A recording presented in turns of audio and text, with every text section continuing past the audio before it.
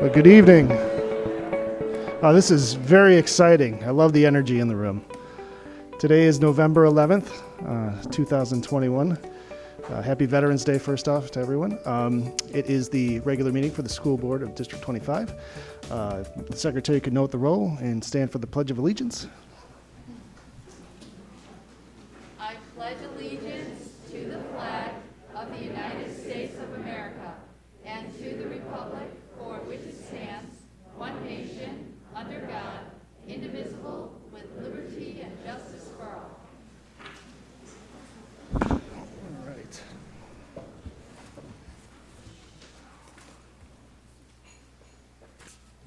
Let's see. All right, we are going to start with recognitions and presentations. And this is to congratulate the South Middle School and Thomas Middle School cross-country teams that participated in the state meet. So, Dr. Down. Whoa.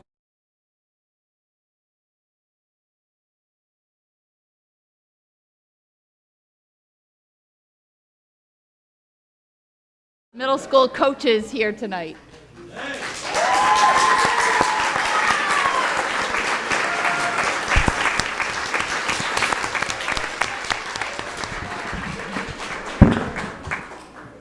Hello, my name is Dave Frittner. I'm one of the coaches from South Middle School. We have Kim Redzik and Sophia Vassos here also. We're here to recognize, obviously, these wonderful athletes. We have 45 athletes in the room here, so we got to make this quick. I do want to acknowledge that we realize it's a privilege to be able to participate in the IESA, so thank you for allowing us to do that. This is our 24th year. It's not easy to advance a team downstate like we have this year, all 4 teams. In this 24-year span, only one year, 2010, we didn't qualify a team in the district. And even that year, we had a couple of individuals like Caitlin, what's her name? Who? Yeah, Caitlin Coe was 26th in state for Thomas, and Tony Strusi was 20th in state for South. So even then, we had wonderful participation.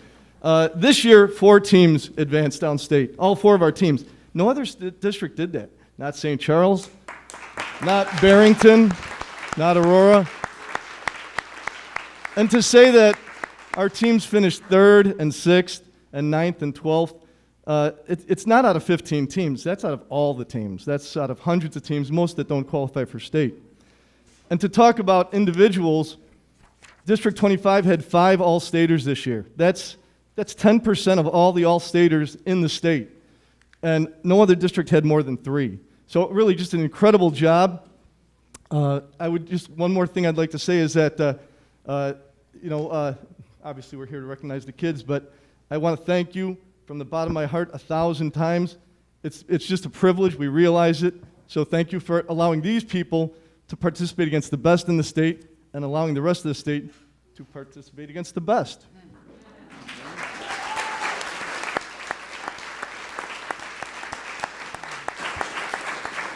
All right, I think we have a video.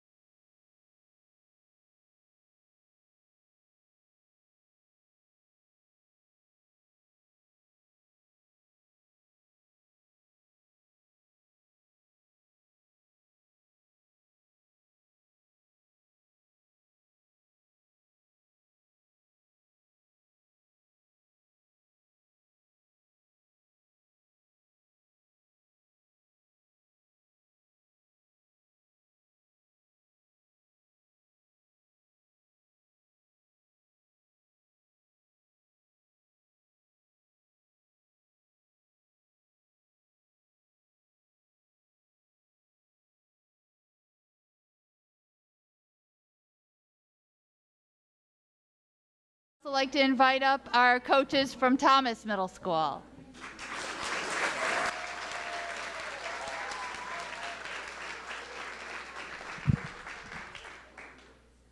So we just want to thank you guys as well for the opportunity to coach these wonderful athletes. Like Coach Frittner said, we started the season with close to 150 kids coming out for cross country. And so these really are the best of the best. We have 21 kids here who worked really hard all season, and they really deserve this recognition. I just wanted to say we had a couple kids all state. Will Capto and Mateus Salameo were both in the top 10. Mateus was 8th in the state, and Will was 10th in the state. And then we have one all-state girl, Alexa Eisenstark, who was 24th. So congratulations to them.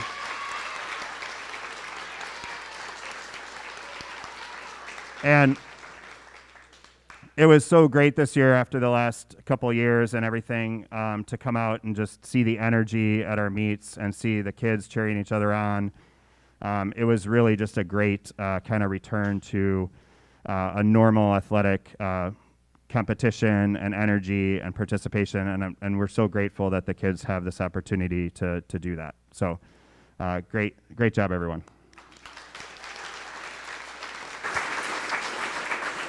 And it looks like we might have another video.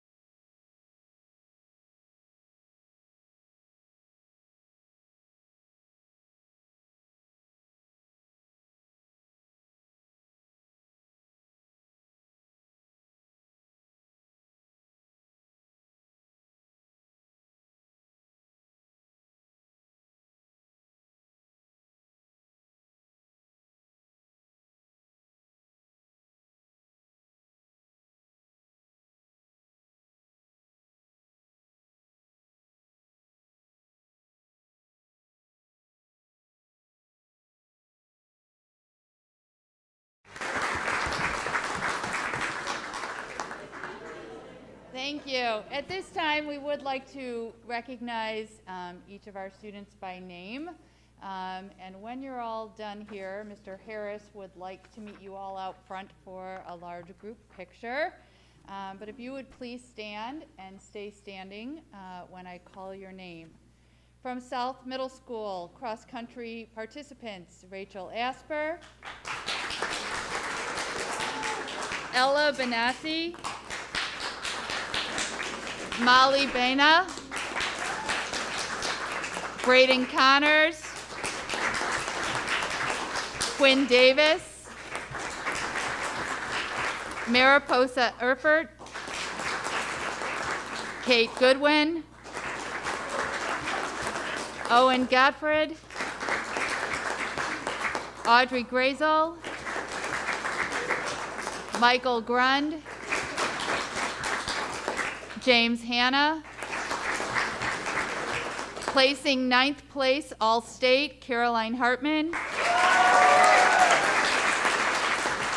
Evan Callis. Charles Letzig. Grace Lissy. Andrew Morris. Sienna Murray. Hazel Nadal. Kendall Nemiak. 4th place, All-State, Meg Peterson. Jacob Samuels. And Lucas Samuels. That's our South team. You may be seated.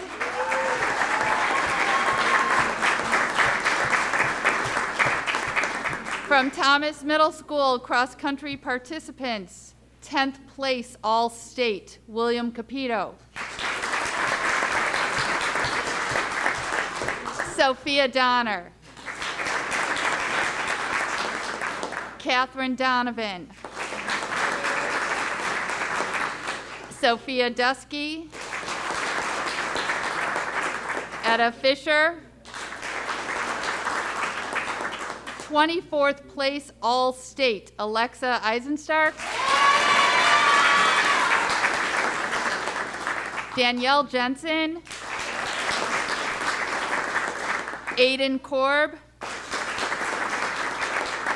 Jacob Kozarara. Cass Krasinski. Claire Lammersfeld. Nate Lapani, Ella O'Connell, Griffin Euler, Jackson Oldenburg, Chase Parisi, Ann Park. 8th place, All-State, Mateus Salamayo. Catherine Smithson, Timothy Stevens, Helena Vincent. That's our Thomas cross-country team.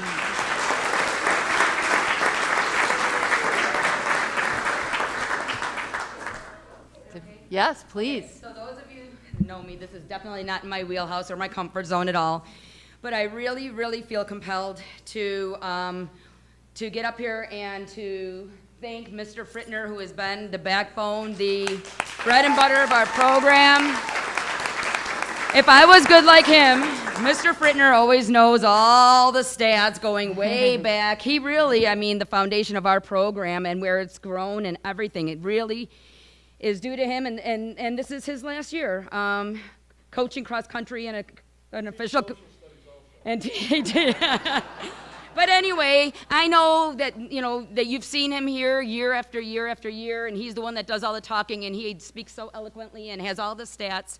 And I just really, as his partner for so many years, I really just couldn't let this evening go without at least sending a shout out and letting you know that, you know, just, I know it's about the kids tonight, but you know what, it's, yeah. So thank you for everything.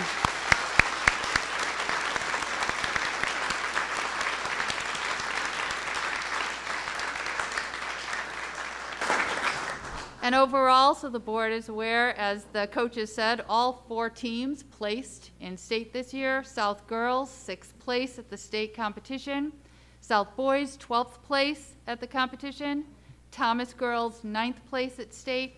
Thomas boys, 3rd place at state. Ladies and gentlemen, you're very inspirational. Thank you for putting forth the effort, working hard, listening to your coaches. I believe you can run the Chicago Marathon when you're 18. At that time, I'll be 60, but I will meet you at the start line. Congratulations to all of you.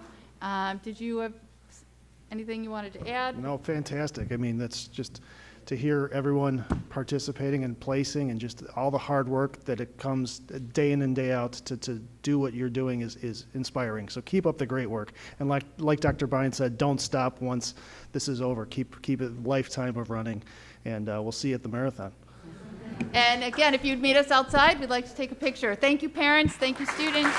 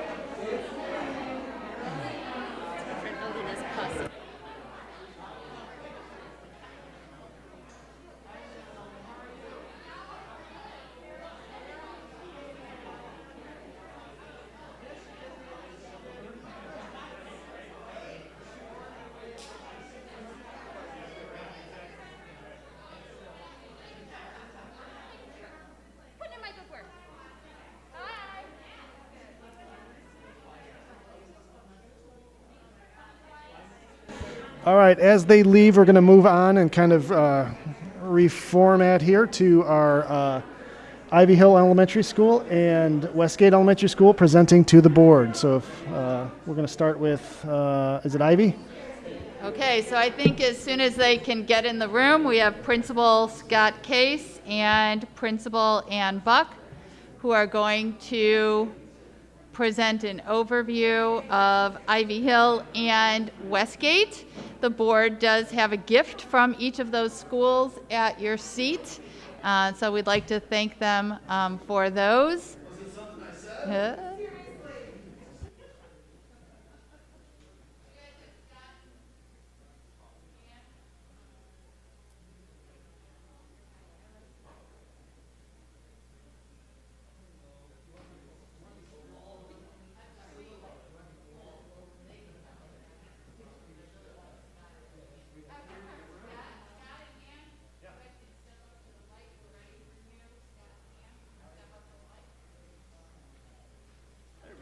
Yeah, thank you.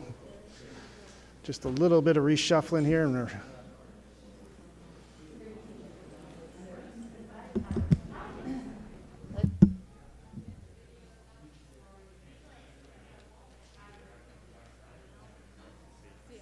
Okay. Mr. Case, I believe you're up. So, welcome everybody. Thanks again for letting me be here. You should all have your I Am Ivy Hill shirts in front of you. And what those are, you are now officially part of Ivy Hill. Every student in our whole entire school receives that exact shirt, is because everybody that comes in is now part of our whole entire school. And it's something when we have our spirit days, this is the one signature thing that we always give every new student. So when they register, they come in the first day, you are now an Ivy Hill Eagle. So it's one of those really cool things that we've done as long as I've been there, but it kind of now you're part of our Ivy Hill family. So welcome. We're excited to have all of you join us. So some of the big things for our theme, each year as a school, we kind of pick a new theme just to kind of as a rallying piece for our whole entire school. And the one that we really wanted was all in for everyone and every day.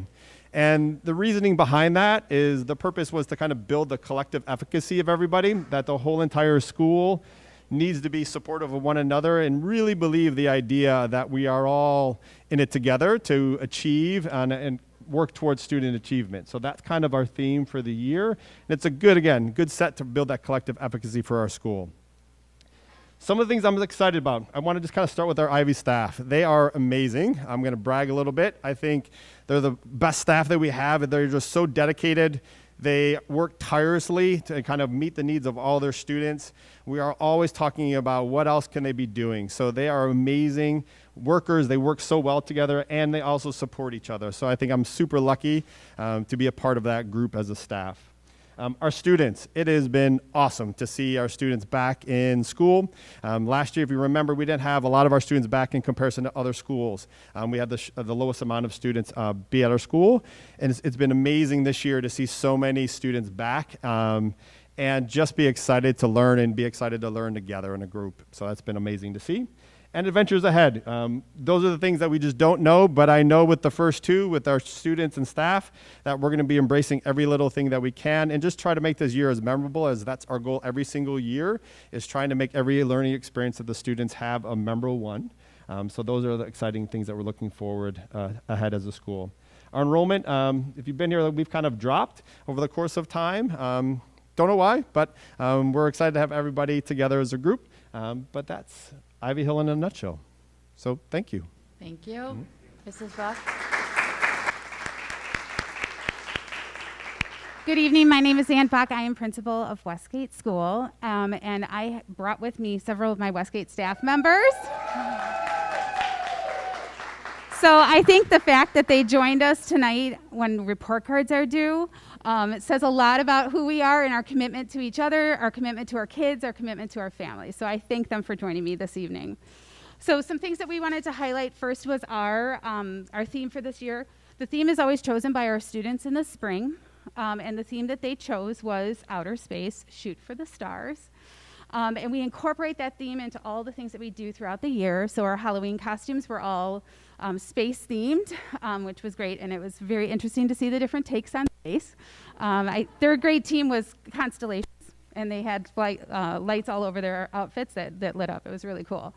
And then teachers will also incorporate that theme into all of the things that we do. Instructionally, you'll walk through Westgate and you'll see space themes and decorating their classrooms. So we're really proud of that theme. In terms of the things that we're excited about, well, there's so much more than three, but if we had to narrow it down to three, the very first one would be connecting with our community. The fact that we're able to be in person and have opportunities to connect is just fantastic. And so we've tried different ways to connect with our families. For our PTA, we have asked them for topics that they are interested in learning about. And then we've had teacher teams that have done presentations for our PTA that are also zoomed in to connect with our families. We also created a culture survey because we wanted to learn more about the cultural importance of our families and be able to incorporate that into what we do as a school. And so that survey's gone out, and we're looking forward to getting some of that feedback and how we can incorporate some of the cultural backgrounds of our students within the Westgate community. And then the second piece is engaging our students in new ways of learning. So certainly the fact that we're in person, that we're able to do small group instruction. These are all super exciting things.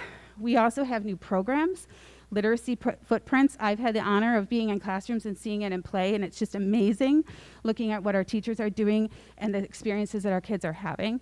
And then certainly Ruler as a way of incorporating that into our social emotional learning and our school culture. And then lastly is revisiting some of our old traditions and also incorporating some new ones with some twists.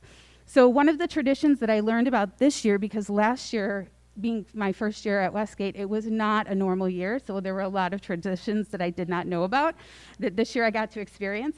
One is we start each year as a community with parents and students around the flagpole, and we say the Pledge of Allegiance together. And we wanted to bring that back. We did it again, a little socially distanced, but it was wonderful to have that tradition back with us. And then we're also starting to use new traditions. We've done assemblies for a long time. We're still not at a place where we can do them together in our building, but we had our first outside assembly last Friday, which was absolutely fantastic and a ton of fun. And if you ever want to see Coach K lead a group in the Hokey Pokey, you can watch the video. So that's what we were really excited about this year. We look forward to all the other fun things that we'll do. And then if you take a look at our enrollment, you can see that we are continuing to grow. We've exploded at first grade. And so we look forward to welcoming new Wolverines as Westgate continues to grow and change. So that's us. Thank you.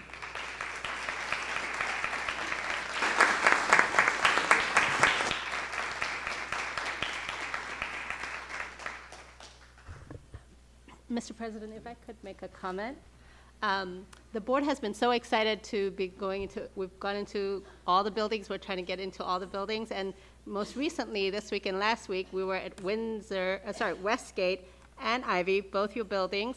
And I have to say, when you talk about culture and tradition and all the symbolism that goes into your buildings, we could sense that right away. We got into your buildings. We saw the astronauts on your bulletin boards. We saw the sense of camaraderie at Ivy Hill and both schools. So thank you so much for showing us around your buildings, and just amazing how your students were super engaged in everything. And so we wish we had the focus that your students have in the classrooms. Thank you. Yes, thank you.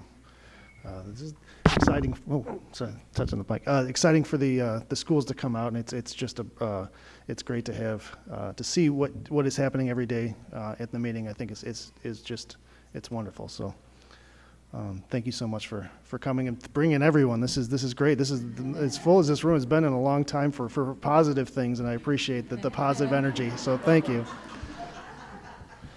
Have a good evening. Thank you for coming. Thank you. And feel free to stay, but if you got to go, see who's faster, the cross-country team or the teachers.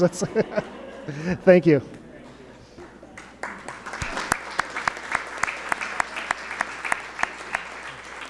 Moving on, we're going to Illinois School Board Members Day, and that's November 15th. Thank you. Yeah, I would like to take a moment to thank our board members. November 15th is Illinois School Board Members Day. A few statistics from across the state that I think are interesting. There are currently 848 districts across the state that are members of the Illinois Association of School Board, and that includes 5,838 board members across the state. Just above 1,000 of those are new this year in their role as board members. And so for the 7 of you, we want to thank you for supporting public education, for your commitment and contributions to our community, especially during a very difficult time for all of us in our community and throughout the state. This year's School Board Members Day theme is inspiration and leadership. You have definitely modeled leadership over your term here. And Tom Bertrand, the current Illinois Association of School Board Director, shares this quote with you. Your board's work matters. Remember why you chose board service and be an example to others.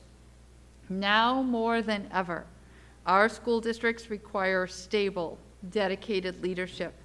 Thank you for answering the call to board service. And on behalf of all of us here in Arlington Heights District 25, we thank you as well. Thank you.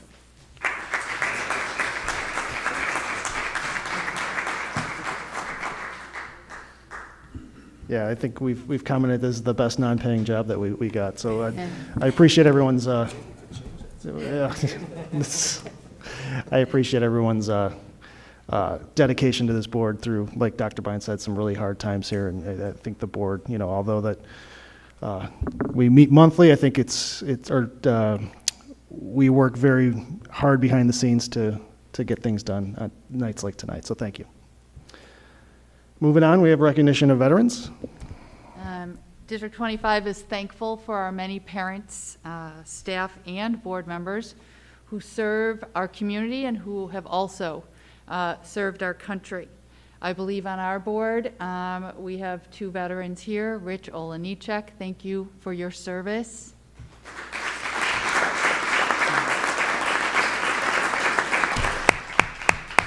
Scott Philippek, thank you for your service.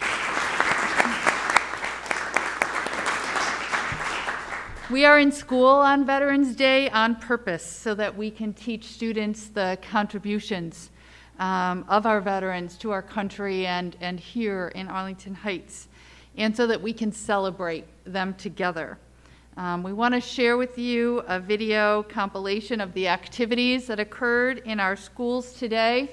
And I want to thank Adam Harris and Anana, our new communications employee, for putting this together. So here's a short show of what happened in schools today. Happy Veterans Day. Happy Veterans Day. Happy Veterans Day.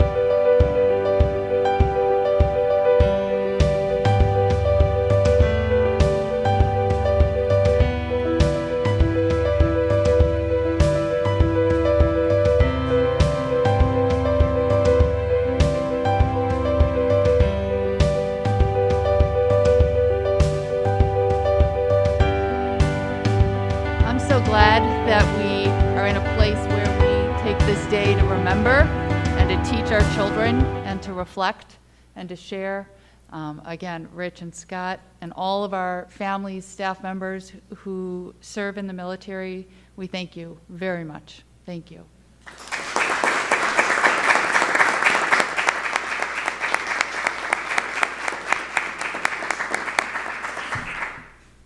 Well, thank you. We move it on to community input. This is where the public may address the board, and I have the script to read. The opportunity to speak to the board is provided for members of the public who have a comment to make about business of the board.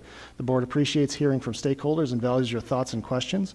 As the board strives to make the best decisions for the district, public input can be helpful. In order for the board to reserve sufficient time to conduct its business and operate its meeting in the spirit of civility, decorum, speakers are expected to follow the following guidelines. Address the board only at the time provided on the agenda and only after being recognized by the board president. Identify yourself and be brief. Your comments must be limited to a maximum of 3 minutes. The board may shorten this allotted time in order to conserve time to allow the maximum number of people the opportunity to speak. Please be respectful and courteous, and the board requests that you do not make any statements that are personally disrespectful or condescending to board members of the board or the staff. The board typically does not respond to comments or attempt to answer questions during public comment period, but we do listen intently and appreciate the input from our community. And with that, we'll start with our blue slips. First off, we have Karen Wolf.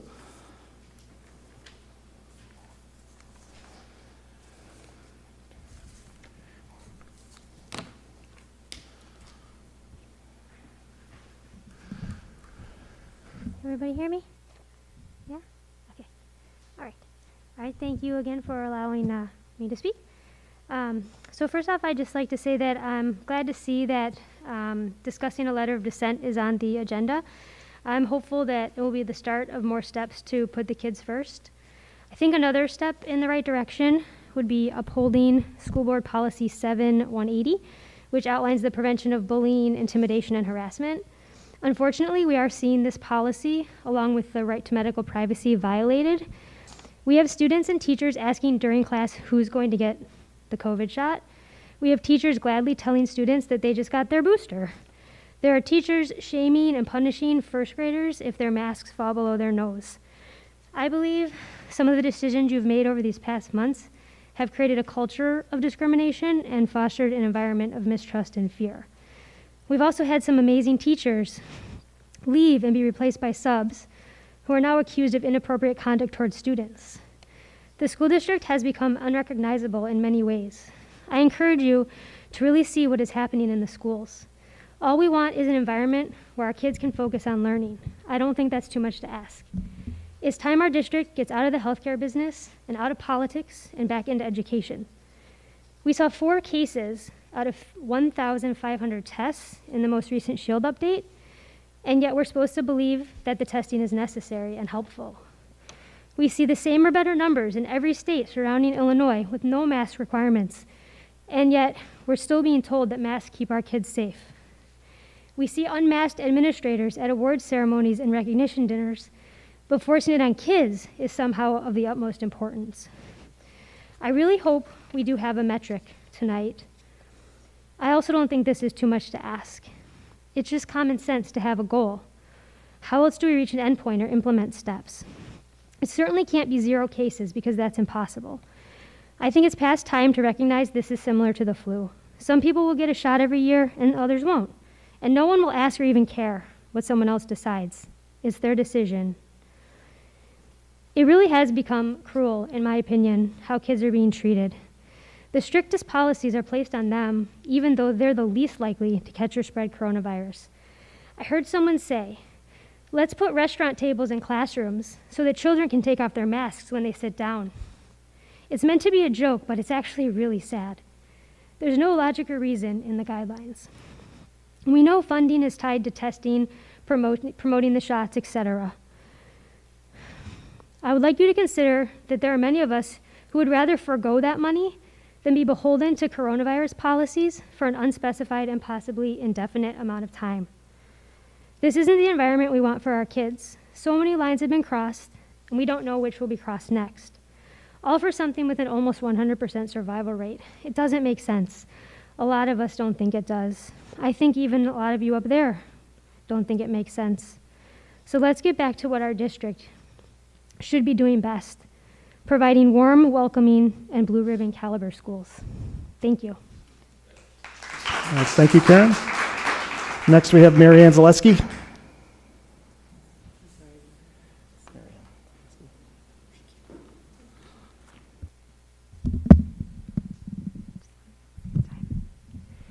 Good evening.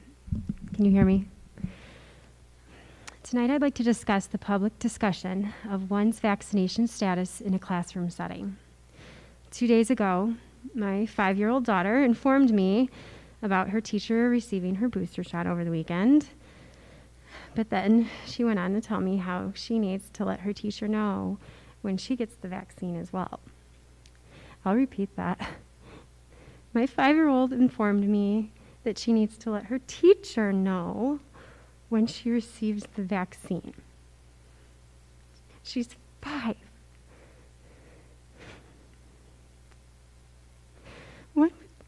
One would think that as a 5-year-old, she would be learning about phonics, coloring inside the lines, or just learning to love learning. One would think that her teacher's vaccination status, or my daughter's vaccination status, should not be a topic of conversation. But it was this week, and I'm here to talk about that. As some of you may remember, I actually made the difficult decision earlier this year to pull my children to private schools back in the spring based on the lack of transparency in planning that I saw in this district. If my child is having this conversation in a local private school, just like one of your other parents just said, this conversation is happening in your D25 schools as well. And I'm wondering what you, as a district or superintendent, are proactively doing about it. Is it ethical for teachers to talk about their personal health choices in a classroom setting? Is it legal for teachers to ask students about their personal health choices? As a certified teacher, I know the answer is no. Kids are sensitive. Kids are vulnerable. Kids are impressionable. What a teacher says or does in a classroom has an impact on what a child thinks or feels. If a teacher celebrates or glorifies the students who got their vaccine, what does that communicate to the children who may not have received it for whatever reason? Will those children feel inferior? Will they feel ostracized, anxious, depressed? Is that how we want our children to feel? What kind of classroom environment will that create, if not a divisive one? When I was a teacher, not once did I share my status, whether I received my flu shot or HPV vaccine. Not once did I ever ask my students for their personal health information. Not only are those questions not professional, they're not appropriate, and the answers to them are none of my business. It doesn't matter. It doesn't stop me from being a good teacher. So, Dr. Bynum, I know my time is about up, but I wanted to ask you, please, I don't know what your plan has been for this, but I'm going to please ask on behalf of children, and not just mine are elsewhere, but other children across this district. Please find a plan for addressing this issue now, before it becomes more serious for students. there's an easy way to do that. And I can get to that later at a better time. I don't know if I can get more time, but this is a major issue, guys. It's going to be seen in classrooms and in homes. And the conversation should be happening at home or with your pediatrician, not your teacher. Please, please come up with a plan to address this issue in an appropriate manner with your staff. Thank you. Thank you. Next, we have Lisa Dottie. Lisa Dottie.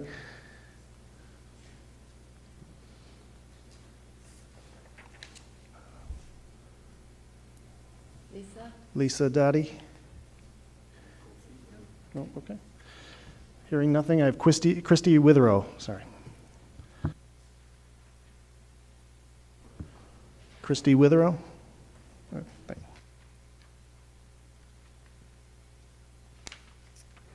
Good evening, everyone. Thank you all for still being here and serving our community. Tonight, I wanted to try to quickly share a few concerns that I have. Number one, the first sentence under the job description for a board member. The board is committed to an ongoing two-way conversation with constituents about aspirations for the education of district students. Myself and many others that I've spoken to have experienced little to no communication with our board this year. I'm not sure how anyone sitting up here could possibly know what the district wants because nobody has asked us this year. Last year, we received multiple surveys and polls to understand what the district as a whole desired. Please re-engage the community. Number two, ongoing medical and health services offered at our schools are creating a culture where sharing medical information with each other is being normalized. I feel it's beginning to create unacceptable conditions. When you bring health services into the school setting, with it comes conversations, questions, photos, Snapchats, all of it. It becomes a thing. Just like that, our medical choices are no longer private. And I know this because I have an 8-year-old who talks with her girlfriends. And I'm not going to share, it's private, but it's very upsetting. I hear from multiple moms whose kids' teachers are asking who got the shot. That is so inappropriate. Kids talk about who does and who doesn't spit in a tube. Gross, and it should be private. I know firsthand that a young boy was questioned by nurses beyond what was necessary without a parent present, resulting in him being excluded from school. That's not okay. Continuing to provide medical and health services in our school distract from what the kids are there to do, learn. I aspire for my child to go to public school to get an education and only an education. Finally, I understand why we have the test to stay. I get it. It's to keep the kids in school. But I urge you, before you sign that agreement tonight, to continue that testing to stay in our schools all the way through the end of June.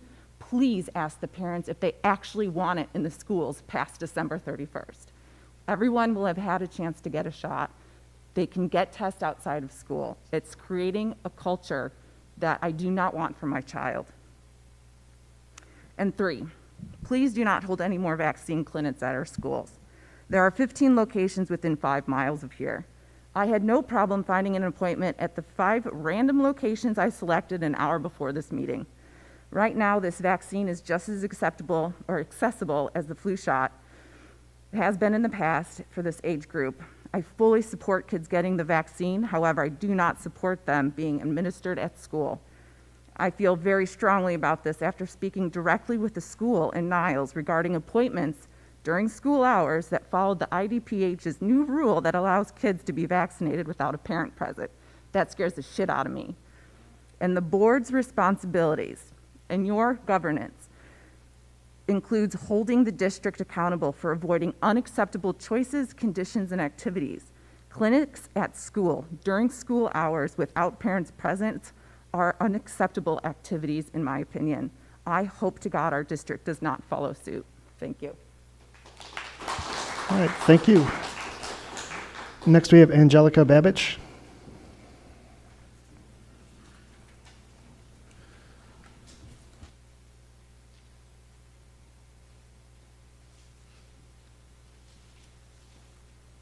Hello, Dr. Bine. Hello.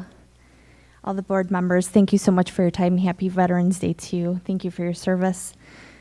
I know we're all parents here in this room. We're all going through a tough time. I do want to address another very important topic, two important topics that I know that parents share in this room and other parents share too. I would like to know what the future strategy plan for diversity, equality, and inclusion is in our school district. And I would also like to talk about some book recommendations for our kids through our district.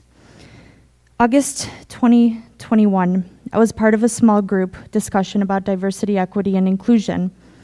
I have not seen any updates since then.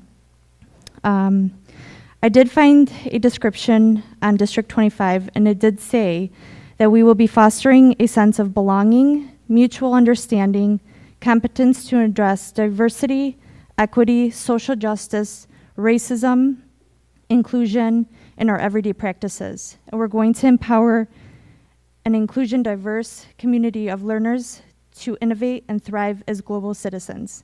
And this is projected for 2021 to 2025. Us parents would like to be informed of what this means. We would like to know what kind of books are going to be presented to our kids. We would like to know what kind of literature they're going to have.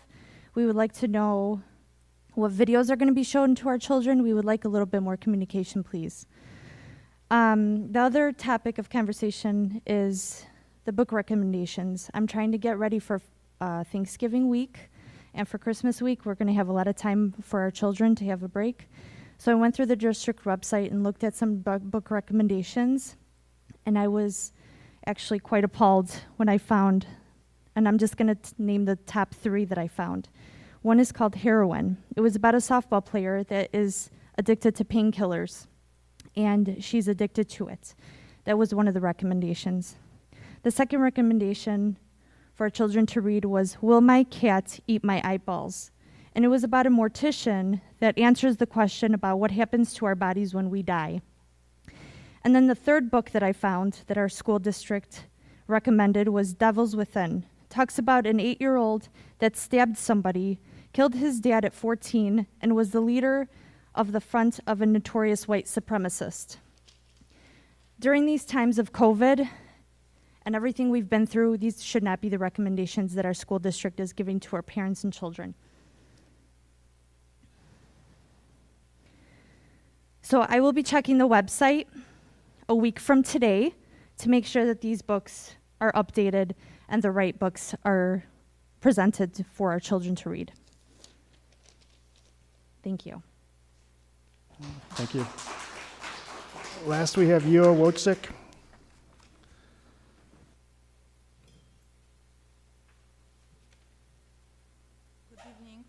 Good evening. I like to speak from my personal experience.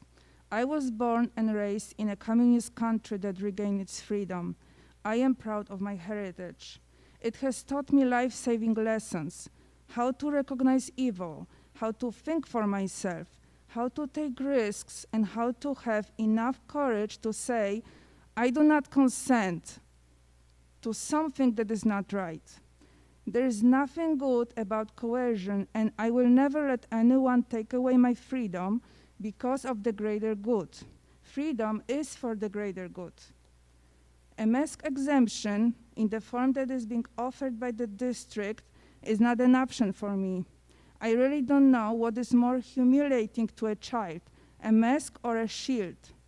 When I talked to the lady who handles those exemptions, she informed me of another option I have, homeschooling. That's just great how the school district is trying to retain students by saying this. Yes, I know homeschooling is a choice. You know what I choose?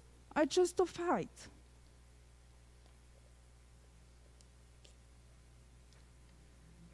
This is a cup that was given to my daughter at school at the beginning of the Red Ribbon Week. It says, speak up, stand up and speak up for what's right. Be kind, be honest, be strong, be positive, be a role model.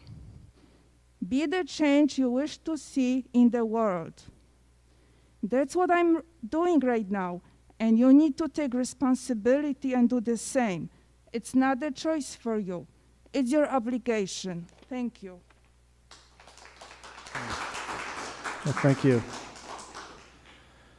Dr. Bynum, do we have any online submissions? Excuse me, yes, we do. And I think we've still got a good 10 minutes, so I will begin to read these in the order in which they were submitted.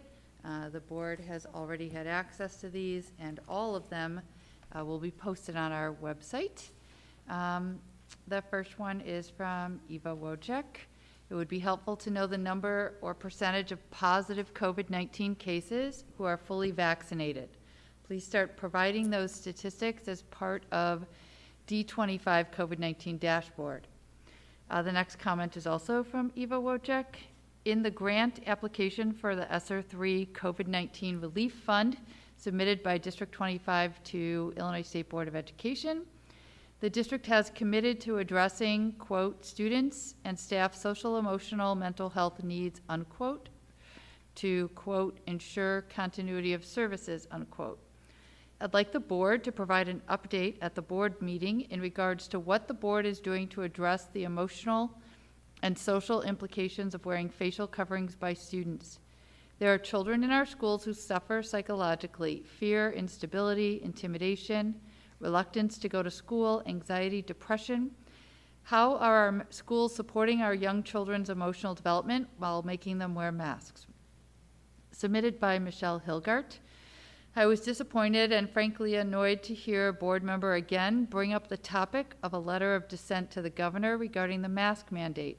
To be clear, District 25 does not oppose the mask mandate. Your constituents do not oppose the mask mandate.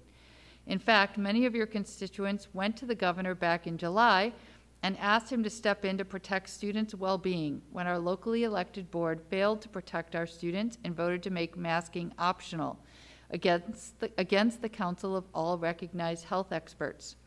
If you wish to retain your local authority on issues as critically important as public health, I suggest you do a better job of identifying and speaking with the appropriate experts on such matters, and make a concerted and transparent effort to gauge the needs of all constituents before making such decisions based on the request of a loud and misinformed minority of residents. Thanks.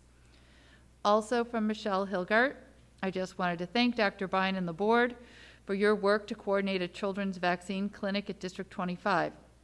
I appreciate your commitment to our students' health and well-being, as well as the tremendous convenience this offers families in accessing the vaccine. Thank you. From Darius Gatko, I appeal to our board to not make the COVID-19 vaccine mandatory for children at our schools. If you choose to ignore the scientific data when making this important decision, that clearly shows you don't have the children's best interests at heart. 6 studies showing why children don't need and shouldn't get a COVID vaccine, and there is a link.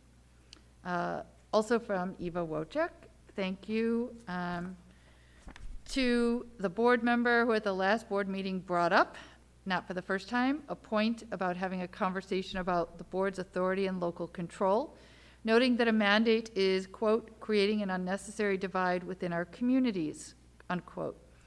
This goes beyond COVID. Now is the perfect time to revisit the purpose of the local school boards and act accordingly. Regardless if someone is pro or anti-mask vaccine, I'd like to remind everyone that the board has been elected to serve the community, not to implement mandates to control the community. This is what concerns me the most. Instead of being an advocate for the community, the board has chosen to follow the governor's orders that are violating the law. The board has been failing to adequately address the concerns of teachers, parents, and students in regards to the COVID situation and the challenges it created. The board has been risking the health of students and school staff in order to secure funding for the school district, $1,516,832 received from the ESSER 3 COVID-19 Relief Fund, with universal and correct wearing of masks being a condition to ensure continuity of services. There are documented cases of physical and emotional harm caused by mask and vaccine mandates at our schools, and legal actions have been taken. All of this has created a distorted notion of public school and its purpose, and the damage that the imposed restrictions have caused far outweigh any threat from COVID. I ask the superintendent and the board to start making educated decisions and be leaders for the good of the community you are supposed to be serving. Coercing and intimidating is not serving, and I hope that our board members prove they stand by the principles for which they have been elected. If the board cannot stand up for our children, what is your role then? There's another one from Eva Wojcik, but I'm going to skip to some other people since we've had more than 3 minutes there, but again, this is available for viewing. From Anitska Sarnik, just looking at the COVID-related mandates imposed by our board from the legal perspective. A mandate is not a law, and even if the Illinois Association of School Boards claims once an executive order is issued, it has the effect of law, it is impossible for a law that violates the Constitution to be valid. Regardless of what arguments District 25 Board is using to cover this fact, there is no question about it. The executive order you continuously choose to follow is unlawful on many levels. The fact that parents and teachers are forced to demand their fundamental rights through courts certainly doesn't reflect well on the superintendent, the board, and the district's reputation. Justice will be done one way or another. Consider how your actions will be judged in the future and during the next Board of Education elections. Will you be seen as a critical thinker who made a difference, or as a puppet in the government's hands to control people's lives? From Jennifer Durkin. Thank you for your service and concern for the safety of our community and all who work in and attend our schools. I would like to ask that the school board instructs the delegate to the Illinois Association of School Boards Delegate Assembly in November to vote no on Resolution 2 against the creation of student safety and protection plans that would allow employees to carry guns on school property. Yes on Resolution 15 in favor of child-safe gun storage laws in homes with students under the age of 18 years. School districts should be concerned with preventing guns from being brought to schools. Resolution 2 would allow the presence of concealed weapons in a school setting, which is detrimental to student safety. Resolution 15 would change the current gun storage safety law in raising the age of minors living in the home from 14 to 18, which would help reduce the potential for a child student to gain access to an unsecured firearm and bring it to school. From Magdalena Martinez, I would love to see students continue to have the option to sit outside for lunch at the middle schools on nice days like we have had this week.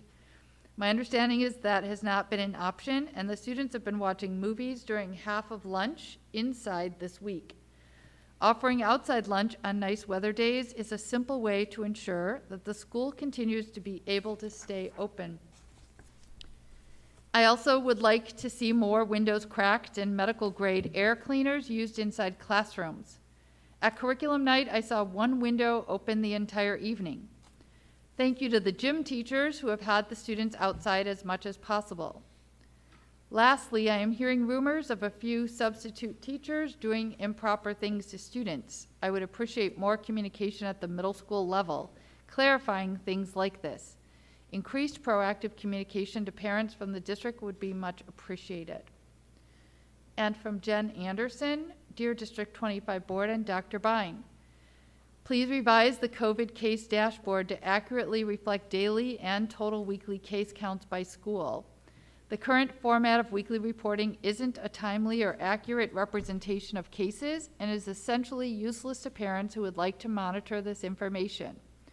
As I understand it, this daily data is already collected and reported to the health department by school nurses and could easily be shared via a Google form like many other schools are already doing. Also, I'm one of many other parents and community members who strongly oppose our district's name associated with a requested letter of complaint to the governor. If any board member thinks the governor has overstepped, they should send that message as a personal communication from a private citizen. Majority of parents welcome the governor's actions and still support them. As school board members, you are not responsible for making public health policy. Please don't waste any more of the board's, administration's, or taxpayer funded attorney's time with this distraction from the duties you were actually elected to carry out. I think that. I think that is it. Again, they will all be posted online. All right. Next, going to communication to and from board members. We start off with NSSEO, and it's got Gina under there, but if you want me to update, NSSEO is, if you've driven down Kensington, which probably most of us have, you see that the, what's that? I think we skipped consent agenda. I was just getting rolling, too. All right, I'm sorry. Number 5, I scrolled down too far. Consent agenda. Yeah, Yes. Yeah, Anisha. Mr. President, it's Veterans Day, so we're honoring you, so it's okay. No, that's fine. I recommend that the Board of Education approve those items on the consent agenda as follows. A, personnel report and addendum to personnel report. B, invoices. C, public hearing meeting minutes on the waiver of administrative cost cap of October 7th, 2021. D, regular and closed session meeting minutes of October 7th, 2021. E, closed special session meeting minutes of October 12th, 2021. Thanks, Anisha. Do I have a second? Thank you, Rich. Any questions or comments? Hearing none. Lana, can you call the roll, please? Member Cherniglia? Yes. Member Faso? Yes. Member Conley? Yes. Member Scapalato? Yes. Member Oblanichek? Yes. Member Patel? Yes. Member Philippek? Yes. All right, the motion passes. Now moving on to communications to and from board members, and we start off with the NSSEO. Oh, All right, I'm just. Dr. Kay wants to do a quick recognition Could I of. please jump in for just a moment? Yes. Go With ahead. the unanimous vote of the consent agenda, one of the employees that we are now very excited to recognize is, I'll hold off the name for just a second, the replacement for Coletta Hines Newell, who will be sadly retiring on a magical date, 2/2/22. So we needed to find a new replacement for our food service director. So I'd like to welcome and congratulate our new food service director, Sandy Voss.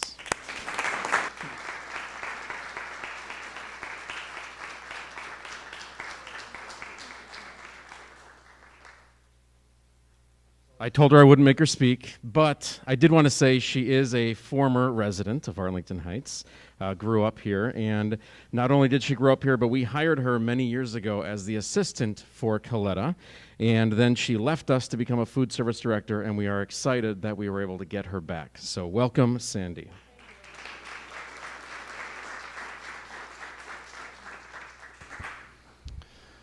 All right. Moving on, communications to and from board members, and starting off with NSSEO. Have any of you driven down Kensington lately? If you noticed, Timber Ridge School is working very fast on the new gymnasium there, and it's looking really, really good. So we're going to keep watching that, and hopefully soon we'll be able to go inside and take a tour of that facility for our students that are at Timber Ridge. Also next month, Dr. Hackett will be coming to our meeting and presenting the Shining Stars from District 25 and giving us an overview of all the great things that our students are doing through NSSEO. So stay tuned for that. Next month is going to be an exciting presentation from NSSEO and Dr. Hackett. So that's from NSSEO. Moving on to IASB. Anisha? Yeah, no, exciting times for school board members across the state of Illinois as we all get ready to go to the III conference on starting next week. So we'll be there Friday through Sunday. Board members will be there. We're taking a whole bunch of seminars and classes, and we'll be sharing notes and learning from each other and kind of dividing and learning, going to different sessions and then sharing out to the community as well. So we're very excited, and because we didn't have the conference, of course, during COVID, we had the online version, so now we're going to be in person. So we're excited to learn and bring that learning back to a district to benefit all the children here. So that is it about ISB, and we'll talk more about resolutions later. Thank you, Anisha. Ed Red, Rich. Just two things that I want to update the board on. First, in terms of legislative matters, the Healthcare Right of Conscience Act was updated or amended to be effective in June 1st, and it helped clarify the intent of that particular law The reason it's significant, a lot of the lawsuits that we've seen or heard about in the press have been referencing that particular case. So we'll see how that continues to move its way through the processes that are there. The other one to update, and this one went through the House and Senate at blinding speed, which was House Bill 2778. As you recall, we first talked about this back, I want to say last year, but really last school year, back in March, April timeframe. But this then resurfaced probably at the middle of October. But what this, the reason it's impactful to us is what it does is provide unlimited administrative leave for staff and contractors for COVID-related activities or COVID-related things, the quarantining, if you're sick, childcare issues, things of that nature, not only for staff, but for contractors as well. I had an opportunity to speak with Senator Ann Gillespie on this particular one, actually the night before it was voted on. She did actually vote in support of this, but she wasn't aware of the unique way that we had solved that particular problem, addressed it with our union, and the collaboration in that fact. So I did share with her the material, the MOU, and she thought it was a very creative way, a very good way of solving that particular issue. Now, her position was that we would get reimbursed through ISSER funds, but maybe my counterpoint is that those ISSER funds were designated to help the students improve their grades. So the funding of that is just using it for a different source. Not that it's a bad, but it was intended initially to help our students. As I mentioned, it flew through the House and the Senate very, very quickly. It has not, the update today I got was it is not at the governor's desk yet, but we'll see how that happens. My understanding is that the governor will have 60 days to act on it once he receives it. So we'll see how that progresses. If it passes through that, we'll be talking again. So that's all I have. Yeah.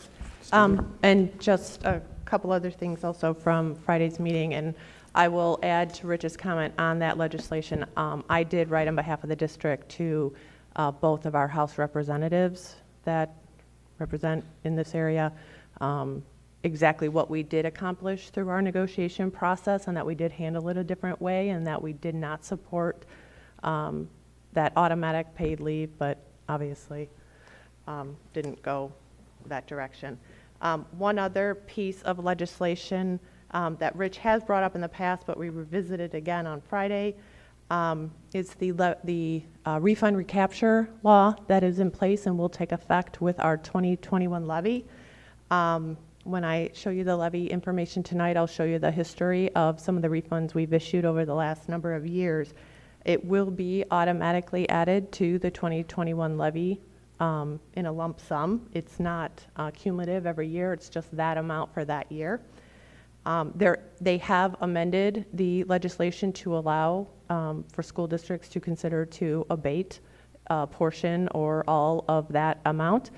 So I will, the amount gets certified by November 15th, so we won't know what that amount is, unfortunately, till next week. So in December, I'll talk further about that and what steps can be taken, if any, to address that for District 25. Thank you, Rich. Thank you, Stacy. Moving on to a board governance framework, and that is for me. It falls under board protocols this month for meetings of the board. We understand that the board meetings are meetings of the board held in public, not open forum town hall meetings. We keep this in mind as we conduct our meetings, allowing the public to provide input at the time allotted on the agenda to ensure multiple voices of the community inform board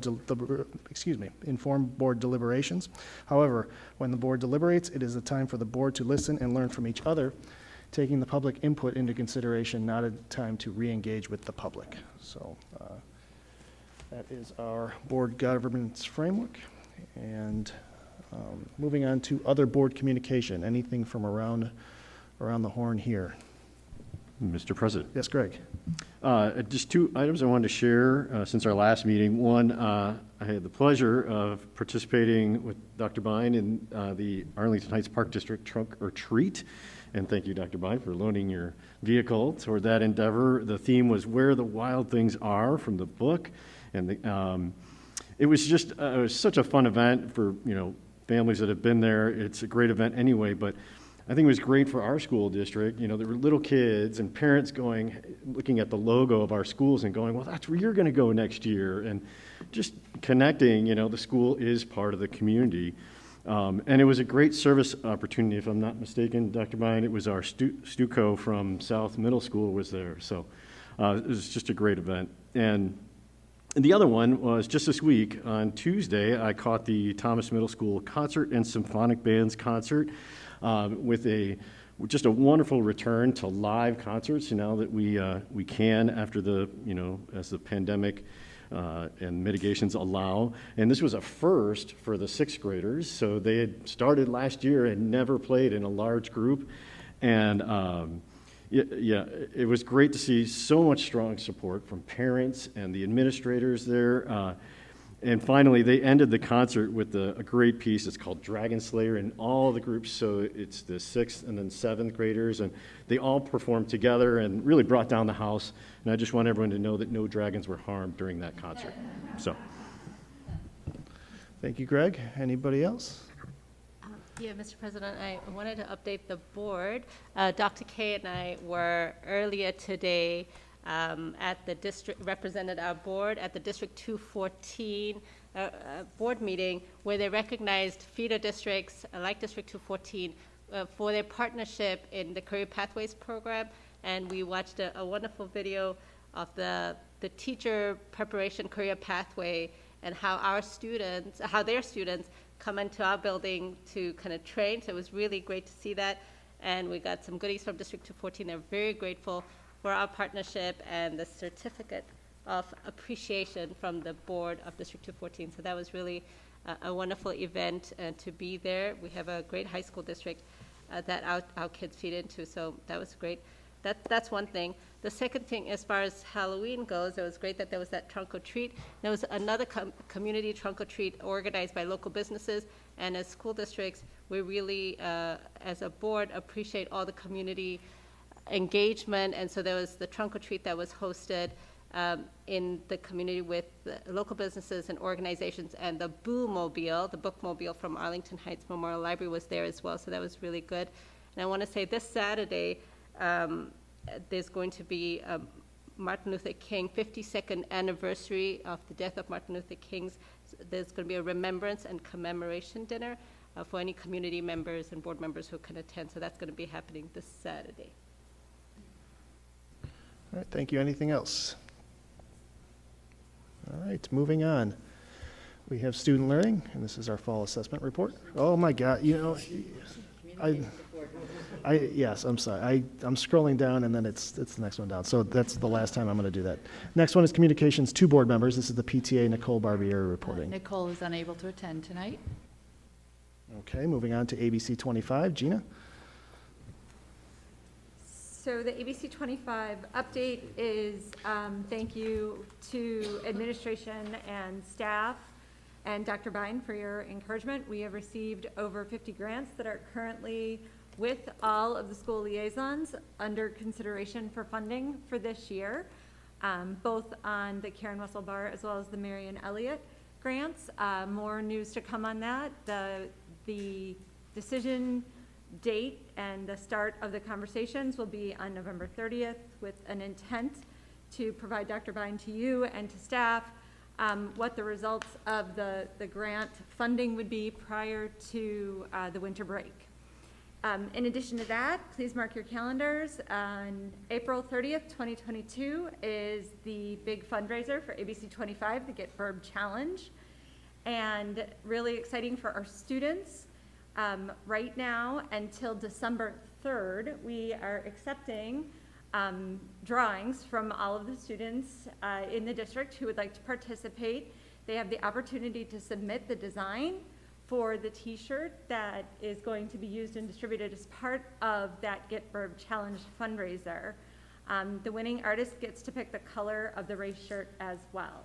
So again, the deadline on that is 12/3, and for more information, you can find that at abc25challenge.org. Thank you, Gina. Always a good time.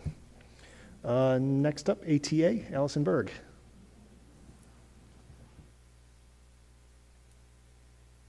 Not your which is okay. I was like, oh, all right, I'm off the hook tonight. Thank you, everybody. This has been a super fun board meeting, actually the most fun board meeting I've attended so far. A lot of energy in the room. It's been pretty cool. I wanted to say thank you to the veterans, first of all, honoring Veterans Day, and secondly, happy board member appreciation. This has been a rough year through the pandemic and everything else, and we appreciate everything you've done for District 25 and working with us, so we appreciate that. I believe in eating through stressful situations, so enjoy the sweet treat that we brought to you so that you too can eat your stress away. So I would like to just take a moment to thank the administration and the board for coming to yet another agreement with ATA for the current MOU. I am always hopeful that it will be the last amendment to our contract, but as the pandemic continues to change, so do our needs.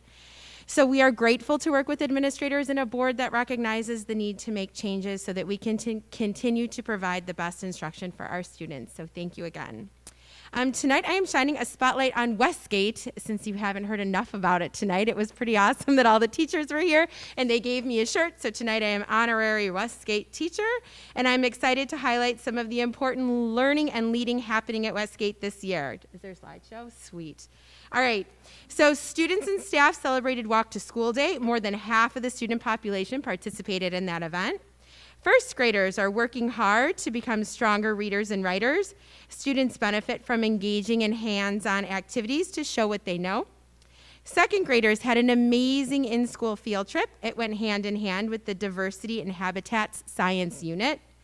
The Classroom Learning Lab at Westgate provides the opportunity for teachers to experience in-depth professional growth within a collaborative community. This is a PD opportunity facilitated within Westgate by their student learning coach, Julie Nelson. And this past week, teachers participated in a learning lab focused on using the new guided reading curriculum, Literacy Footprints.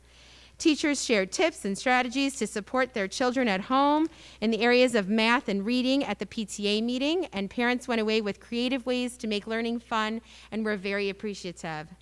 To celebrate the end of the first trimester, Westgate held an all-school assembly, which you actually already heard about tonight, and they had fun dancing the Hokey Pokey and celebrating all their hard work so far this year. And third grade enjoyed learning about Diwali. And finally, firefighters, art projects, and mood meters, oh my. Westgate is looking forward to many more months of learning and leading. So thank you for the opportunity to share about Westgate tonight. Have a good night. Thank you, Allison. All right, now moving on to student learning. This is the fall assessment report.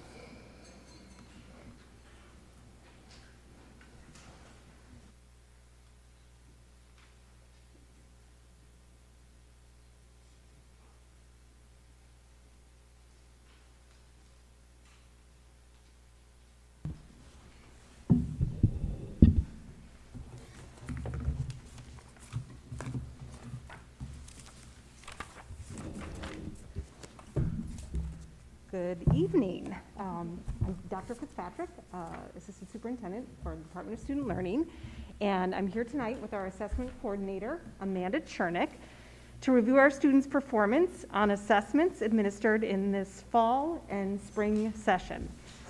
The information we will share notes the overall performance and growth of our students. And as you will see, thanks to the ingenuity and persistence of our teachers and the collaboration with families, our students continue to grow academically during the pandemic. However, like districts in our area and across the country, the growth was not at rates consistent with pre-pandemic levels. Additionally, although not unusual for any school year, some of our students demonstrated significant progress, while others did not grow at rates commensurate with their peers. Our school-based multi-tiered systems of support teams met this fall to formulate a plan for addressing the needs of all students. During the second portion of our presentation tonight, we will share a bit about the plan, which includes 2 supplemental resources that we are implementing to accelerate the growth of all of our students. And now I'm going to turn it over to Amanda. Good evening, everybody. So what follows is an overview of District 25's performance on a couple of our district-wide assessments, the Illinois Assessment of Readiness, or the IAR, and the NWEA MAP test. Last spring, many of our 3rd through 8th graders took the IAR, and for the first time this fall, all kindergarten through 8th graders were assessed using the MAP platform in reading and math. Also this fall, our students participated in other assessments. Most of our elementary classrooms assess students' reading levels for guided reading groups using the Fontes and Pinnell benchmark assessment system. Some students completed short curriculum-based assessments on the FastBridge platform to help determine current performance and progress. And our kindergarten students completed the state-mandated kids assessment with state results expected next spring. Presented here is NWEA's research findings about nationwide academic performance on their platform over the past school year. While NWEA noted that students made math and reading gains despite a year and a half of interrupted learning, students' achievement was less pronounced than pre-pandemic, most notably in math and for some student populations. In line with NWEA's findings, District 25 noted that our students' math achievement lagged slightly compared to pre-pandemic. We will take a closer look at that data as we progress through the slideshow. So we'll start by looking at our data with the IAR, a state-mandated language arts and math assessment. All districts in Illinois were given the option to administer this assessment in the spring of 21 or the fall of 21, which means that districts do not currently have the specific statewide data typically provided this time of year. We will share that data when it's made available towards the end of this school year. So this slide shows the percentage of students overall who met or exceeded state expectations in language arts and math last spring compared to spring of 2021. So the blue bar represents the percentage of District 25 students meeting or exceeding in the spring of 19.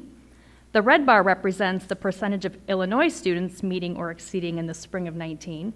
And the yellow bar represents the percentage of District 25 students meeting or exceeding in the spring of 21. So overall last year, declines were noted in both language arts and math. It's important to note that about 10% of our 3rd through 8th graders did not participate in this assessment last spring, impacting our district-wide data. So let's look at our students' spring 21 IAR performance in language arts by grade level compared to spring of 19. Again, the blue, red, and yellow bars represent D25 Spring 19 data, Illinois Spring 19 data, and D25 Spring 21 data. Overall, 11% fewer District 25 students met or exceeded grade level standards in reading than in 2019, while preliminary statewide data shows that 17% fewer Illinois students met grade level standards in reading in 2021 than in 2019. Here is our students' Spring 21 IAR performance in math by grade level compared to spring of 19. Overall, 10% fewer D25 students met grade level standards in math than in 2019. Preliminary statewide data share that 18% fewer Illinois students met grade level standards in math than in 2019. The following two slides show IAR 2019 and 2021 performance data on District 214 feeder districts, which includes 4 District 214 sender schools that currently have data available to report. The blue bars represent the percentage of each district's students meeting or exceeding in language arts in the spring of 19, while the orange bars represent the percentage of each district students meeting or exceeding in language arts in the spring of 21. Scores trended down in reading across all districts, likely due to interrupted learning and decreased student participation on the IAR assessment. IAR math performance noted a similar trend to reading across local districts, with scores declining from pre-pandemic testing. So moving on to our kindergarten through 8th graders' performance on the MAP test. This graph shows MAP percentile scores nationally in reading for all District 25 grade levels this fall. Just as a reminder, the average MAP score nationally falls at the 50th percentile, which runs horizontally in the middle of the projected graph. Also, the MAP assessment differs depending on the grade levels. Our kindergarten and first graders took the MAP Growth K2, which was heavy with images and read aloud.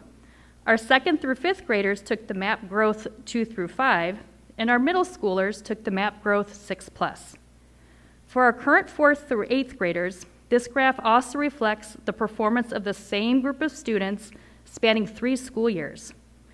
The 2021-22 school year with the purple bar, the 2021, there's a lot of 20s there, school year with the 2 blue bars, and the 18-19 school year with the green bar. Both blue bars should be interpreted with caution, as our fall 20 scores included remote assessment, which broke with standardization procedures, and our spring 21 scores consisted of a significantly smaller than typical testing group.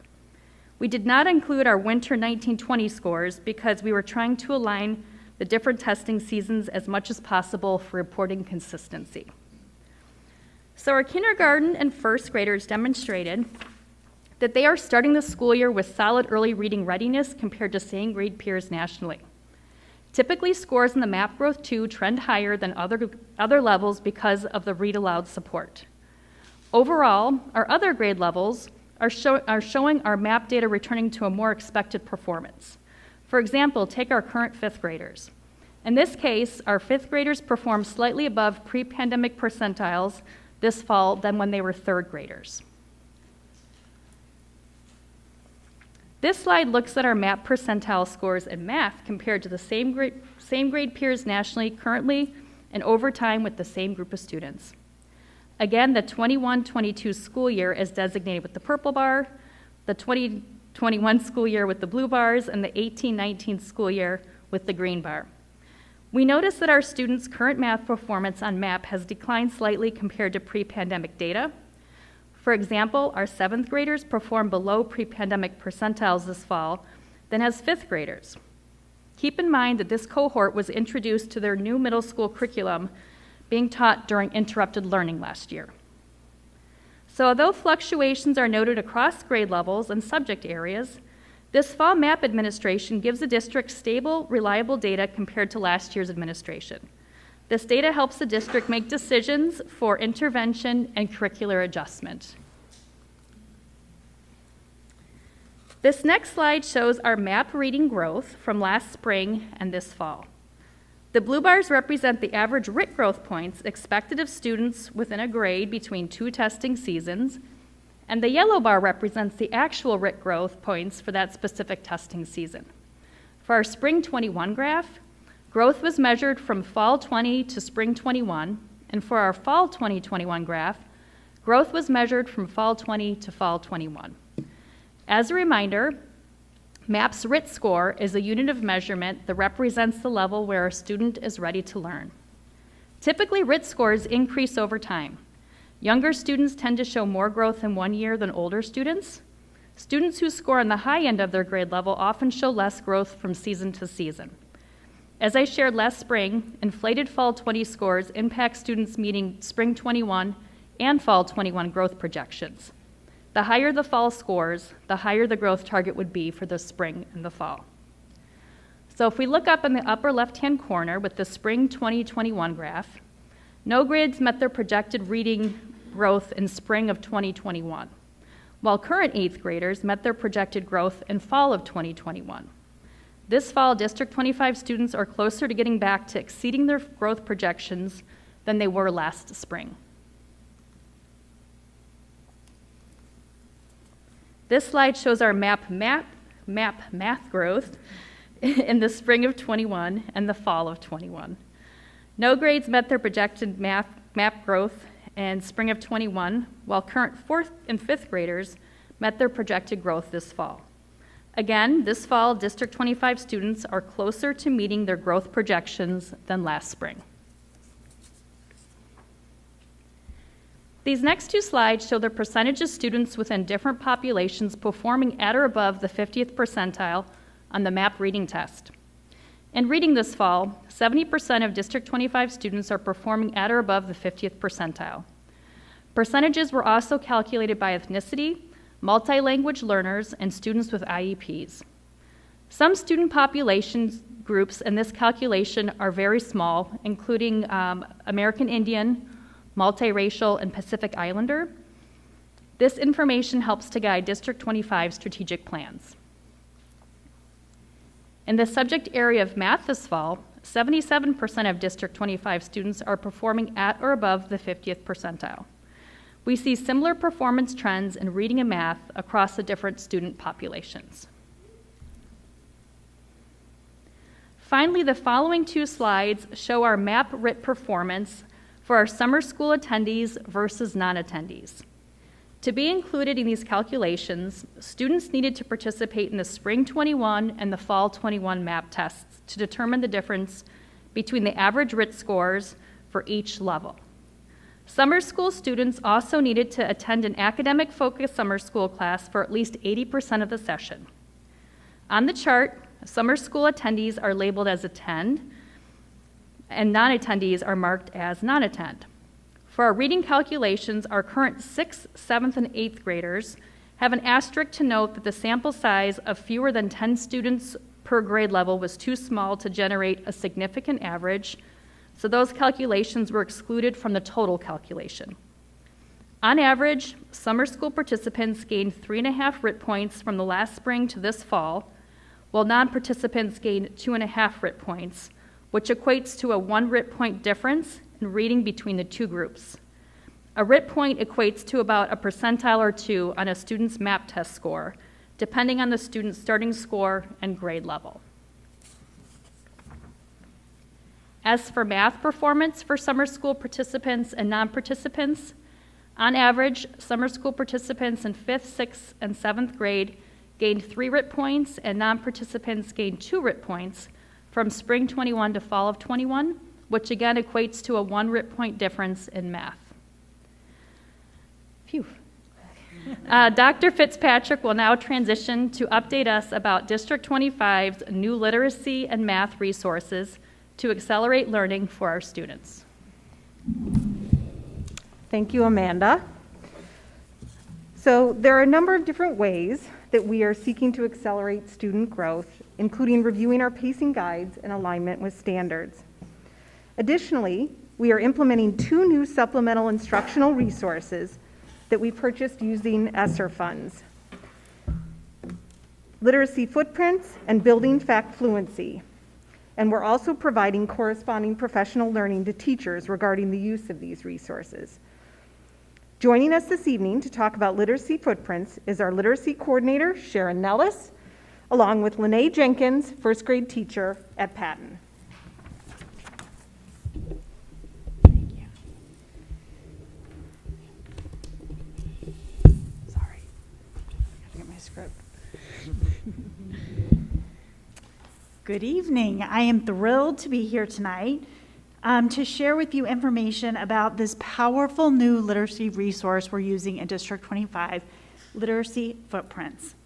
Currently, all K-5 elementary teachers, special education teachers, and integrated service teachers have Literacy Footprints kits. This resource is a research-based, comprehensive small group framework. The reading instruction it provides is explicit and systematic. Included in the lessons across K-5 are opportunities for differentiated instruction in phonemic awareness, alphabetics, phonics, decoding, fluency, vocabulary, comprehension, and writing. We also have a companion resource to support striving readers and multilingual learners. This resource is called the Literacy Footprints Intervention Partner. This resource makes it very easy and seamless for our classroom teachers to work with our intervention teachers and multilingual teachers to connect instruction happening in classrooms and in our pull-out programs. I am so happy to have one of our superstar teachers, first grade teacher Lene Jenkins, with us to share some experience she's had with utilizing the Literacy Footprints resource. I'm going to scoot this over. Thank you so much. Hi there. My name's Lene Jenkins, and I teach first grade at Patton School. I'm very excited to be here tonight to talk to you on behalf of Patton staff about Footprints. After gathering feedback from all of our teachers, we all love what Footprints has brought to our small group instruction. Reading and student engagement have always been a priority in our district. We feel that this program encourages the love of reading and sets our students up for success. Our Footprints program reinforces this and has so many valuable components. The learning targets on our lesson cards are clear, concise, and organized, so we're really able to deliver the instruction in a quick, fun way. The progression of the lessons have an awesome flow and build on each other. Each book has lessons and activities laid out for 2 to 3 days, depending on the grade level. The materials provided within our kits are extremely useful and appealing also to the kids. They love building the words with their magnets. They love using the dry erase boards and playing the repetitive games that highlight the skill that we're working on for that particular lesson. They're extremely engaged and they look forward to their group times with us. The students also love the writing portion of the program, which is one of the many ways to provide the differentiation within our groups.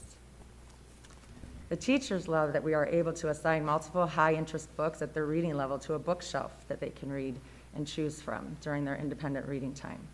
They love to have their choices in their own book collection and even mark their favorites so they can read them again. Footprints has engaging stories with lovable characters that the kids really relate to. The book selection offers a wide variety of text to meet student interests. The kids make connections with these characters because many of them they've read about before and they're reoccurring like a series from previous books. They can't wait to bring their book bags home each week to share their new books with their parents.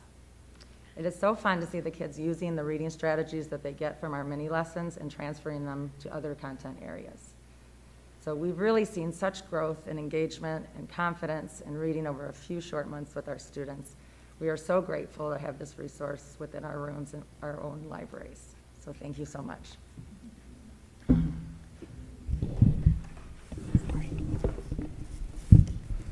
Thank you. What maybe Lene isn't sharing with you is that this isn't unusual for her to be a bit of an early adopter of new materials that she really feels will benefit her students. So thank you, Lene, and thank you, Sharon. Now joining us to talk about building FLAC fluency are our math coordinator, Lisa Sidlowski, and Kim Kusil, 4th grade teacher at Olive. Thank you, Dr. Fitzpatrick. I am genuinely so excited to get the opportunity to talk with you today about how this Building FLAC Fluency Toolkit is helping all of our kids feel like math learners, because everyone is a math learner, and this is something we believe so strongly. When you hear the word fact fluency, our mind automatically goes to a student's ability to memorize or recall a fact. But fluency is so much more than memorization. It's also a student's ability to think flexibly and efficiently about numbers. If you think about it, a kid's ability to compose and decompose at 10 is directly related to their ability to compose and decompose a linear equation. The Building FLAC Fluency Toolkit was provided to all of our classroom teachers, but also to all of our interventionists and special education teachers, because it provides an opportunity for all students to have an entryway into their math learning. Not only are students practicing their math facts, but they are also learning to have dialogue with one another about their ideas, learn to speak the language of math, and most importantly, build their confidence. For example, one routine we talk about is an image talk. In an image talk, kids see a series of pictures that are related to the concept that they're learning. So in one image talk, they may see a bundle of peaches, and they're learning about the idea of doubling the double. Your multilingual learner is going to be able to contribute no matter what their language proficiency is. Your advanced learner is going to be able to extend it far beyond the concept of fours. For our intervention students and our special education students, they're going to be able to be invited into their classroom conversation and get scaffolded support in their pull-out services. I'm super excited to have Kim Kusil here to talk about how it's changing the game in her classroom and helping all of her kids feel like math learners. Yeah, thanks. Can you hear me okay? Okay, great. Thank you for having me. Thank you, Lisa. And thank you for your service, both of you, and to everybody else in the room. I'm going to start with this word, impact. Our time is limited with students, and we want the tools we use to have the biggest impact. The Building Fact Fluency Kits do just that. In the few short weeks that I've been using this set of lessons and games, my fourth graders at Olive have been challenged to think flexibly, find patterns, name mathematical properties, communicate effectively, and, as Lisa said, my favorite part, it's building their confidence. The kit is more than just a set of games. It's a series of lesson strands for all learners that encompasses research-based practices in a way that's easy to follow and execute quickly, which is really important for us teachers on the go. The games allow the students to collaborate and increase their mathematical dexterity to make conjectures. And as a teacher, I appreciate the image talks, 3-act math tasks, and games that allow access to learning for all of my students. The games can be differentiated, and the students can even play in teams, furthering the math conversation. Student engagement has also gone way up since utilizing the lesson strands within the kits. Whenever I use an image talk or a 3-act math task, my students sit at attention. They're actively learning. They're on the edge of their seat, and they cannot wait to participate and share their thinking with everybody. And it's no surprise with that in mind that they are excited to talk about math and to be in class. And so this toolkit really is a game changer in the math classroom, and the tools are really an impactful way that engages our diverse learners to efficiently build upon their foundational skills used to develop flexible thinking in the math classroom. And I'm so excited that we have it to use, and thank you very much. And I think we have a bit of a video from your classroom, so not only can you hear a little bit about it from Mrs. Kusil, but you can also see it in action. Hi, my name is Declan. And my name is Wilhelm. We're in 4th grade and we're in Mrs. Casil's class. My name is Katie and I'm in Mrs. Casil's class. I'm Nula and I'm in Mrs. Stevens' class. Today in class, you're playing a game called Double Double, and you roll a dice and then you do that number times 1, times 2, or times 4. And then you try to get a bingo with all the chips you have, and you have to get 4 in a row. And my favorite part of the game is multiplying it because it's fun to find the number and it's fun to roll. I think the class got like really competitive, and like a lot of people had 3 in a row and they like needed to get 4. And you need to like think before you place it down because you could get 4 in a row if you think like before you place anything. I like the game because it's kind of like simple and it's very competitive. And I like doing stuff times 4. It's very easy to learn and it's fun to play. You can do 1v1 or 2v2.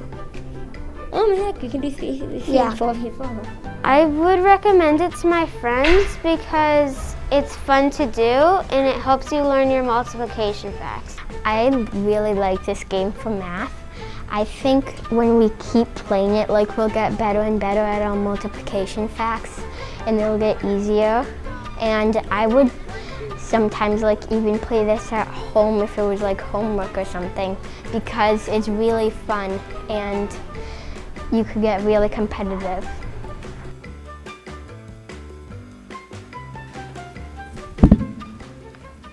So a little bit of a common theme there about the competitiveness about the math games. Perhaps we could come back at another time and engage board members in we glorify playing you, a little bit. So thank you. You're King of Kings. You're Lord of. Got some sort of a synthesizer going or something. Thank you, Lisa, and thank you, Kim. Hopefully what you kind of saw there was really a lot of enthusiasm for our teachers here in this year when we're making a somewhat atypical transition back into the classroom, when I suppose it could be awfully easy to just continue to do the same old that we've been doing. Our teachers have really stepped up to the plate to even begin trying new things and new approaches. And we're only here in November, and you're already starting to see some of the evidence of that. Kids saying, I'm really excited to go home and play a math game, and really kind of developing those concepts at a deeper level. So again, thank you for your support. As I mentioned earlier, we purchased those materials using ESSER funds, and now the Department of Student Learning is supporting those resources with ongoing professional learning with our staff. So as you can see, our coordinators and teachers are eager to use their expertise to provide best practice instruction and really discover evidence of their impact on accelerating student growth, which is in direct correlation with the presentation of the assessment information that Amanda shared with us. So thank you. We just have a brief slide with some citations of some works that were cited during the presentation. But at this time, if anyone has any questions. Questions from around the table? I'll just say thank you again to Anana Zamaya, our new communications employee. She put that video together so that the board could actually hear from the kids in the classroom. Mr. President. Rich. Thank you all for coming and presenting, and wherever the teachers, there you guys are. Thank you. It's great to see that the level of excitement in the classroom and the passion in doing that type of activity. A couple questions. So these two programs, they're fully already, how does I call them? Lots of words right now, but they're fully out in the district right now. All the teachers are there. Yeah, we're currently, I would say training is ongoing. So materials have been distributed, okay.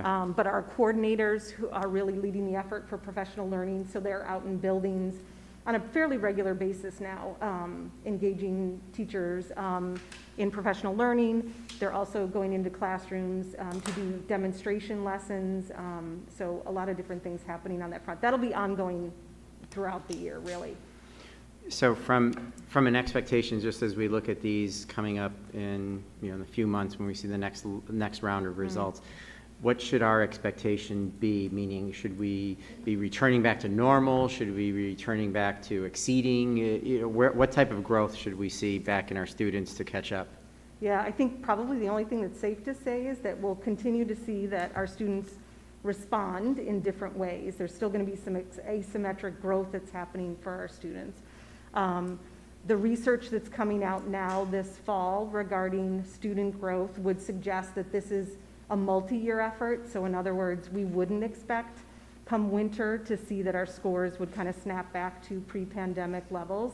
But really, I think the important takeaway is some of what Amanda highlighted in that we're seeing there's growth back towards the levels that we were at pre-pandemic.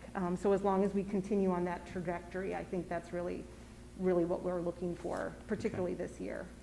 Are there other things that you and the staff may need to help the kids move, or do you feel that these two programs are the best? Yeah, well, I think we're very excited about these two programs. I think you didn't. Yeah. It was subtle. Subtle. Yeah, I've had the pleasure of working with both of these teachers. I know of their enthusiasm. Yeah, I think. Oh, now I've lost my train of thought. Thanks, Brian. Oh, thank you. Right. It's a great question, but more isn't always better. I think doing what we have and doing it well is really kind of where we want to focus our attention. So if we start to see different pieces of data coming back at us that would suggest we need to add something or go in a different direction, then I think certainly we'd come back to you and talk about that after doing extensive research on our part. But right now, we really want to get good at what we have because we do believe that it's going to make an impact. Okay. Can you go to slide 15 for someone? So, I mean, very good results overall on the summer school. So, great work there to the staff that did it. And I forget who the principal was this year for that. Nick Filipowski. Yes. So great job there. I guess the question is, since we offered it for free, or I think our plan is to offer it for free next year, and I think if I heard right, the difference was just 1% increase in RIT based on those that attended versus those that didn't.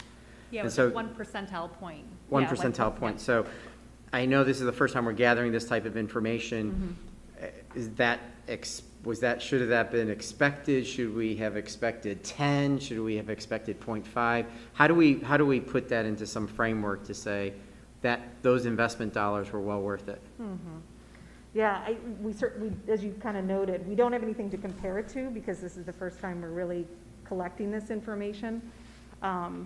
We did institute some new things in the academic focused classes for our students. Looking ahead, we're looking to do even more professional development with the summer school teachers that will be working in those classrooms. So I would want to say that before we kind of pull out of that, you know, we collect some more information again this year to see what that impact looks like. Really kind of, you know, honing in on trend data rather than just simply one data point from this past summer. Okay. Can you go to slide 9?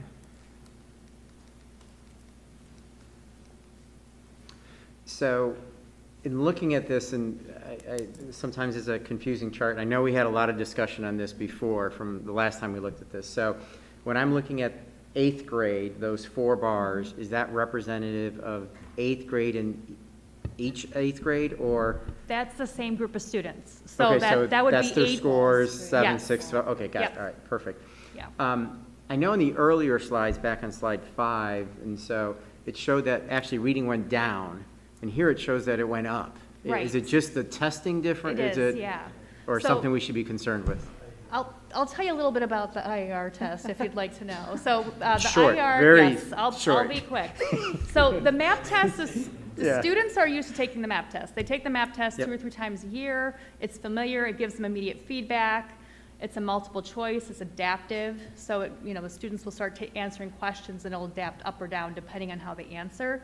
Whereas as the IER feels more unfamiliar to students, there's a writing component. So that's different for them. And I think because they don't really know how they performed until the following year when the parents get the parent report, it's hard for them to, I think, feel as invested as they might with the MAP test, if that makes sense. But it's also, you know, kind of measuring different skills. There's more, like I said, there's more writing, so that impacts their score. And what else was I going to say about it? I think that's the gist of it. But I would say that as a district, we put a lot more value in the MAP test for a variety of reasons, which is not to say this isn't important, because this gives us a snapshot of how our students are performing compared to other Illinois students and other local districts. But as far as instructional planning, we definitely use the MAP test much more frequently. Okay. Now, related to that, you know, looking at the various charts, it seemed that the middle school dropped a little bit more, at least on the IIR, and the map, you know, as you just mentioned, it kind of was a little bit odd. But why would the middle school drop more at a greater level than the lower grades? So anything that we're looking at from last year, we have to take with a grain of salt, because the biggest impact in the spring was that some students just didn't test. So when you don't have that full sample size, you really don't know how well your district is performing overall. You know how that particular group of students performed. So I'll be curious to see in the spring what our scores look like with all of our students testing again, because we really saw a big difference between last spring and this fall when kids were in person. Okay. I noticed that, or at least if I'm understanding right, fact fluency and your footprints programs are more for the elementary, the 1 through, or K through 5. What is being offered for the 6th, 7th, and 8th graders to assist them? Yeah, I think that's sort of ongoing. Our coordinators are meeting with departments at the middle school to talk about plans. Really, I think something to point out is those are teachers that are curriculum experts within that one content area. So they are working very closely with those individual teachers and as a group to develop some plans. There's focus on differentiation in math. There's talk with certain teachers about an instructional strategy utilizing mini lessons to provide carve out time within the instructional block to do some different activities that allow a teacher to differentiate for students that need more support, students that need acceleration. So those are kind of more along the lines of the conversations that are happening at the middle school. So when would... Additionally, Becky, isn't intervention services every 5 days a week at the middle schools? Intervention service for those students, right, that receive intervention, those are 5 days a week, which is more significant than at the elementary level, which tends to be usually 3 days a week. So if you're still developing the plan, which is, it sounds like you guys are working, when would we expect a plan to be communicated back to us here? Good question. Probably in line with one of our other assessment reports. Winter will come up fairly quickly. I'm sure. I'm just thinking because we're coming up to the end of the first semester. Yep. So to make an impact. Yeah, and to be honest, this wasn't intended to be like a whole scale. We just chose 2 aspects of planning to bring to you today. So there's no reason why we couldn't bring you something additional during the winter assessment report. Okay. Well, I think, as this is a major objective of ours to try to return, having more updates on what the progress that's being made or what the plans are, I think would be beneficial, since this is a focus area. Yeah, no, I mean, we share that value, hopefully as evidenced somewhat by what we brought to you tonight. Perfect. Thank you.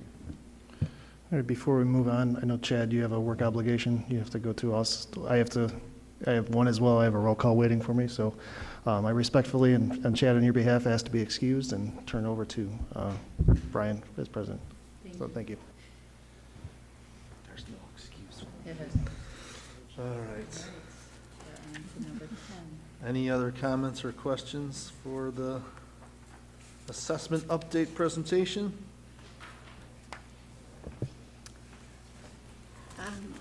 Brian, I just wanted to thank the teachers who presented today and all the enthusiasm.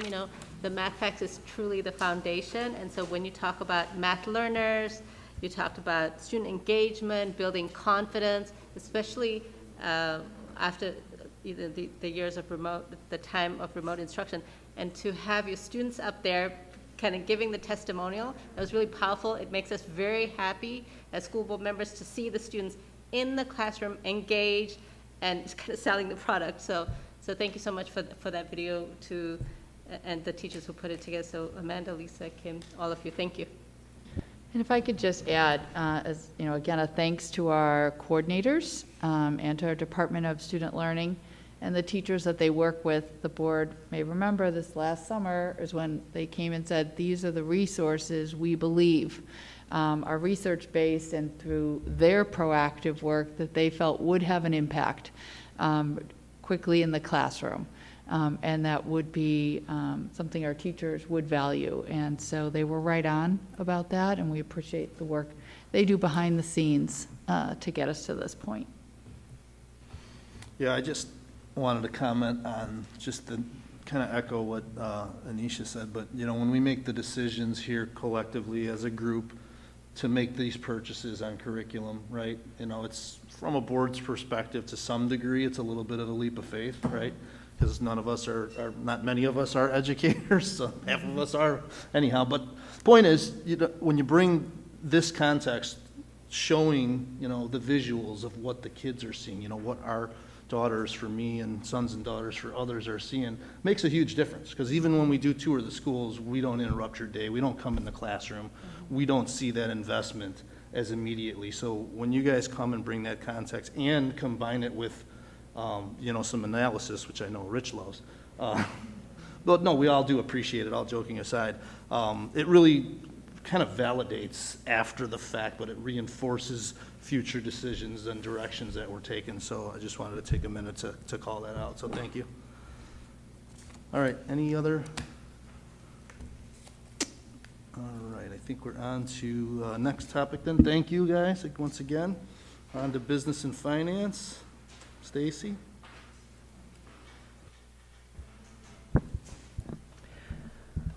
Thank you.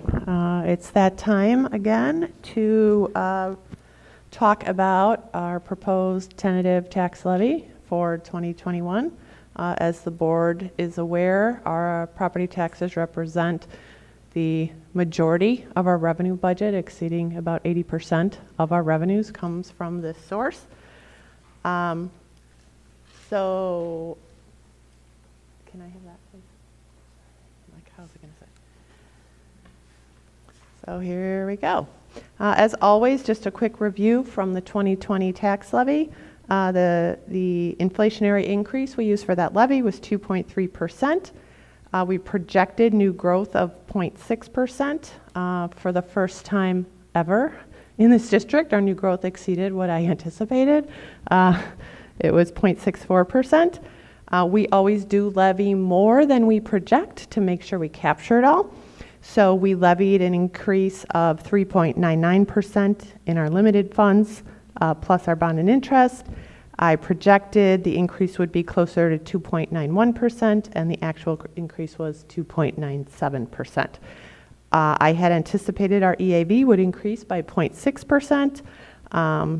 Because the assessments were overall reduced, the multiplier was reduced, our actual increase was 0.06%.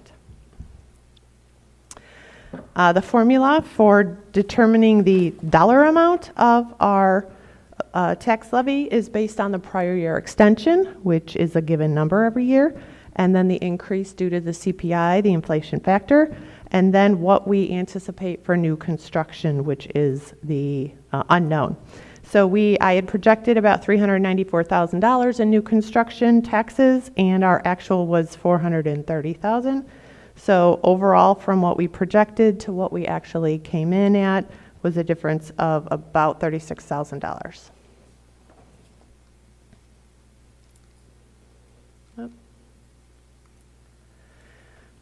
This chart just shows, is a graphical of where our tax rate has been over the last 10 plus years.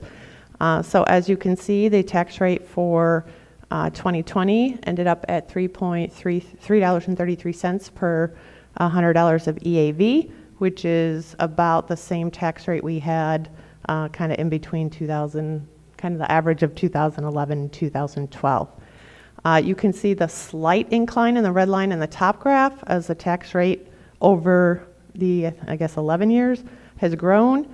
And then in the bottom graph is the EAV, which you can see that line has the slight decline because the two are inversely related, meaning to make sure we don't get more than that dollar amount calculation I just showed you, it's divided by our total EAV. So if EAV goes down, tax rate goes up, and vice versa.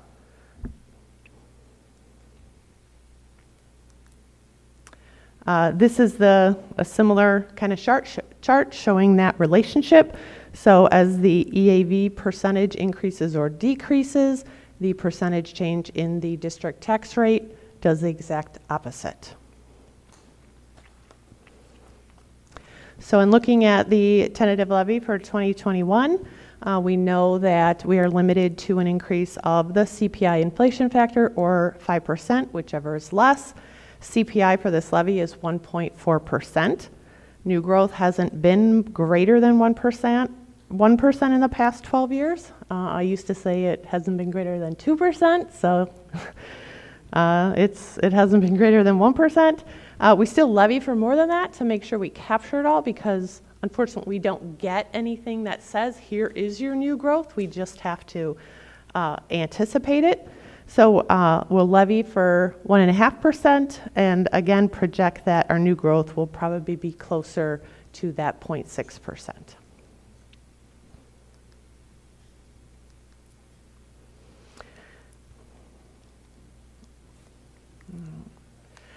This chart just shows our new growth, so you can see it kind of trends. It's been less than that 1% for the last number of years. The very last line, you can see overall the change in assessment was a decrease, which then resulted in a very insignificant change in our EAV from the last levy. And then you can also see the CPI and how it's never hit that 5% mark. I think 3% is the highest it's been in the last 12 years.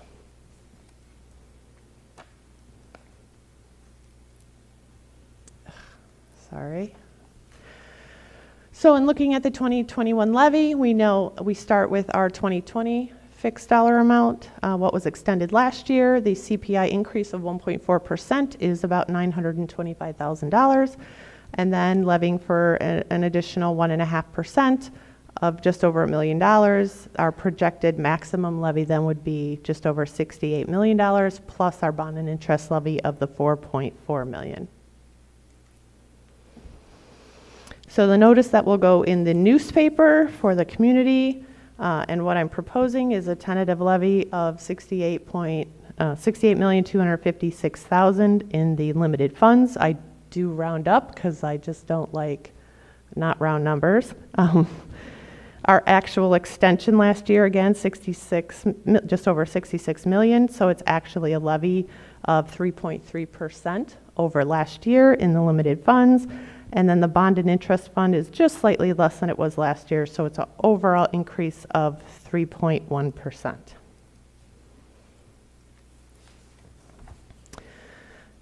Looking at what we actually anticipate based on that 0.6% only of new growth, I would anticipate that our levy, our extension that will be the dollars we receive will actually be an increase of only 2%, which is the 1.4% CPI plus the 0.6% new growth. And overall, a total increase of 1.9%. So on a average $400,000 home in our community, it's about a $55 increase in our tax bill for a resident.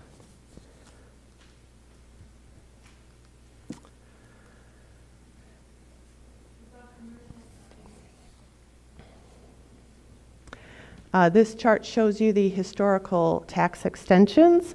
So just to show you that, in fact, if you look at our capped extension, it is always that CPI plus the new property that the increase is based on.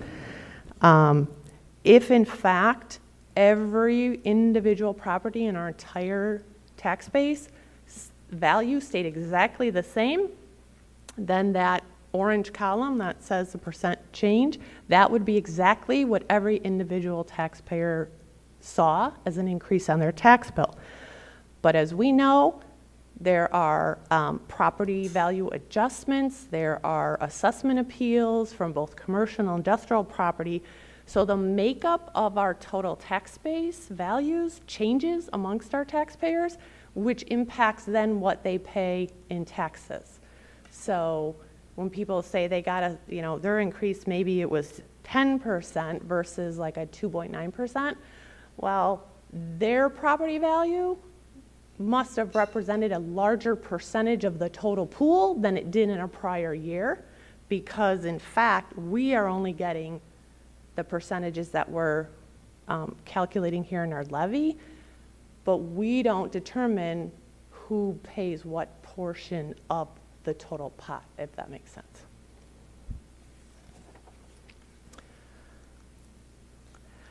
I did want to show the board.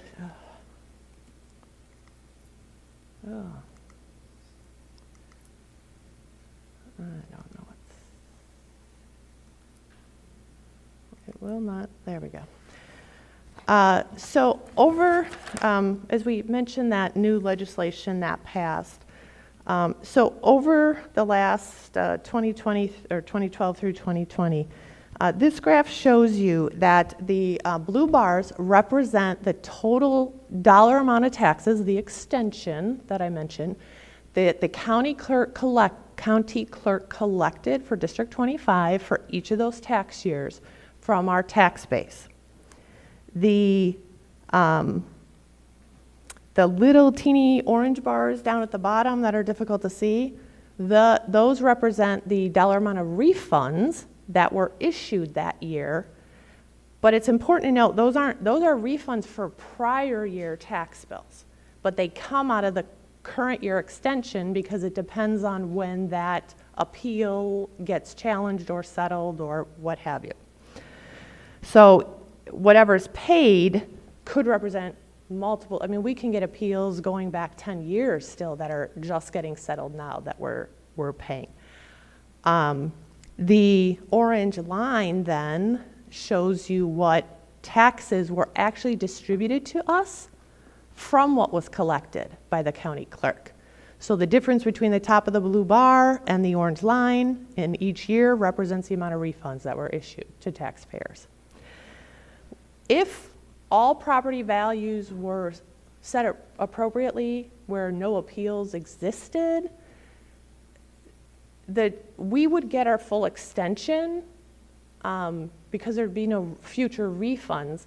The makeup, if your property was assessed at the right level, and maybe it should have been lower, but if it was assessed lower during the right tax year, then it just would have shifted that pot, as I mentioned before, in terms of what each property's share of the whole pie represented. But because it happens after the fact, there's no, it's just automatically taken out of our current year dollars, and there's no shifting for that particular year. Eventually in the future, that tax appeal assessment will catch up and be current. So this is the issue that school districts throughout the state have had over a number of years, that legislation is attempting to address. So as you can see, we probably on average issue over the last number of years, probably average about $1 million a year in refunds out of current dollars that we don't get.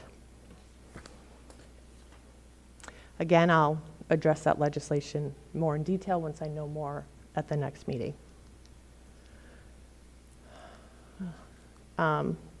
With that, I would anticipating publishing our notice in the paper. Well, it's scheduled to go in the paper for November 30th to meet the legal requirements. Because we're not exceeding a 5%, more than a 5% levy, we're not required to follow tax cap law. We're not required to do any kind of hearing, but as always, we always do a public hearing to give our community the opportunity to speak with the adoption at the next December meeting.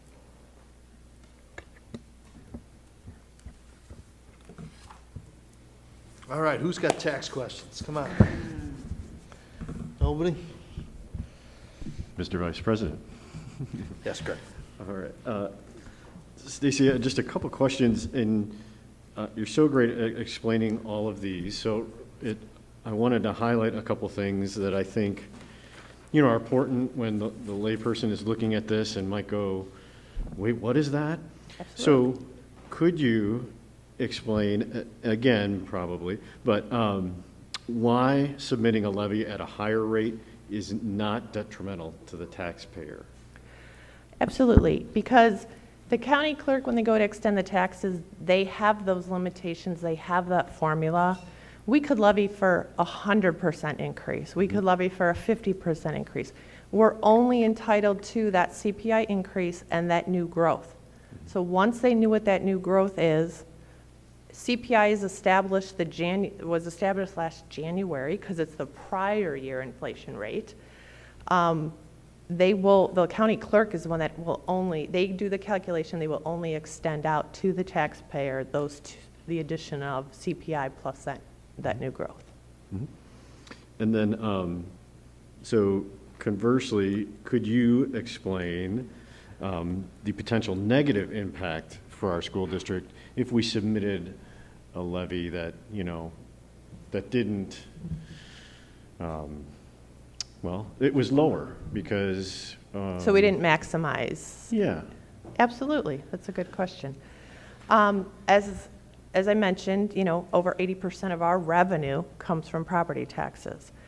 The tax cap is already limiting us as we see. It's on average, if you look at the last 10 years, the average is about 1.8%. We know our expenditures grow faster than 1.8%. So if we didn't access our full amount of that tax levy, so the 1.4% and the new growth, not only do we lose those dollars this year, but since the tax levy is based on what was extended in the prior year, Whatever we lose this year is cumulatively out into the future forever.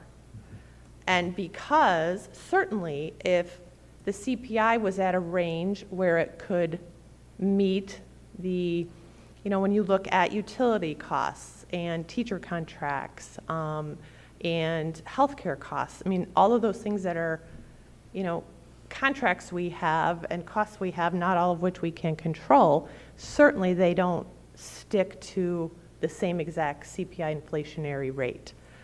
So school budgets are already basically built as a structural deficit, and it's just figuring out a way to manage that and minimize the impact and try to balance those funds. And then just one last question on slide 8. You at the bottom you pull out the the $4 million plus bond and interest, and I remember you and I had a conversation early in my tenure here about what that meant. Can you briefly, why is that pulled out as a different item, a separate item? Yep. So the tax cap, because debt in and of itself, you have to have a debt service extension base to issue debt. The debt service extension base was established through referendum by this community in 2005-06, right before I came here. So, and then you sell bonds, which we did for all our building additions, or maybe you sell bonds to fund capital projects, what have you. It gives you the capacity to do those $3, $4, $5, $6, $7 million projects that isn't a typical operating cost. And those levies then are set when you issue bonds. So if the bond levy fell under the tax cap, it would impact the revenue you get for all of your other operations. So the bond levy has never been part of the capped amount that you get because it's set, again, already through referendum and already through bond issues. Great. And just, again, thank you for explaining. There's a lot to, to absorb, and you're so great at doing that. I so appreciate you asking, because I don't know that what I say is comprehensible. I get it. The charts help. Mr. Vice President. Greg. Yes. I'm good. Okay. Yep. Stacey, I just want to hone in on something as you were talking to Greg. Knowing that our budgets are predominantly salary, right? So it's our 80% or some large number is our salary. So to your point, though, that the overall budget is in a deficit, but that's only true if those salaries are continuing to grow. So as more tenured staff retires and less tenured staff are hired, that should create a gap or a delta that would either level out or show a decrease in that. So, if we're looking at trending over the last few years, as we retire folks, why are we not seeing, that decrease so that our levy is potentially smaller? Right. So it's our budget is about 80%. It's salary and benefits. So that means pension, which we don't control, like our IMRF pension rate. It's health insurance, dental insurance, vision insurance. It's those costs, and those costs are also dependent on enrollment in the plans, which we have seen in the last at least couple years an increase in participation in our plan, likely due to the number of people maybe who aren't working at this point for a variety of reasons due to COVID. And then when we negotiate salaries, none of our teacher's contract and our custodial maintenance contract, we don't settle them at 1% salary increases.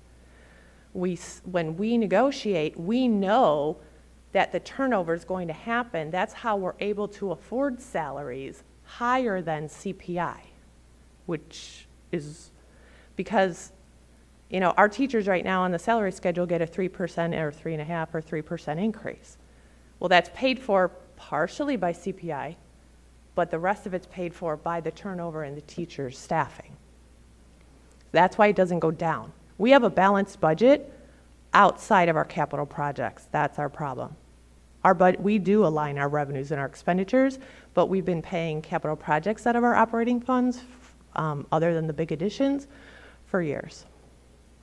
So really then, as our less tenured staff gets more tenure, because 3% on a higher number is a larger number, we're going to have an issue or a challenge in the future years, right? Because if we're keeping on exceeding, it's just like you said, it's deficit spending.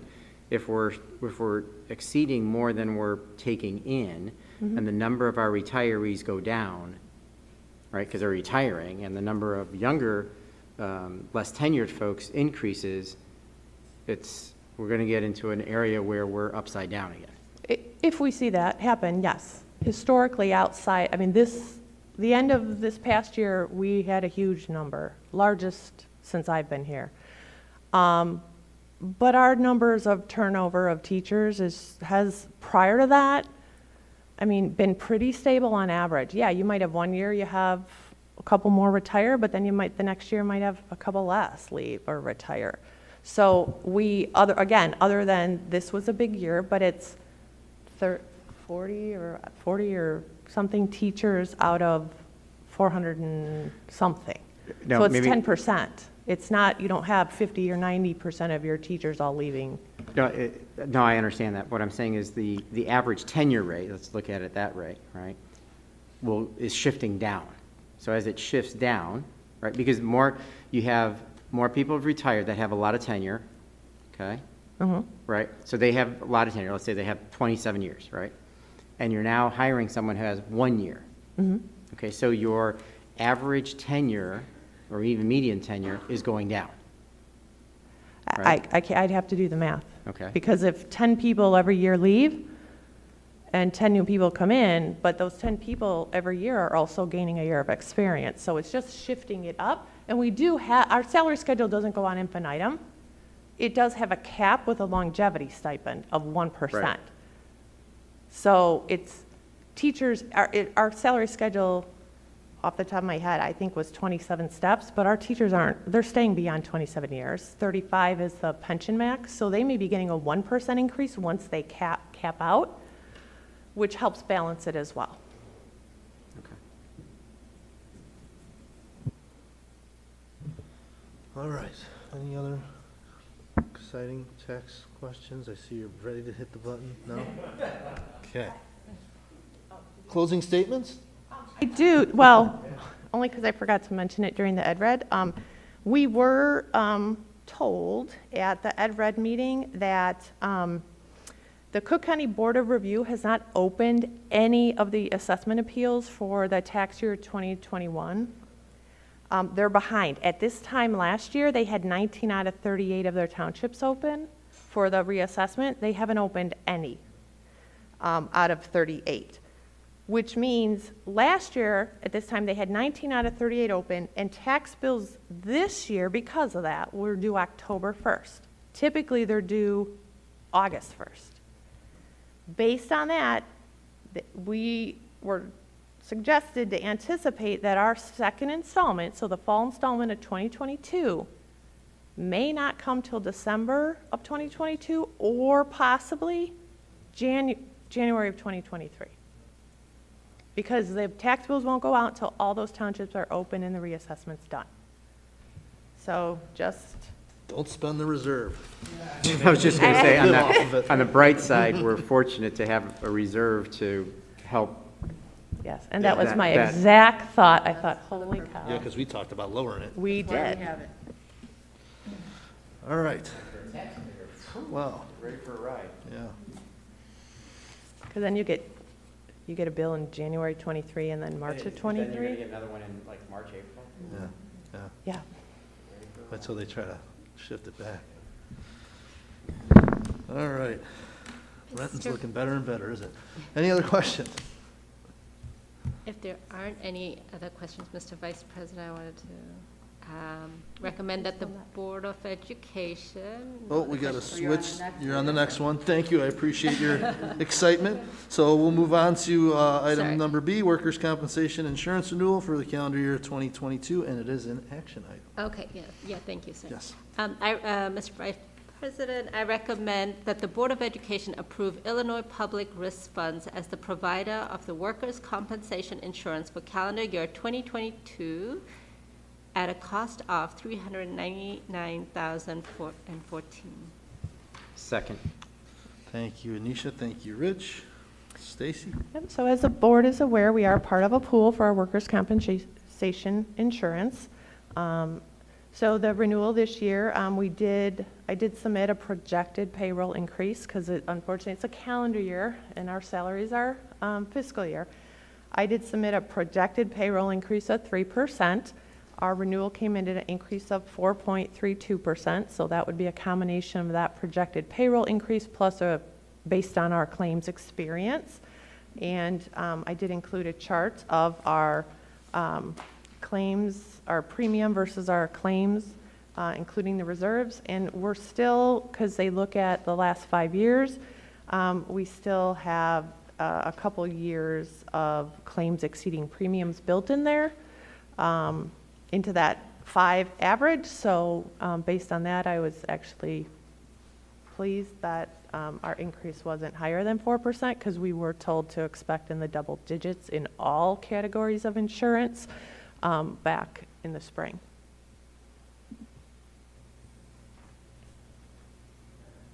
Any comments or questions? So we just got lucky that the claims went down that much from 1819 to 1920, really. Well, right? lucky That's just- or COVID. Well, that's true. It's hard to justify. All right, no other comments? All right, can we take it to a vote, Lana? Member Faso. Yes. Member Scapalato. Yes. Member Oliniechek. Yes. Member Patel. Yes. Member Cherniglia. Yes. All right, what are we down to here? 5? Vote passes 5-0. Moving on to item C, an amendment to the COVID-19 testing support agreement with the Board of Trustees at U of I. This is another action item. Yeah, Mr. Vice President. Yes, Anisha. I recommend that the Board of Education approve the amendment to the COVID-19 testing support agreement with the Board of Trustees of the University of Illinois. Thank you, Anisha. Do I have a second? Second. Thank you, Greg. All right, Stacy. When the board passed the original testing agreement this fall, I actually didn't even realize it was only on a calendar year basis because I had anticipated that it would be a full year program. So Shield did reach out and just put forth this amendment that simply extends that December 31st date through June 30th of 2022. It simply allows us to keep using them to do the Shield testing and participate with them. As in the original agreement, we have a 30-day notice of termination with for no cause. So if we find that our participation drops significantly once students start getting vaccinated or for any other reason, we can certainly submit that notice and pull out, or they may even want to pull out depending on the numbers. But at this point, we are still have about 1,700 individuals enrolled in the program. All right, any comments or questions on the Shield testing? Just a quick question. We're getting reimbursed? Or is it a direct charge out for this? There's no cost to us. It's all funded by the government. No money moves from us. All right, so let's take that one to a vote. There's no other comments or questions. Lana? Member Scapalato. Yes. Member Oliniechek. Yes. Member Patel. Yes. Member Cherniglia. Yes. Member Faso. Yes. All right. Vote passes 5-0. Moving on to item number 11, facilities management. We have a 5-year facilities budget update from Ryan Schultz. It's been a while. Yeah, hello. I'm over here. Good evening. Yes, I'm here to present the 5-year facilities capital plan. I present this each year kind of to project what we would expect to spend on facilities over the next 5 years. Base this on a number of things. Our priorities are always safety and mandatory, all the way down to enhancements that are aesthetic in nature. So we look at our projects and try to focus on critical infrastructure that are either safety and mandatory or really going to extend the life of our facility. So again, these are just used as like guiding principles when we're deciding which projects we're going to put forth on an annual basis. Here are the top building needs. Again, this is definitely not all inclusive. This is just the number of projects that I would say are our top needs at each of the buildings. I presented this first in 2018, so I've removed some of the projects that have been completed in that time frame, but continue to put projects that are critical to each building on here. I just highlighted a couple that we're projecting to come up this year. Dryden Elementary School, we're looking to redo some of the parking lot on the north side of the building, including some ADA accessibility and concrete work. That project is projected to be a partnership with the Park District, since they have a shared parking lot in that area as well, and they want to do their parking lot. So we're looking to do a joint project to make sure we're coordinating the construction work and not driving over work that each other is doing. So we're looking to get that done in 2022 on air handler replacement at Ivy Hill and some work at Westgate. The Westgate work, you will see I presented 2 scenarios for the capital plan for next year, just based on where we're at with the kindergarten conversation. That Westgate potentially could need additional spaces for kindergarten, for full day kindergarten, if that would go forward at some point. So just based where we're at right now in the conversation of full day kindergarten, I did present 2 different plans where the work would go ahead in the existing building at Westgate next summer, and then one scenario where we'd hold it off a year until we'd have a full understanding of where kindergarten would be going forward, if there was an addition or not. I believe it can be held off, so there is an opportunity to do that. But again, I just want to put that out there, that that's why there are 2 scenarios of the 5-year plan coming up here. Again, I'm not going to read through all of the other ones, but again, there's a varying degree of items from roofing, plumbing, HVAC, electrical items that are included for each of the buildings. So going into the first scenario, scenario number 1, again, the cost will remain the same across that 5-year period, but again, just where it plays out in the years that we do the construction work. This one is heavy in year 2022 to complete the Westgate work that is guided by galvanized piping into the classrooms, restroom spaces, finish upgrades, LED lighting, kind of the whole gamut of upgrades at that building, similar to what we did at Patton last summer. So just kind of refreshing the building, guided by galvanized piping, since we do have to open up the majority of the ceilings. There's a lot of other work that we can do at that same time to get the building up to an enhanced level. So again, our first year in 2022, really looking to get that stuff done at Westgate based on our current projections. 2023, we begin to get heavier into roofing projects across the district, some flooring work across the district at South Middle School, Ivy Hill, Dryden, and additional site paving work across multiple buildings, including South, Patton, and Dunton, here on the west parking lot. 2024, we begin to get into more plumbing work at Rand and Dunton. Dunton, again, has galvanized piping throughout the building that we need to address, including some restroom finishes that are original to the building that have not been updated since the 1960s. So that work would have to be done in the near future. $1.4 million in roofing work and an additional $1.2 million in HVAC work across the district. In 2025, we're looking to complete some plumbing renovations at Ivy Hill Elementary School that weren't done during the renovation projects in 2016. So getting back to that building after several years, after getting updated. So coming back to it after a couple of years to get some things done that weren't done then. Dryden restroom renovations, a couple of the restrooms don't have their finishes redone. We do believe that we have all the galvanized piping out of that building, but again, some of the restroom finishes are still dated and would need to be updated at that building. Thomas air handlers.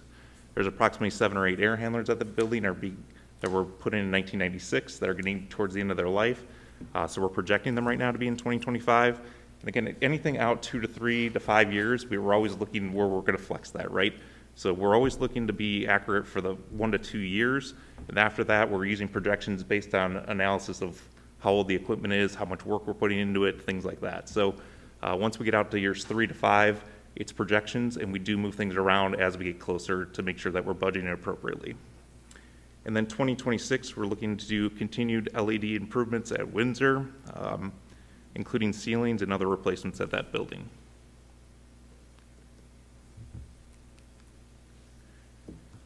So this is the exact same amount of money that we'd be dealing with, but just moving it around to push the Westgate repairs to 2023. So on the second bullet point, you'll see that we're moving up the Greenbrier boilers, some roofing projects, south flooring, Patton Dunton South parking lots, Dunton minor security cameras, Patton Windsor EFIS work, which is the stucco on the outside of the building, and then masonry tuck point and telecenters to offset some of that cost. You'll see that the costs obviously don't level out because some of the work we don't need to start until 2023, or some of the projects are like a minor window replacement project that we won't have the funds built up with minor NSSEO to start that project until 2023. So that's why some of the cost does not level out as much as we would have hoped to, but that's just a projection right now. So bringing down the cost next year to about 4.4, and then the spike of the following year to do the Westgate projects that we've been projecting for several years now. This slide is just a summary of the projects by trade. On the left one is the actual 5-year, all the projects, and the amounts that will be spent by trade. I bundle the plumbing project. If it's guided by plumbing, I get that as a special project plumbing. So that's why that yellow bar or yellow pie piece on the left side is so large. That is the work at Westgate, but that's all inclusive of all the work because it's a bundled project. Whereas like an HVAC project might be just a direct HVAC project. And then also on the right side, the actual buildings that we're going to be projecting cost at, as you can see, again to the right is Westgate, the blue bar. This is using scenario number 1, where 2022 would be the year the work would occur at Westgate, and where we project currently some of the costs that would be occurring across the district at each of the buildings. One thing I do want to highlight is Olive Mary State is relatively low right now. That's partially because we did have those renovations several years ago, and we did get updated on a lot of the critical infrastructure, galvanized piping, roofing, so we're in a pretty good spot there right now for the next couple of years. This is an analysis I did a couple years ago now, so I updated it. So you can see on the blue bars are our projected capital plan, what I just showed you as scenario number 1. On the red bars are what a projected model for our capital spend would be across the district. Again, it's taking all of our infrastructure and replaceable parts and determining how much we theoretically should be spending each year on these items to stay up to date with our capital spend. Currently, the projection is about $6.5 million. As you can see, we're overspending and underspending. The average turns out to be fairly close right now to the $6.5 million that is projected. That's just unique, I guess, that it's turning out that way, but it is showing that our deferred maintenance costs are starting to build, and we are needing to get closer to that number to stay up to speed with the projects that are coming down the line. The next item we need to consider is financing and how we continue to fund these projects. Right now, some of it is coming out of the annual budget. We do need to discuss a bond issuance potentially in the future or other financing options to maintain our fund balance. Stacy's discussed before and some other meetings that we've had, so we will continue to discuss these, and we need to make decisions on these in the near future on how we will continue to finance capital projects for the district. Other exploratory options that we do not currently have in the budget, again, potential full-day kindergarten, I just want to make that clear that there are no costs included in that budget right now for anything related to a full-day kindergarten program. We do have 2 gymnasiums left that would need to have air conditioning yet to get up to the district standard. Westgate would be in the renovation projects because of the gym renovations that would occur, but Greenbrier would still need to have their gym updated just with air conditioning. The gym finishes in that are pretty up to our level, but the HVAC equipment at the gym would need to be upgraded. Flexible learning spaces that continues to get brought up at strategic plan, that was in the previous strategic plan, is looking at flexible spaces and furniture. So we do want to continue to do that. Right now, we would probably want to hold on that just based on the current configuration and flexibility that we need for the classroom setups. So that will definitely need to be brought up in the near future. LED lighting upgrades is a great opportunity when we can for efficiency and cost savings. So we'd want to continue looking at those. That is just a high-level number to complete the rest of the district. Building automation system upgrades, we do need to put money in this year. I do have $300,000 in initial money coming up for 2022 for upgrades to the building automation system. Again, it's a computer-based system, so software and hardware updates would be needed this year.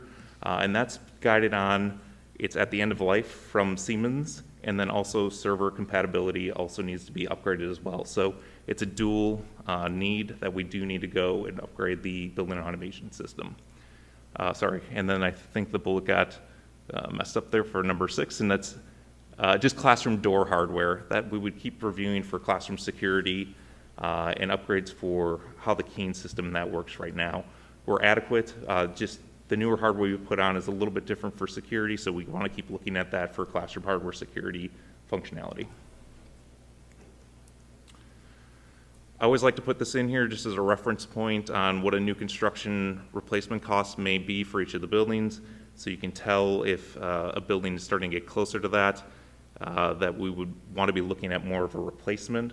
Again, we've talked about this. We currently don't see that amount of spend at each particular building or a particular building to validate a new replacement building for any of these. So again, the best practice right now would be continuing to fund capital projects and staying up with the projects that are being identified for needed. And then this is just an industry chart taking into account manpower, labor costs, materials, all those types of things into the cost index of where the construction costs have gone in the last 10 years or so. As you can see this year, there is a sharp rebound from last year after the pandemic lowered the expected cost last year. We're projecting again for 2021 this year to end up at about 5.5% to 6%, and that'll play out throughout the end of the year. But again, that's taking into account material costs, supply chain issues right now. That number may be even going a little bit higher than that. But just wanted to keep showing that on an annual basis, it's been averaging around 5% increase of construction costs for across the construction industry. Hold on 1 second here. Where do I have to point this? Is that the last one? Sorry, I thought there was one closing thing. So in closing, we do have a number of projects that we have slated for 2022 related to Westgate and various other projects. The big decision on what I will need to bring to you at the next meeting for final approval is a complete list. Again, I would like your input on if you'd like to guide me to hold off on Westgate, include Westgate. I can bring both plans that have both scenarios. So I think that's a discussion point for tonight on that. And then any other questions you may have on projects or capital projects coming up in the near future.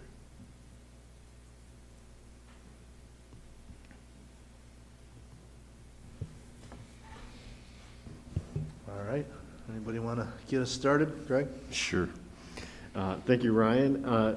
One question, a comment and a question. Slide 6, where you break out the sums by building.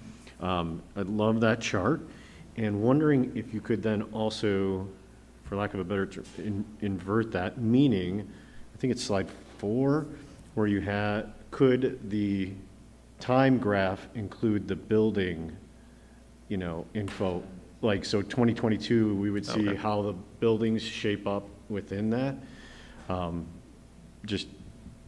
Yeah, so you're looking for the 5 years, you want the building costs, how those project out over the 5 years. Yeah, you see the different colors for the different buildings built within there.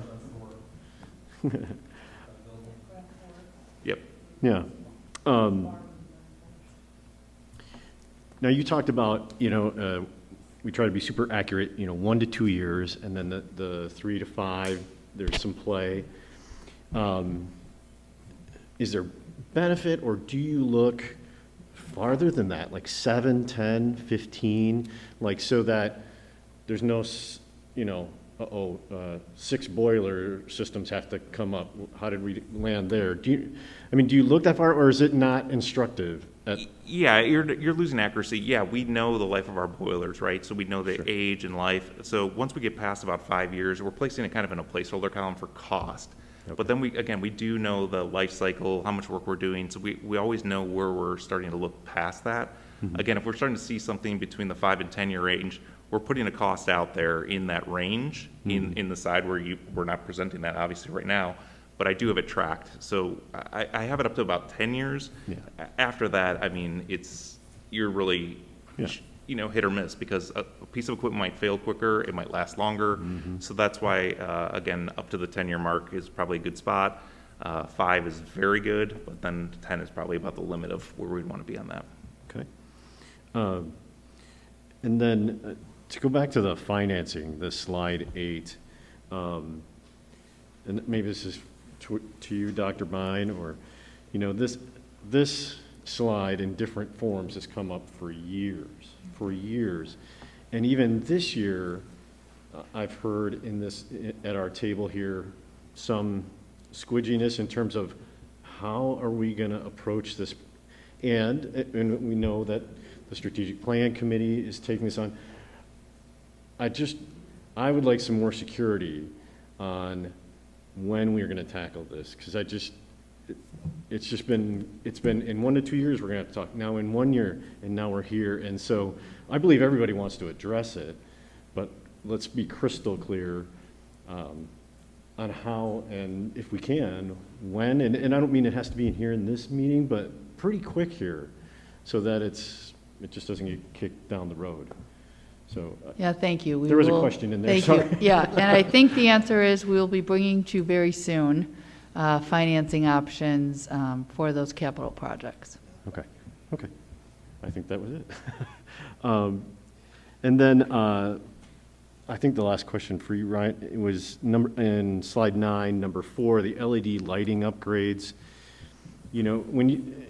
Are there, with that project or other efficiency projects, like when would that pay for itself over X amount of time? I mean, we know it's more efficient, but is there an advantage to pulling that forward so that our day-to-day costs are lower, or the project pays for itself in 5 years? Yeah, the incentives aren't huge, right? There is a small offset just on incentives to start with, so that does bring the initial cost down. The ROI is showing out to be probably in the 6 to 8 year range on some of these lighting projects. It's again, with our financial situation, it's a huge capital outlay to put towards that right now and neglect other areas. So again, if we could get creative in funding some of those projects and not neglect HVAC, roofing, and other critical infrastructure, I think it would make sense. A 6 to 8 year ROI isn't too bad. One thing I do want to say, though, is what we're seeing is, we're having improvement in LED, but we're having an increase in technology. So our overall energy bill is staying fairly consistent, even with the LED improvements. We've been doing retro commissioning on our HVAC system, so trying to tune those out as best we can. And there hasn't been a huge increase in load on the HVAC side. So the last thing we're really looking at is technology, right? So there is an increase in technology across the district. So our energy bills, kilowatt hours, have been staying fairly consistent, even though we've been implementing pretty big LED projects on certain spots. Thank you. Mr. President. Yes, Gina. Ryan, from a financing perspective, you've kind of smoothed out the line here and said that our average investment into our facilities needs to come out somewhere around $6.6 million. From an overall perspective, and Dr. Bine, this would probably come to you as well, when we look at this financing and the approaches to this financing, if we can take a third view, so one would be option 1, one would be option 2, and one would be option 3.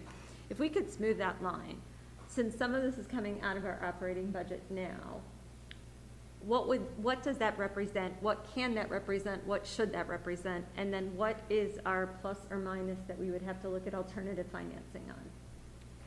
Just so that we have the different options, because some of these projects potentially could span multiple calendar years, right? So you could take some of these bigger buckets of money and say, okay, I can smooth this line a little bit based on when I start and when I stop my projects.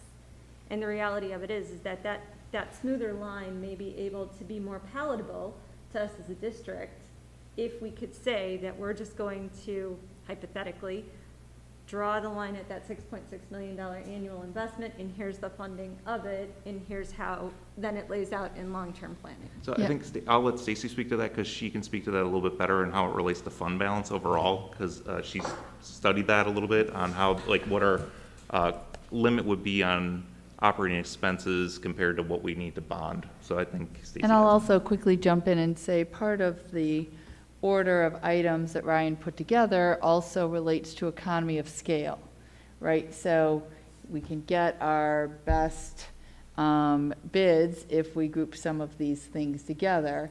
Otherwise, if we try to go with a flat line, that flat line could be higher in the end because we'd be paying more by not grouping some projects together. And I want to clarify, because I think I now am hearing two different things. So, Ryan, the $6,573,000, what I believe that's what we should be spending based on useful lives of everything. You kind of laid that out and said, over 5 years, here's what we should be spending. But I think what I'm hearing Gina's understanding is you took the total 36 million and just evened it out, which. No, that's not that. Sorry, the red, I think it was red, right? Yeah. Slide 7. Yeah, so the red line is just a calculation. It has nothing to do with the actual plan, or it's looking at all of our assets, right? And saying, if a boiler's got a 30-year life, how much is the overall asset value and dividing it by 30? And coming up with a value that we theoretically should spend on boiler replacements each year. So that's, additional. So it's taking all those items on that right side, figuring out what the overall value of that asset is, the replacement value of that asset is, and dividing it out by how many ever years of life there is. So right now, the capital spend model that does is saying that we should be spending about $6.5 million across the district to maintain or replace the items that we should, right? So it's not, I'm not taking the $32 million and dividing it by 5. That's not how that red line was devised. It's actually by looking at our assets and figuring out what a theory should be. And again, that's a straight line theory. It's not overly complicated, but it does give you a good picture on a large district like this on about how much you should be, as a benchmark, should be spending on an annual basis. So I just want to clear, does that clear up that side of it at least? Yes. Okay. But getting back to Gina's point, though, I think having that view would be important, because then it's a cash flow problem. Then it's a cash flow. Because if we're basically budgeting, let's just say 6.5 a year, then it's just a cash flow problem to enable, grouping of things. Because one year, you could spend 10 million. The other year, you could spend 3 to group them. Yep. But the key would be to model out what's your targeted spend, what's the operational hit against that. Because, at some point, and I was going to bring this up, at some point, you can't bond yourself or continue to be bonding yourself, right? Or maybe you can, I don't know. But that would be a thought process is, are we going to be just continually bonding to pay for things? That's, maybe, I don't know. But that's something to kind of think about and look at. So the 3 options, I think, would be a good. Right, plus you have to depreciate off all your capital expenditure anyway. So if, in theory, you get your offset, then you should be able to find almost more of that smooth air to level set some things. I had one other question, Stacy, this is for you. If we had to do a bond issuance, can you provide some feedback on timing requirements in order to get something like that together? When would we have to make decisions if we needed the bond issuance to cover, I believe it was slide 4 on that. 3 or 4, Yeah, slide 4, the scenario 1 with that larger outlay of cash for 2022. Yeah, I actually have been looking, investigating. A part of some of what we're looking at too, though, is what is the strategic planning committee going to come forward with, and what about the full day kindergarten piece, if that's a piece of this? Certainly, we have the capacity under our current debt limit to do bonds to cover the cost of this plan. I believe we actually have into next year to do that. I think we have till May, if I'm recalling my conversation from last week correctly. Because working cash bonds, you can actually, as long as the board would pass a resolution, we did it with the first set of bonds we did for air conditioning, you can do a resolution to reimburse. So as long as we do that before we started spending any money on projects we're going to fund through bonds, then once we sold the bonds, we could reimburse ourselves for the cost we paid from operating funds to start. So it is, as Dr. Bine said, it is something we anticipate bringing in the very near future to the board. All right. Any other comments, questions? Yeah, I have both. So Ryan, I think, as the board goes into the buildings, it is very apparent how much hard work you put into the buildings. They look beautiful. And all the spaces, like even when we're at Westgate, it's one of our largest schools, but there's so much, the students are so comfortable and spaced out, so that's great. And even we saw, being in the buildings, we saw like the flexible learning spaces and how well that works and how comfortable our students are and how that maximizes learning for them. So it's been really great to see these different configurations. So thank you for that. I did want to say, like, for instance, and I'm glad that you're thinking about this full-day kindergarten options, like a building like Westgate, like our principal said, it's kind of maxed out, right? So as we think about full-day kindergarten, how does this look? And even small things like as you look at these buildings, one of the things I noticed was that Westgate doesn't have a teacher's lounge, and the teachers are really gracious. They're using their classrooms, which is great. But as a former teacher, I can say it's important for teachers to have that community building and recharge, and that have a lounge where they could recharge. So as you look at full-day kindergarten and everything, somewhere where we can give our teachers a comfortable space to recoup at lunchtime. Yeah, definitely.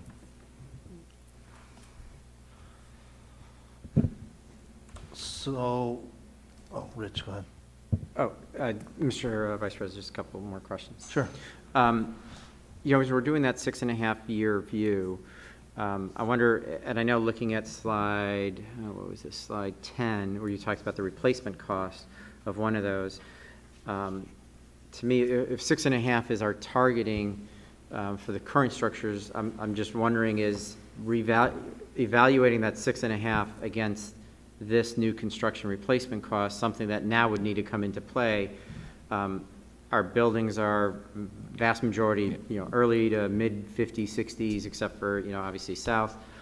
But at that point, if we're willing to invest 6.5, I would think building a brand new building, consolidating maybe two buildings into one or doing something of that nature, it balances out very quickly here in terms of time for repayment, because the mass that you're looking at over the time period.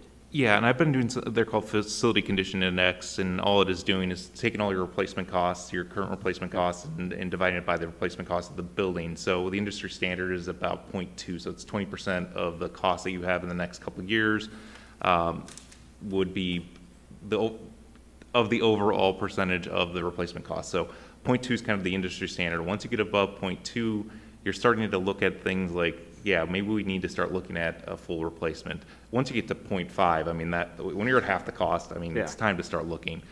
Some of the initial assessments I've done on that, we're right around the 0.2 on some of these buildings. But that would definitely be something we'd have to look at more, as you're saying. Would it be more economical to consolidate a building and build one new, consolidate, and go from there? So I see where you're going with that. But off the top of my head, I don't see us at that point yet, but again, it's this analysis we can run. Yeah, I would think if we're doing more of a long, and maybe it's part of the strategic plan, if they're doing more than just because that's really more than a 5-year look, potentially. Yeah, that's going to be a master plan. Right, and that's where you're starting to look at that over time. Maybe just to circle back and level set, the capital spend for this year was how much, or roughly? I'm just thinking roughly. summer, the capital spend was 3.4, I think we project 3.4. And how much of that came out of operating budget versus All of it. bonds? So all of it came out The of bond operating, no proceeds were all bond payment spent, on it and correct. everything like that. So if, just for then discussion purposes here, then if 3 number is a rough number, right? Meaning a stable number that we can afford in our budget. The question really becomes is where do we get, if we need 6.5, where do we get that other 3.5? Right? So again, if 3 is a number that we could afford this year, whether it be comfortably or uncomfortably, then likely next year we can at least afford 3, right? I will. Yeah, sorry, I mean, Stacy. we have fund balance, so we could actually afford 7 or 8. It's a question of if we funded all of this out of fund balance in the next 5 years, our fund balance goes well below 40%. No, that's what I mean. So if everything came out of, the 3 million came out of operating, we didn't go out of our fund balance, or did we? Did we? No, it came out of fund balance. We have a balanced budget. At this point, our deficit is 100% due to capital projects. Okay, so it didn't come out of operating, it really came out of fund balance. Well, yeah. Yeah, because operating revenue, would be revenue, you know, you take the revenue and things of that nature. So we're really operating on a deficit. We can't afford, out of normal revenue coming in, we can't afford our capital spend. Correct. Yeah, and also, you know, it was a few years ago that the board kind of had a similar conversation and kind of made the decision that let's fund our capital outlay out of our fund balances for now, knowing that, like you said, Greg, we got to have a new conversation. And so we, even over the last few years, spent less than the $6 million that we felt we should do on an annual basis and pushed some projects up, knowing that we, you know, so we weren't totally taking so much out of our fund balance and trying to stay at that fund balance percentage that the board has set as a goal, knowing that when we got to this point, we need to talk about, are we going to continue to deplete that fund balance, or are we going to look at another way of funding projects? And just to add on, our fund balance was above 80%. We are now down to that in the 60% range, which is where the question then, with a minimum fund balance goal of 60%, anything above that, we had made that decision in the past to continue to spend down some of those dollars, but now we're getting to that point where we need to have that conversation. Mr. Vice President, Yes, correct. And Stacy, you had mentioned this, I just don't remember if it was at a public session or a conversation, so I want to bring it up. You said if we continue basically as we are, and I believe you said 40% was your floor in terms of how far we could go down to fund balances? 40% would be up until what I learned last Friday. I had become more comfortable going down to a 40% because tax bills have, for the last 10 years, been coming in reasonably. But now it's late this year, and now with next year, 40%, fund balance is as of June 30. And our tax revenue comes in 2 chunks. So if we don't get 40 or 50% of our revenue in the fall, we have to pay from July 1 through whenever that tax money comes in. If it doesn't come in till January, we have 6 months, which is half a year. It's 50%. We need to have at least 50% in the bank. Yeah. And that leaves 0. So then you gotta, that's why we were at 60. Yeah. Prior to this new information, you had set a horizon of like 5 years, you know, until we hit that floor, but now it's even sooner given this new information, right? With these capital projects costs, we'll get below the 40% in 5 years. Yeah, so the floor will, you're spending more, your need for a higher fund balance has grown. Not because you're spending more, but your delayed payments of your revenue coming in are not going to offset one another now. Correct. You need more of a fund balance. Much more. Yeah, it's a cash flow problem. It's paying our bills for 6 months with what we have sitting in the bank.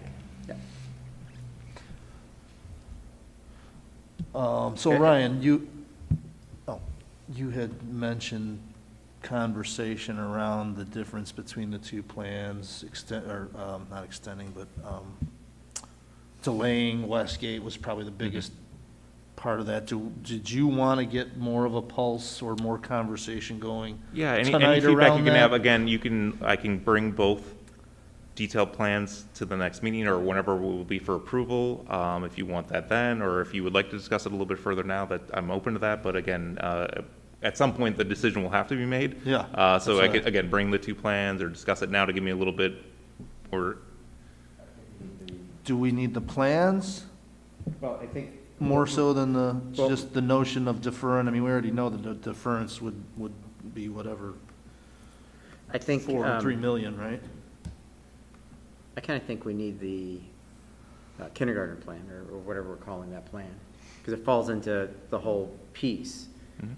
It's a complicated piece, because then we need the financing plan. And so, if you're asking us, just maybe saying it differently, I don't think we can make a decision in one sitting. Oh, Because for we sure need not. to understand the kindergarten plan. That will then drive decisions, which we'll need to say, well, how do we then fund those decisions? Because based on what we've just talked about today, one way or the other, we're short on cash in the future. Not maybe right today, we can still write it, but in the future, we're short on cash because of a capital plan and a variety of other reasons. So Ryan, do we bring this back at the December meeting? Is that when we- typically, right, the next meeting. Kindergarten, a lot of kindergarten information, and maybe we do need to bring both of those scenarios then from a facilities capital outlay perspective at the same time. Yeah, and I just want to caution, at a minimum, we at least need to get going with design on some of these, December, January. So we need to make some decisions quickly, at least on the capital side. Again, if it's scaled back or what, we want to look at that. Again, just because we bid it doesn't mean we have to award it. So you do have another stopgap there to come and decline it because of whatever reasons that you want. So again, we could go out to bid, and then again, we could get to a point where we could decline the project because of financing reasons or wherever it comes up to be. So, but just to get the projects going in the current market conditions, I think we still want to get on designing and getting them out to bid early in 2022. So, Mr. Vice President, so in advance of that potentially December discussion, then, is there I don't know how to say, but is there a downside to scenario 2 with the delay? Only to give us the space to make a decision, because that would leave options open for what, the kindergarten impact, how we finance. I'm not saying to make the decision now, I just want. No, I don't see a delay. That's why I made that scenario the way I did, is I picked projects that wouldn't be impacted by additions or renovations, more outdoor things. We have some scenarios already for potential kindergarten locations, so we took that into account. Yeah, I don't see a downfall in going forward with those projects. Again, I'll scrub them again before I present them and make sure that we would be pretty confident that they wouldn't be impacted by any kindergarten additions or renovation type things. Yeah, obviously, I think the kindergarten's just got to be a flat-out separate Yes, scenario, right? So Ryan, what I heard you just say is there's not a downside to scenario 2. No, not right now. Again, before I bring the full list, I'll rescrub it and make sure that I don't see anything, but that's the reason we put it together the way I did. Ryan, just for, again, discussion phase, we talked about 6.5, and even these scenarios being, these are your best recommendations or what you feel is needed. What's the minimum? Oh, I don't know what that minimum is. That's subjective. I mean, it just depends on what level you want to put in your buildings going forward. I think that it's the $6.5 million on some years might be too much, and some years you can really scale it back. I mean, it is flexing, right? We're trying to hit the right times when these assets are due. Just use a roof as an example, right? You want to hit right where you're not getting leaks, but you don't want to, let it go too far and you're just leaking everywhere. So it's a balancing act. I can't tell you what the minimum is. I don't know. We're using our best information to come up with a plan, and that's what I'm putting forward is based on that. Mr. Vice President? Yes, Tina. I want to shift gears back to something Dr. Bine said. Dr. Bine, if we get the kindergarten presentation and further discussion at the same time we get the capital plan, is the kindergarten discussion going to include potentially the capital costs which potentially can move some of these buildings from that 2% to the 5%, which would, at least we would then have the projection of, and I'm looking at slide 10 here, right? Some of the ones that are on the smaller Patton, Dryden, Greenbrier, the smaller costs, which also is Westgate, fast math, right? Westgate, 5% on roughly 26 million, 12.5, right? Somebody check my math, it's late, but roughly 12.5. We may get there really fast in light of what already has to be invested in Westgate. So is there gonna be enough time and enough communication and collaboration so that when these presentations come forward, we're actually gonna have all of the information we need so that Ryan can move forward on capital planning? I think so, because I think you'll at least know, or will at least have a good sense of, is full-day kindergarten still something that we want to pursue? And if so, you'll see when we show you the information on Westgate that it would need additional space, not only in classrooms, but in a gymnasium in order to fit the extra sections. So I think it'll be pretty clear that if full-day kindergarten is something we'll want to pursue, that putting off Westgate is going to be the right decision. But I go back to the timing of the sequencing here because, as we just thinking about kindergarten, you're want to present, and the complexity of what you're trying to put into one potential meeting is that, and we may have to have multiple meetings, just throwing this out, because in that kindergarten, part of it, as I recall, the discussion was not coming back with one particular option, but coming back with several options. And we have those ready for you. Right, so in each one of those options, to meet what Gina is saying, in each one of those options, the capital plan would have to be overlaid into each one of those options. And so just want to make sure that that's, whatever time we're talking about, there's enough time to then overlay that, because each one may have will have a different capital plan, basically. And again, the other, especially Westgate. Yeah, the other piece again that I think none of it's easy, but will be easier than maybe we're making it, is Ryan's presented scenario 2 that there's no negatives to scenario 2. So even if we don't have an exact plan, we know that we could do scenario 2 to give ourselves some more time as well. Yes, I do understand, but it comes back to that replacement cost. At what point and how fast and how soon do you hit that replacement cost before you pay that back, and then the time period that you pay back that replacement cost on the spend that you would have to have over that time period. So there is a little bit of, nice math in there, but just want to make sure there's enough time to do that. All right. So I'll point out that your last question about the salaries and the potential savings, the answer is galvanized pipe. Yeah. Just thought I'd throw that out there. All right. Man, oh man. Thank you, Ryan. Staffing update. Let's go from Ryan to a better name, Brian. Yeah. Celebration, I'm starting before 11 p.m.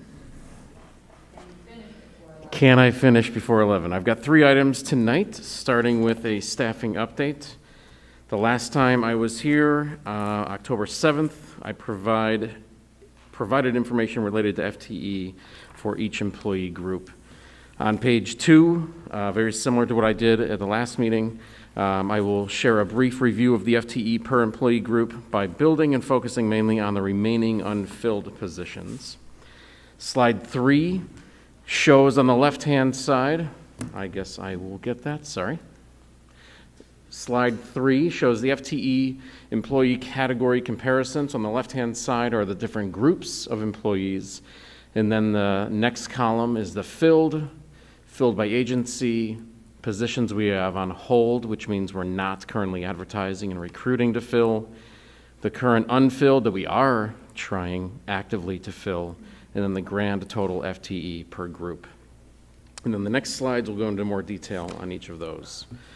So the next slide, page 4, FTE by building comparison. So within the admin building, we have 3.0 FTE to fill, 1 ATA member, 1 ESP member, and 1 SEIU member. And then as you go over, the good news is you don't see every building listed there. So some buildings are completely full, which is great by comparison to what we had last month.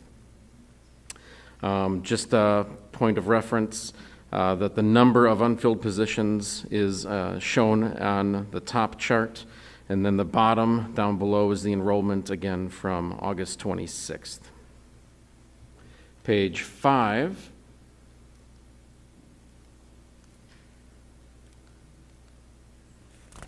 Shows the comparison that I've put now in the past 2 meetings to this one, the staffing chart for our admin group. On the left-hand side, it shows the number filled, green, and the right-hand side, the unfilled. As I talked about last meeting, one of our goals, priorities is to fill the admin positions, and because there's fewer of them in a school district, they tend to be a little bit easier to fill and recruit for. So we currently have 0 unfilled in the admin group.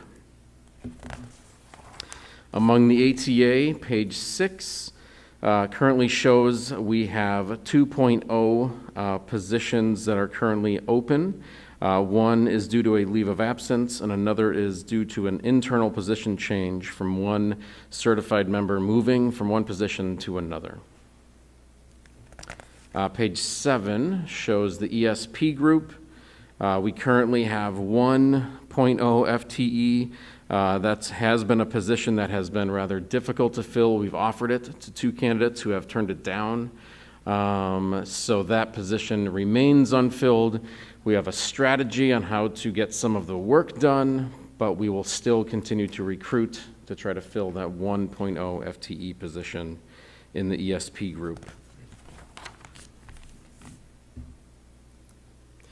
Within the area of food service, visually, I think you'll see the biggest change in this chart, going from the filled and unfilled from the last meeting, October 7th, until today, November 11th.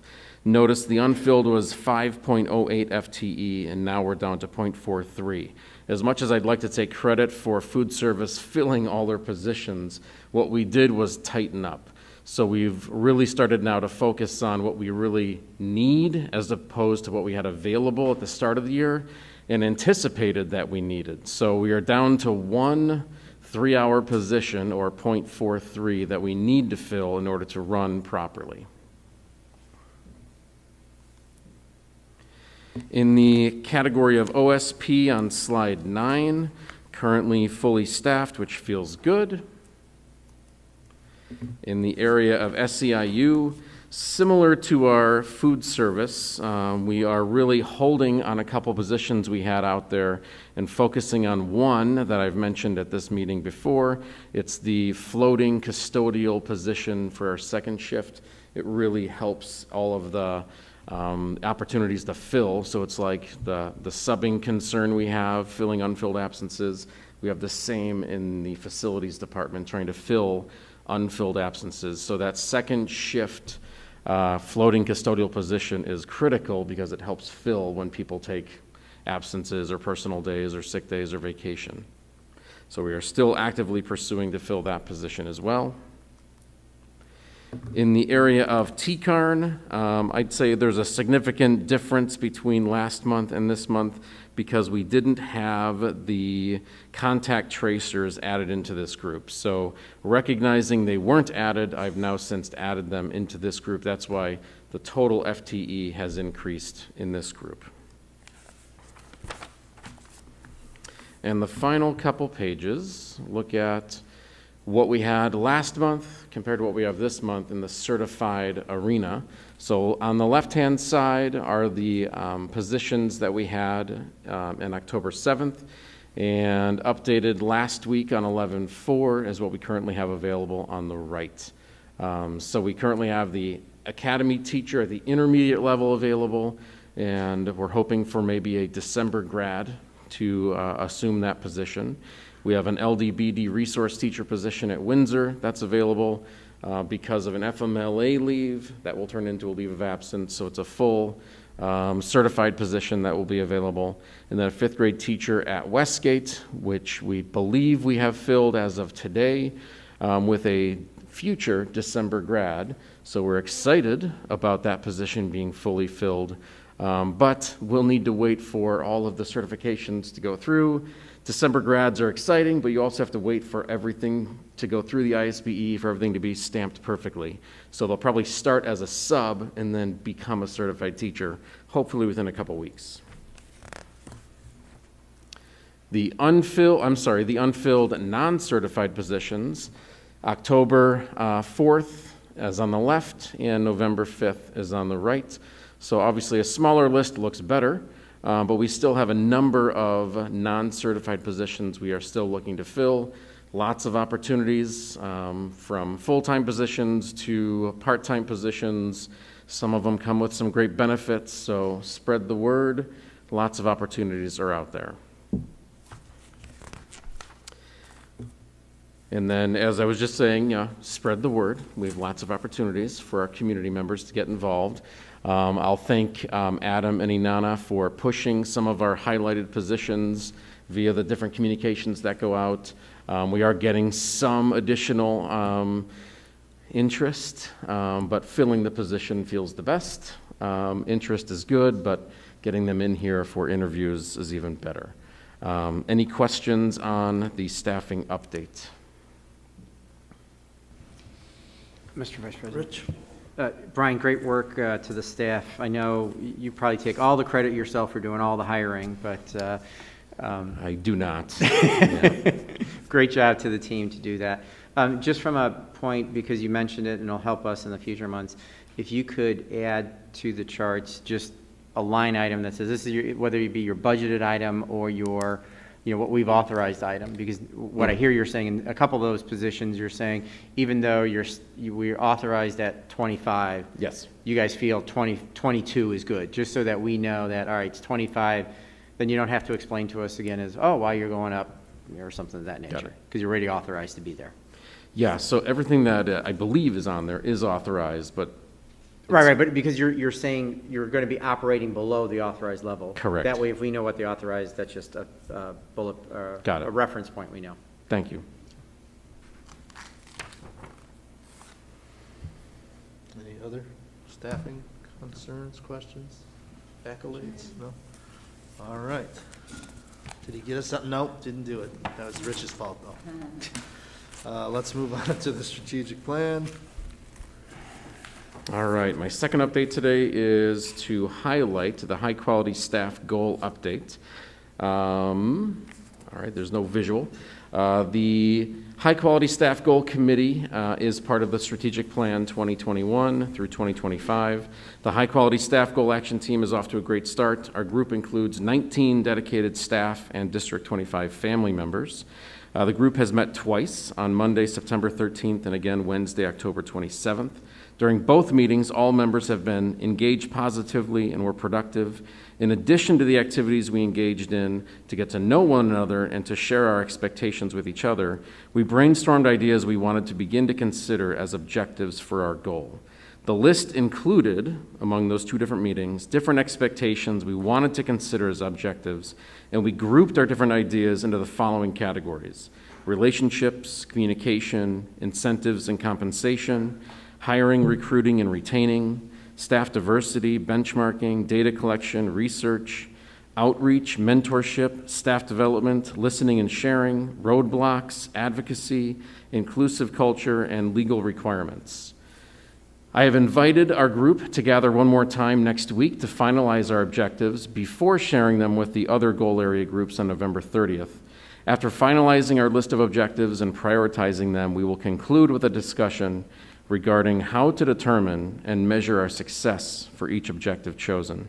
I want to close by saying thank you to the members of the committee for their efforts in the past two meetings. I do look forward to working with this incredibly dynamic team to identify our objectives we can shine a spotlight on and focus our attention on to improve the identified areas. Any current questions? Mr. Vice President. Yes, Greg. I just want to amplify some of what Dr. K said. It was I'm part of that group, and there's just positive contributions coming from all around the room, and it's really a group of problem solvers. You know, I mean, everybody's engaged. They're working hard to outline the issues and what's the scope of our work, and it's just a great group to be a part of. And Dr. K, I want to express appreciation to you just for fostering that environment that makes that possible, and again, gratitude to all the members of the group. Thank you. All right, thanks, Greg. I'm just going to ditto Nisha, what Greg said as well. Dr. K, thank you for very expertly facilitating that group. Lots of problem solvers and lots of great talent, lots of HR experts, you know, in the room. It's been really insightful to be part of that discussion. I do want to give credit to Becky and Peg for helping plan the organized, efficient way we are talking through these topics as well. So kudos to them for helping facilitate the idea structure. All right. Thank you, Brian. On to item number C, the Memorandum of Understanding between District 25 and the ETA is an action item. So I'll need a motion. Mr. Vice President? Yes, Anisha. I recommend that the Board of Education approve the Memorandum of Understanding November 11, 2021 as presented. Second. Second. Thank you, Greg. Thank you, Anisha. Dr. K. All right, my last item for tonight is the proposed update to the Memorandum of Understanding between the Board of Education and the Arlington Teachers Association. This memorandum memorializes one updated agreement reached by both parties on the item discussed. On October 22nd, a letter was sent from Dr. Carmen Ayala, State Superintendent of Education, regarding the support for flexibility for teacher evaluations that we provided last year. The reason for this request is because building administrators are spending more time than expected this school year filling unfilled absences and supporting contact tracing, while classroom teachers are also putting in more time and effort helping fill the unfilled absences of their colleagues. The recommendation is to use the proposed language bargained in the Memorandum of Understanding from last school year, 2020-2021, to our current Memorandum of Understanding with minor edits from the teacher evaluations section. Representatives from the board and the ATA negotiated the impact of this change, and this memorandum memorializes the agreements reached by both parties on the topic of teacher evaluations for this update. Tonight, I'm recommending that the Board of Education approve this Memorandum of Understanding as written between the ATA and the board, dated November 11th, 2021. Are there any questions? All right, Lana, take a vote. Member Scapalato? Yes. Member Olenichek? Yes. Member Patel? Yes. Member Cherniglia? Yes. Member Faso? Yes. All right, MOU passes 5-0. Thank you, Dr. K. Thank you very much. On to item number 13, the superintendent report, beginning with FOIA report. Thank you. This will just be a standing part of the agenda moving forward, and it just shares with the board what Freedom of Information Act requests we've responded to since the last meeting. So we'll just always list those there for you moving forward. All right, now we are on to the IASB 2021 resolutions. Although it's an action item, I think we need to Talk forego the yeah. said action. So, yeah, to get us started, so annually, there is a Illinois Association of School Board delegate assembly, where every school board gets one delegate. Our delegate, as you know, is Anisha Patel, as she's been reporting on IASB stuff throughout the year. And next weekend, there will be the delegate assembly, where Anisha will vote on the board's behalf on a variety of resolutions. So we will be one vote of the 850 school districts in the state. And what you have seen and is on this board docs as well, is the Illinois Association of School Boards Resolution Committee's report for 21-22. So throughout the year, districts can submit resolutions to this committee, asking the committee to support this resolution. So that committee now is going to all of our individual school districts saying, here's a resolution that was supported, here's the information on it, and here's what we as a committee recommend you vote. Once the delegates vote next weekend, if something passes, for example, it doesn't mean that resolution is law. It simply means the delegates are telling the Illinois Association of School Boards, we'd like you to advocate and lobby on behalf of this resolution, right? Or we ask you not to lobby and support this resolution. So it's basically telling the Illinois Association of School Boards how its member districts want it to move forward in supporting different areas. So the resolution booklet that you have, I think has something like 20-something resolutions. Thank you. Oh, here it is in front of me. I'll just pull up the right page. Yeah, 23 different items. And tonight, the District 25 Board of Education needs to tell Anisha, your delegate, how you want her to vote. Do you want her to vote in support of each of these items or in opposition of each of these items? So there's a couple things that we can do here, excuse my voice, which is why the motion is written in such a unique way. You could make a motion that the District 25 delegate vote in alignment with what the committee recommends across the board for all 23 items. You could edit that and say that we want our delegate to vote in alignment with the committee except for items and name a unique items.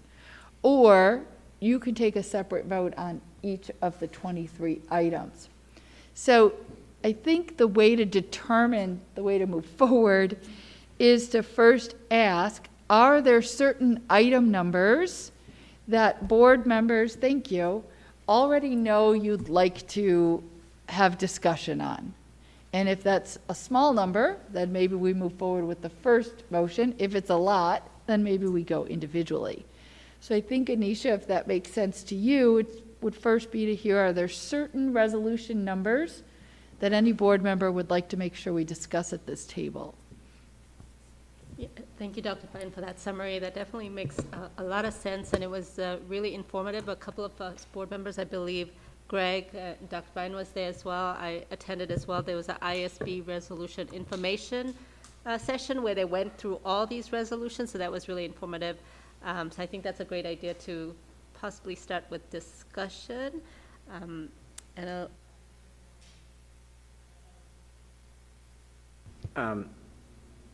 Thank you, Anisha. So I think, though it may be, I think there may be a way to go through this, because rather than maybe pointing out a couple of those, because the challenge that I think you have in this is, in some committee report, you have to actually look at the wording, because supporting it means the committee says they oppose it. So, so are we supporting the opposition? So it's kind of convoluted. There's only a couple that do that, though, so. Yeah. If anybody didn't catch those, And I'd be embarrassed to stop for a minute and look. Yeah. And I'm wondering, maybe to help the process or speed the process, we just start on the 7, we take, straw mans, and then, someone tracks it, and then we come back on those that we maybe want to have discussions or where we're split on. Then we can come back and say, okay, the majority said this, and we move that motion forward at that point. That kind of makes, so for example, just as an example, we say 7, and we go, okay, do we support or oppose?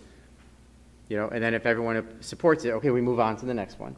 Once we get down the list, then we can come back and say, okay, we hear motion that number 7, we support versus this one we oppose.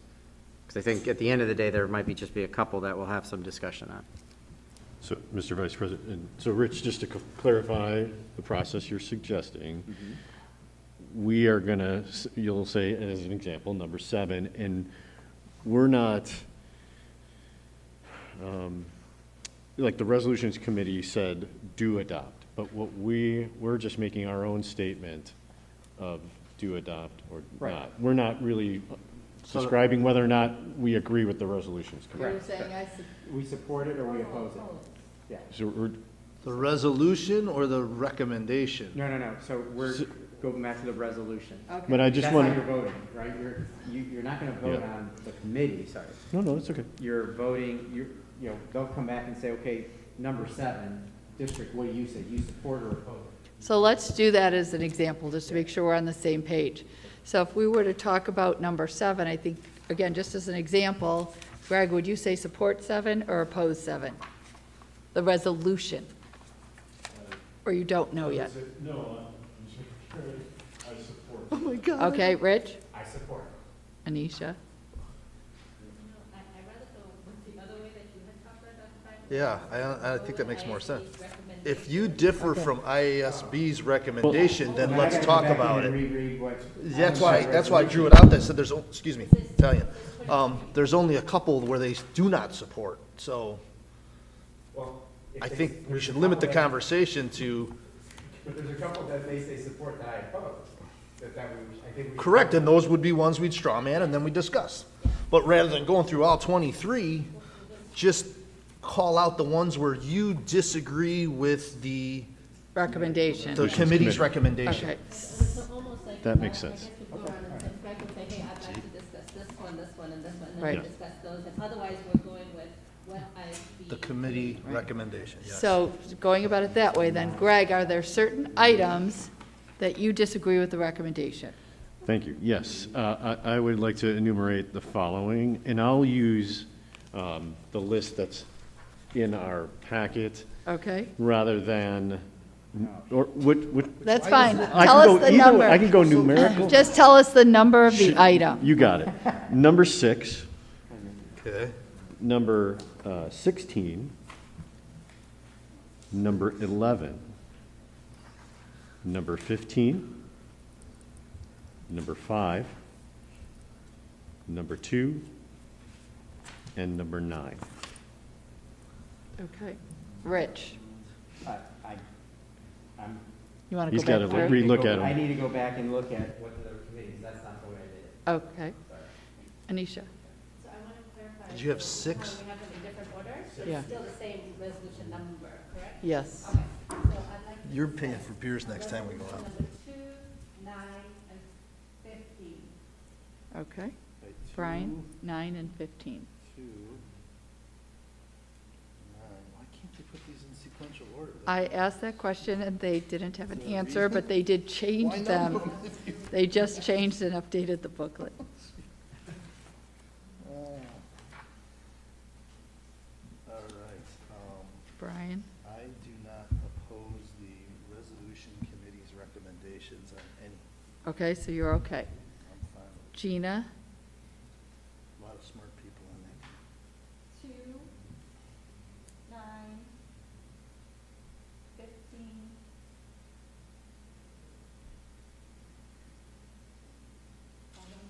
That's it?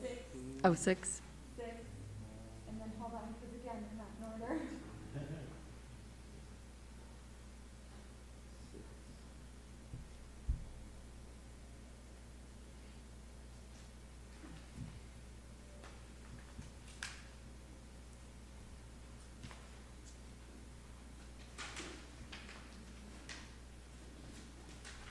Okay, we'll start there. Okay. Reserve the right to add. Okay. Is that all that's here? That's all that's here. 8, 10,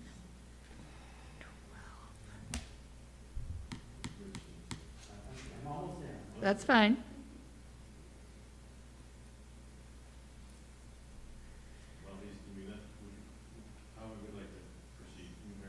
Yeah, let's do that, because that's what they should have done in the first place. Thus far, unless Rich has one out of those.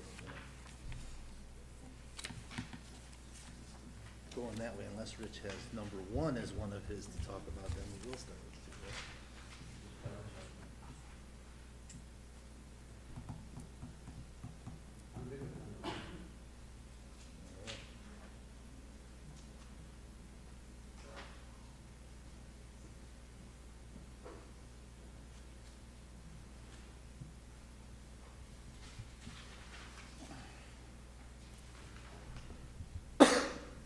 Bless you.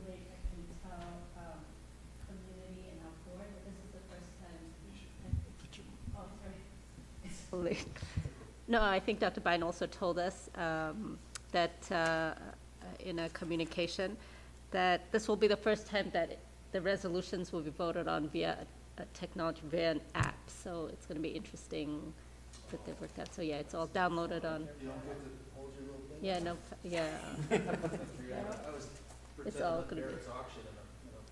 Yeah, it's all going to be via an app on the phone, which I've downloaded. Correct. Yeah. So. Yeah. So I've done one. So it's my first time. I'm excited.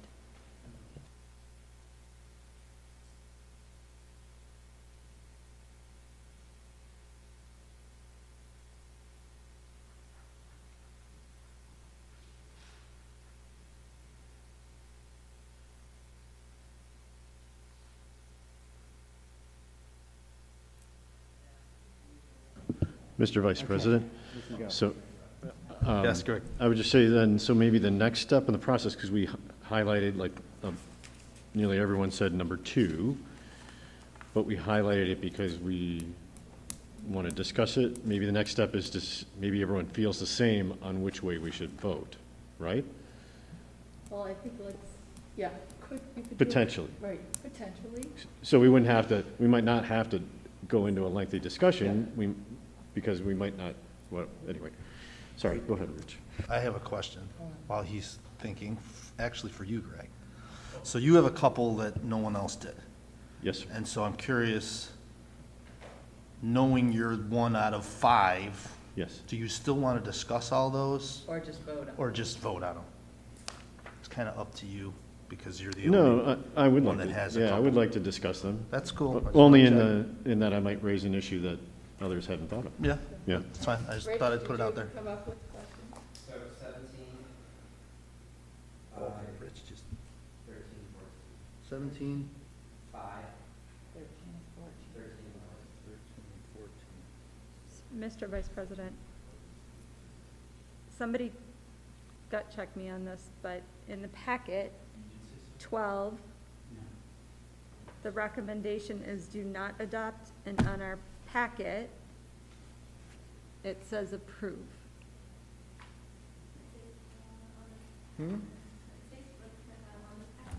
Where does it say? Education Oh, approved. they all 12. say approve on this. On this, That's what we okay. talked about before. That was- So you okay. kind of have to be cognizant of Which ones? which Okay, ones they don't. I just wanted to make Yeah, sure yeah, I've got it right. Yeah. Okay. Okay, so. So you just blew, you just. 12, I'm good. I'm good, I'm good. Let me leave it to ask, Monique. let me ask the I'm board good. this. Do you want to go ahead and make one motion right now to support the committee's recommendation on number 1, 3, 4, 7, 8, 10, 12, and 18 through 23, since there were no questions on those? Probably not a bad, at least we'll get a sense of achievement. So it would be, I make a motion that we direct our delegate to vote in alignment with the committee Yeah. on, and I can read the numbers. Yes. Mr. Vice President, You taking it? I move that we maybe I'm not. Maybe You're on. I get stumbled on the language. I move that we direct our delegate to the, to vote in alignment with the Resolutions Committee on the following resolutions. Those being number 1, 3, 4, 7, 8, 10, 12, 18, 19, 20, 21, 22, 23. Easy second. Second. Thank you, Gina. Thank you, Greg. Do we do an all in favor, or do we have to do the whole? could do an all in individual? favor. All right, so all in favor? Aye. Aye. Okay, vote passes 5-0 on aforementioned alignment with the Resolutions Committee recommendations.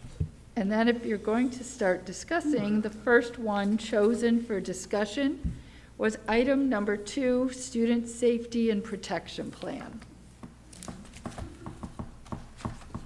So that, Mr. Vice President, the Resolutions Committee recommended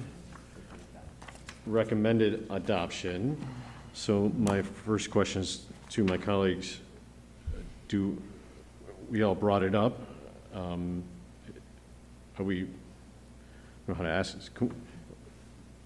Is there a question? Like, do we all want to, are we inclined to vote no? Like, do not adopt, or is there just more discussion? Right, yeah, maybe support or opposed. Number 2. There's actually two of these that came up last year. This one in 15 came up last year. Yes.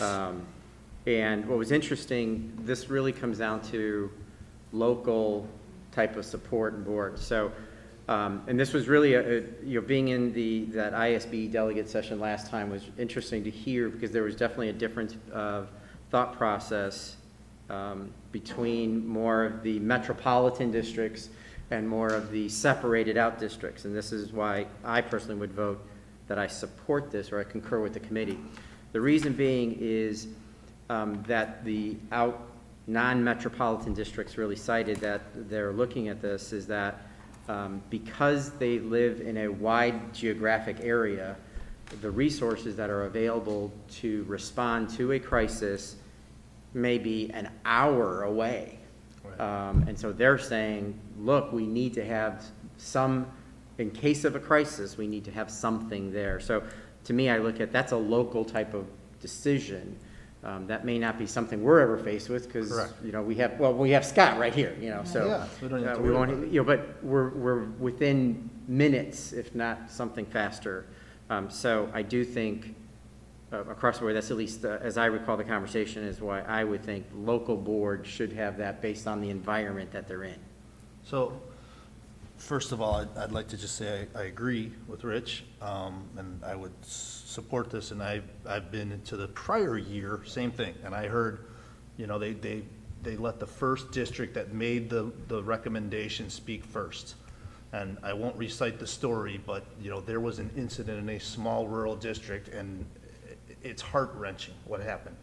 And so the misconception with this particular resolution is people feel that it's an indirect window into arming teachers, and it absolutely 100% is not.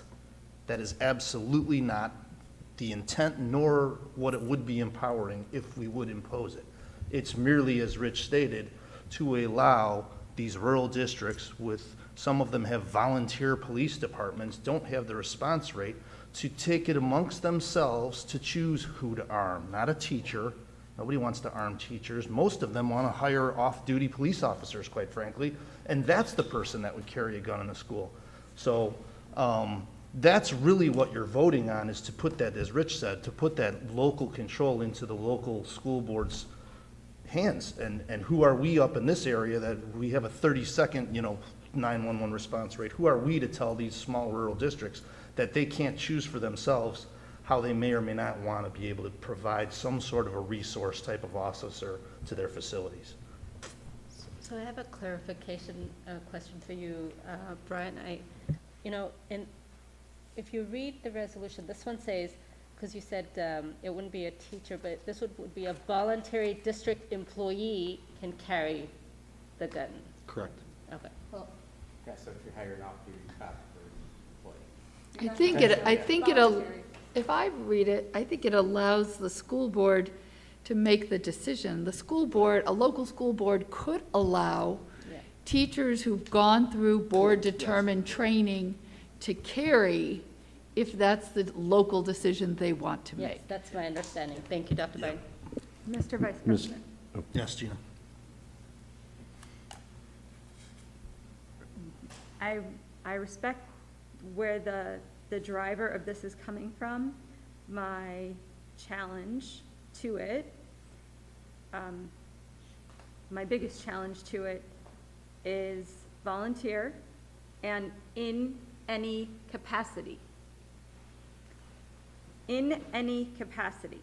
So you can have a voluntary district employee in any capacity. But again- If the local control is looking for something that is more responsive, then they should have I agree with the ability to provide the governance at the more local level, but not wide open event in any capacity. Let the school board hire somebody. Let it not be voluntary. Well, so I just wanted to point out real quick, one thing is, this is not the legislative word that winds up in law. So we don't really need, I agree with you, there's a little bit of the wording is a little off, but again, this isn't the law that allows them to hire.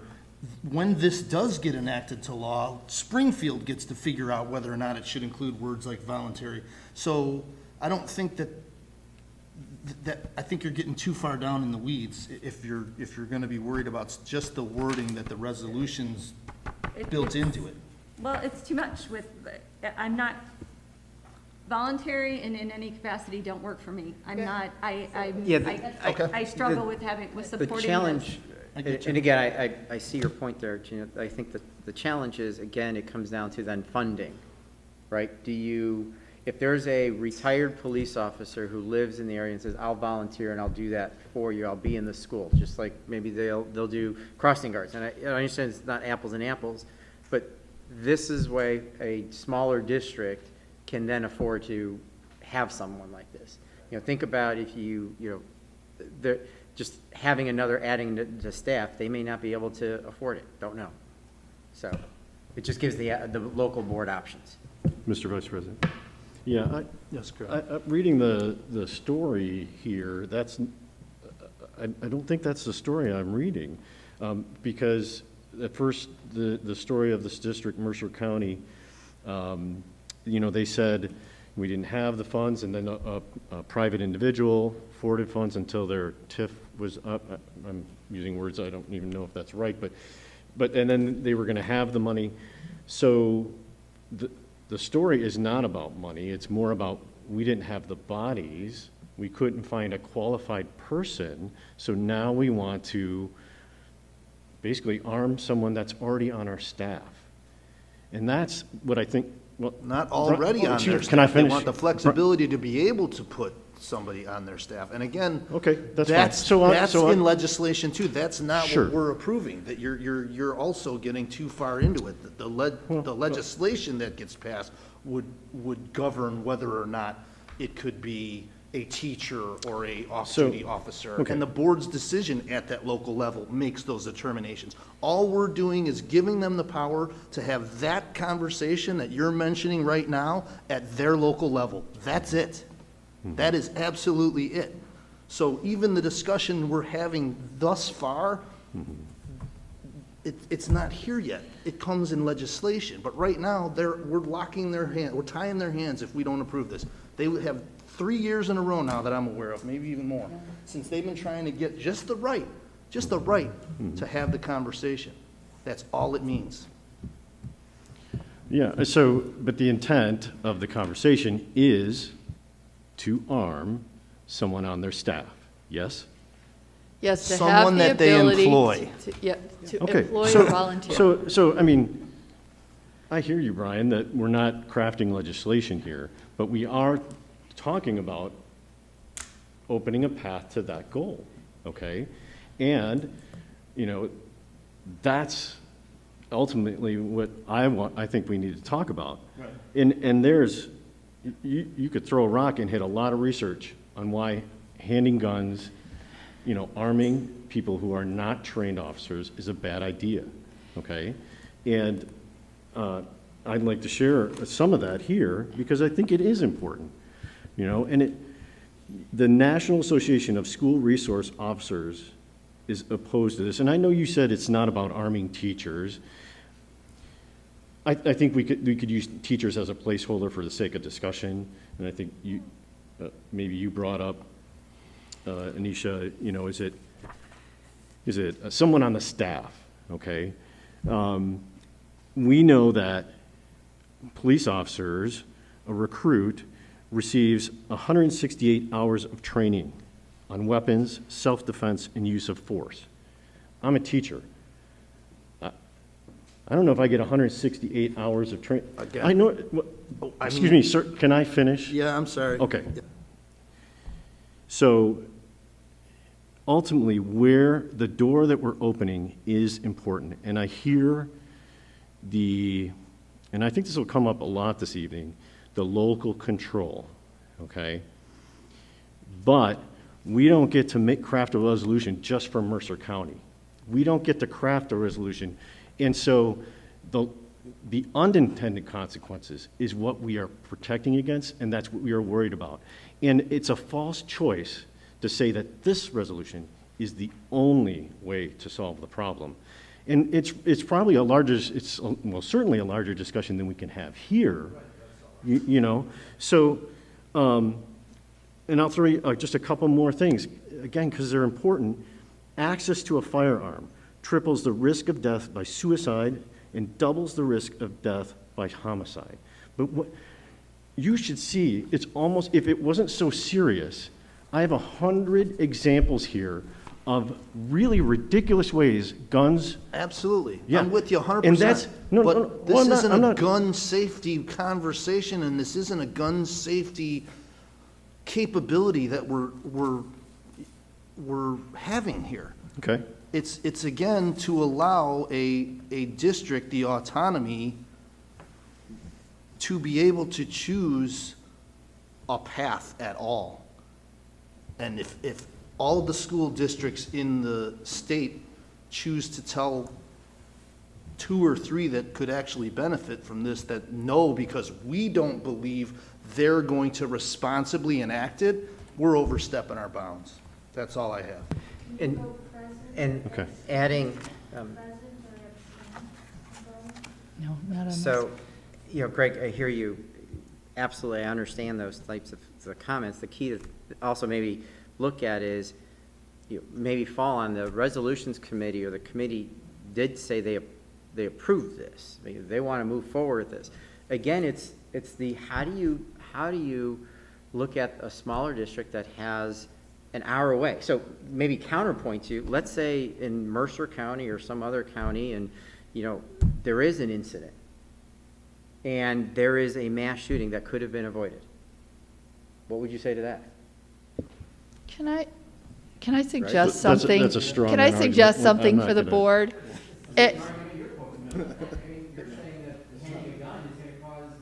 Rich and Greg, can I suggest that, right, what you need to vote on is how do you want the IASB to lobby, right? So would it be helpful right now to go ahead and take a straw poll or take a vote that says, you know, whatever it is, I move that our delegate vote in alignment with the resolution committee on number 2. And so that means if you want to support number 2, you vote yes. If you don't, you vote no. And let's see. And then majority will rule to tell Anisha how to vote. Yes, that's kind of what I was trying to get at. We could have the, not the fast path, and I absolutely appreciate everything you had to say. Yeah. And No, and that's why the diversity of thought is so Yeah, important. So absolutely. everybody's, thoughts have been out, and I just want to say, I agree with Gina on this as far as that terminology doesn't work for me either, so I just want to say that. So then if the motion on the table, or if somebody wants to make that that our delegate vote in alignment with the resolution committee on number 2. Which means do adopt. Yes, which Yeah. means do adopt. do adopt. But, So a board member needs to make that. no, but what, Mis- okay. Mr. Vice Yes, President, thank you. I move that our delegate vote in alignment with the committee's recommendation for approval of number 2. Okay. Resolution number 2. Yes, do I have a second? I will second it. Okay. And then Lana would call roll on that one. All you got to do is Me go, too. Lana, just go around the room. Greg? Yeah. No, I understand. I just want to make sure I have the wording correct for the minutes. So if I would just repeat that really quick.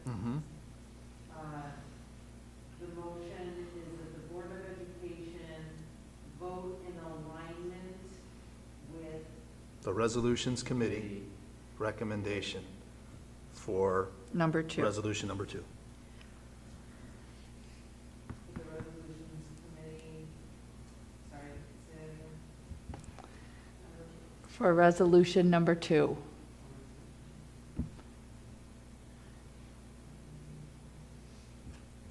You gotta make it confusing.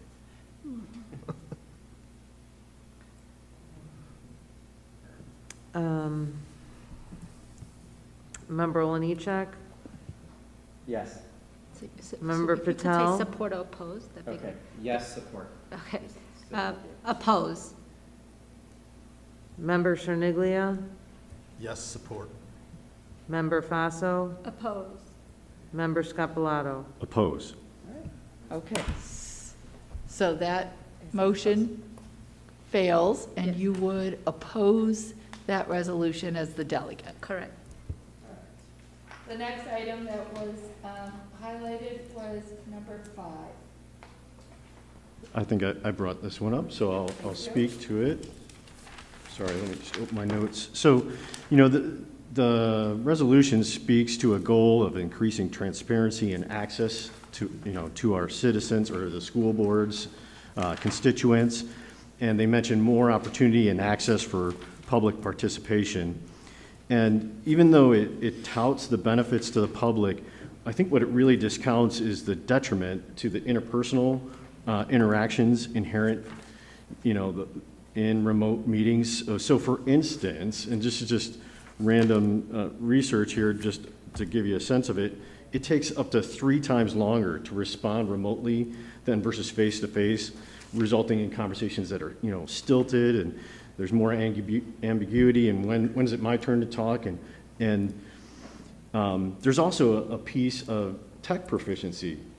I mean, the world is not new to Zoom, and I'm still in Zoom meetings where many people are still really confused about how to use it the right way.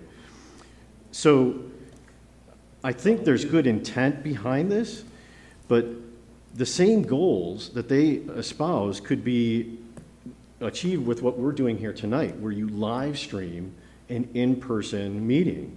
And then you don't have the detriment, you know, that comes inherent with remote meetings.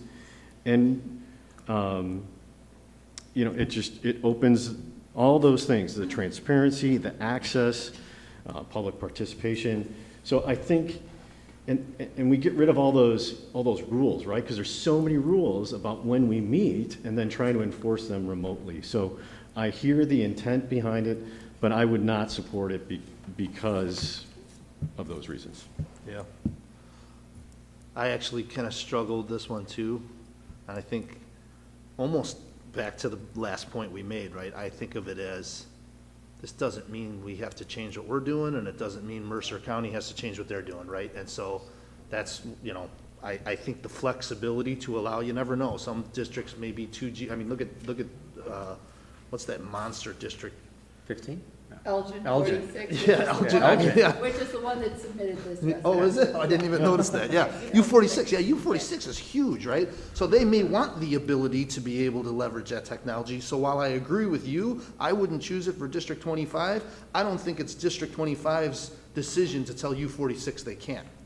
That's kind of why I support it. But I agree with you. If we were having this conversation for District 25, I wouldn't look to leverage a remote meeting. I hated them when we had to do them for COVID. Yeah, I think similarly that, you know, technology, and we have to continue moving forward with time, and you know, technology is going to get much, much better, and there's just means, it allows more people, I think, maybe contrary to your thought, you know, Greg, I think it actually allows more people to participate in sessions, because then they don't have to worry about, am I there or not there? It allows that overall participation, so.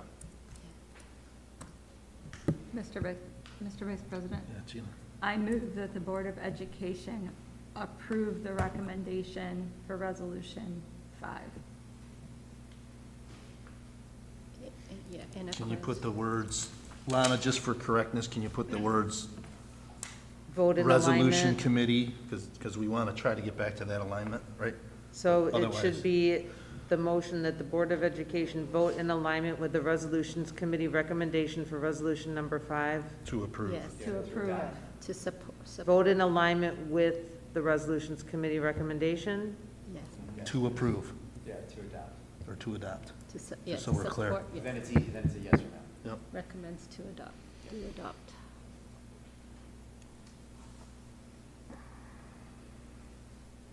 you need a second, right? Oh, second. Okay, thank you, Gina, thank you, Rich. Vote on number 5.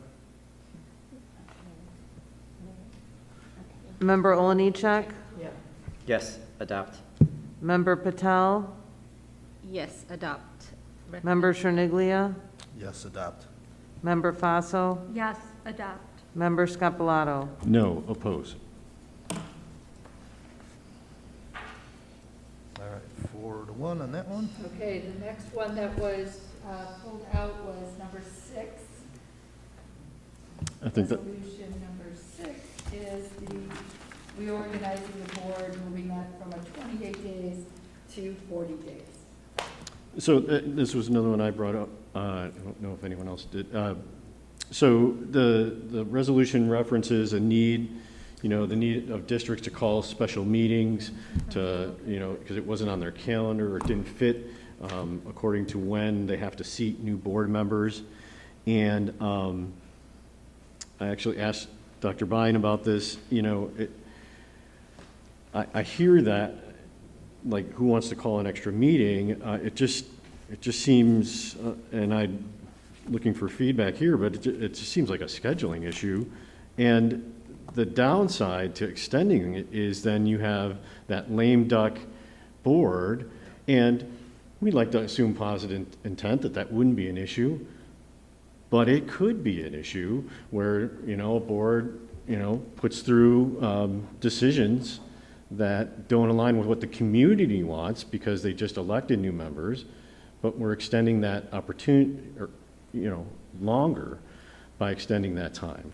So right now, I'm not in favor of adopting it, but I'm looking to hear what other thoughts are.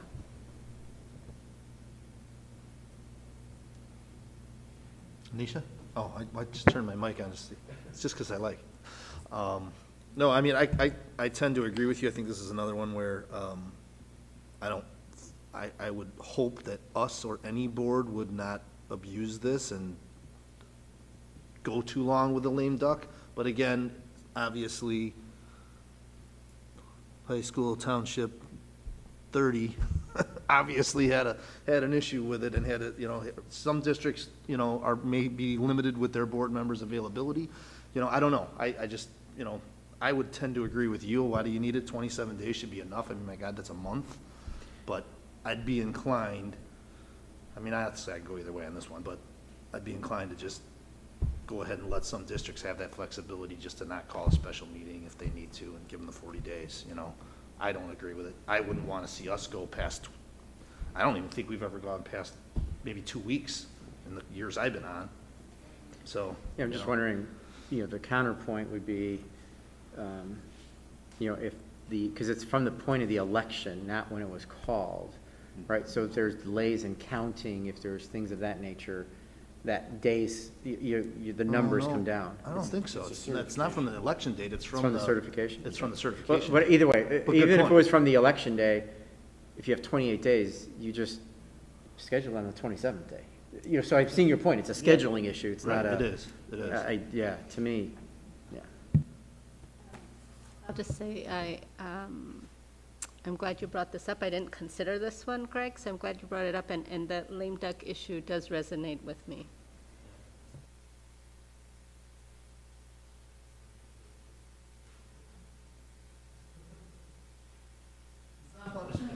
Yeah, right. Mr. Vice President, I move that the Board of Education Director Delegate to oppose the resolution committee's recommendation for resolution number 6. So if you now, so you need a second. We need a second. So if you agree that you want her to oppose it, you're going to vote yes. Yes. Okay. You know, for the rest of these resolutions, should we just go back to our old serpentine thing so we can save Lana from having to do the round robin thing? Does anybody oppose to that? I think it might speed things up. So then you want to have. Let's just go this way and then that way, and then Lana can focus on, she's got enough to do with all this. So start with, Yes. Yes, opposed. no support. Yes, opposed.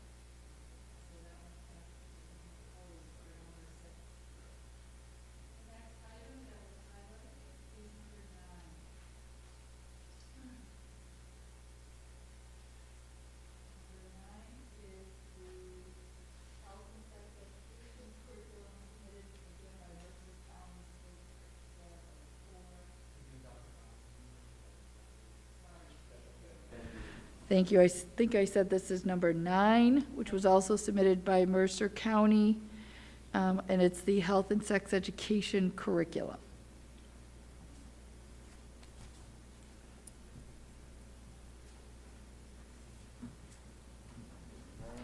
As a reminder, for this one, the committee is recommending that they adopt or approve the resolution, which basically is saying that they think there should be local control decision over this curriculum. The reason that this came about, as you know, there's a new state law that by August of 2022, Illinois must adopt the national standards for sex education. And so what Mercer County is saying we want IASB to advocate that we can make a local decision instead of having to use the state standards or national standards.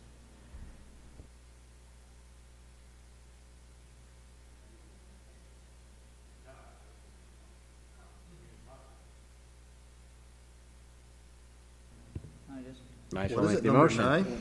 I'm Number sorry, 9. hold on. I'll say words. Or were you, Anisha? No, I was. Oh, okay. So the resolution references a right to determine curriculum. And Dr. Bynum, I want to lean on you here a little bit. You know, I don't want to play fast and loose with words here. So does SB 818 or even other subject areas, the state determines standards, and I'm thinking about like here, our example, and then we worked with a provider here, and that's what the curriculum is. Am I?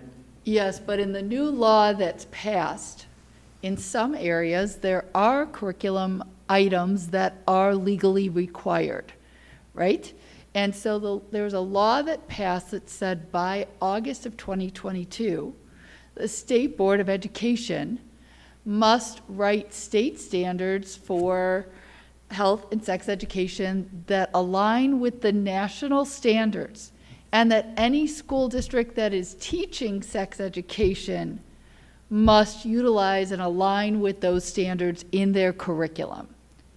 So that's what's a little unique about this one, is that a school district by law, even right now, if they're teaching sex and health education, the law says that right now we must align our curriculum with the national standards, and that by August of 22, the state board must align the state standards, and again, that school districts would be mandated to follow and meet those standards in their curriculum for health and sex education. I guess what I'm trying to tease out here in this discussion, let me frame it this way. I want to understand with a good deal of clarity why we need a resolution pertaining to this curriculum, but we don't need one for language arts, and we don't need one for science. So that's really my struggle with this. It's not that I don't believe in local control, but why are we highlighting this? So in language arts and in science in general, there are standards, but it's not mandated that we teach those standards, right? Or that we write our curriculum to align to those standards in general. In most cases, we do because we're also tested on those standards. There are some things, some curriculum things that are legally required. For example, the positive contribution of members of the LGBTQ community, right? Contributions of Black Americans, right? So there are some things that are in law that we must teach, but it doesn't say you must teach this part of math or, right? But this law is saying that you must align with the national standards if you choose to teach sex education in your school district. Well, and it's, you know, you said it right there. It's because we get tested against those other standards. And why do we need who doesn't want to test well? So we don't need a law, maybe, you know. So to me, you know, there's flexibility in that law, or at least there's flexibility in application. And if we want, we could talk about what we do here in our district. But I'm inclined to not support this resolution because it's drawing a spotlight on we just want local control, and we're talking about an organization, IASB, I mean, that's their bread and butter. They're all about local control. So why do we need to support a resolution? You know, that I think they're already doing this. You know, this is what our organization does. So I don't disagree, Greg, with what you're saying, but if I'm reading this right, this is saying that the ISB shall support and advocate for the local school district. So the resolution is saying do exactly what you're saying. Yes. For that local control. Right. So there will be a law. There is Right. going to be a law that we must follow where we must be aligned with the national standards. What this is saying, we want IASB on this particular thing, on health and sex education, to lobby that we shouldn't have to follow the national standards, that we should be able to make our own local decisions, right? IASB does, there are things that are in law and we do those. But this is saying we want IASB to go lobby, particularly on this topic, that there shouldn't be national standards that we have to align to. So to me, the natural extension of that idea is then, well, you know what? Now I want ISB to lobby for local control so that we don't have to test against standards we don't like. Do you see what I mean? Like, you can keep, keep rolling with this as far as you want. We could make a resolution and we could go to the committee's meeting.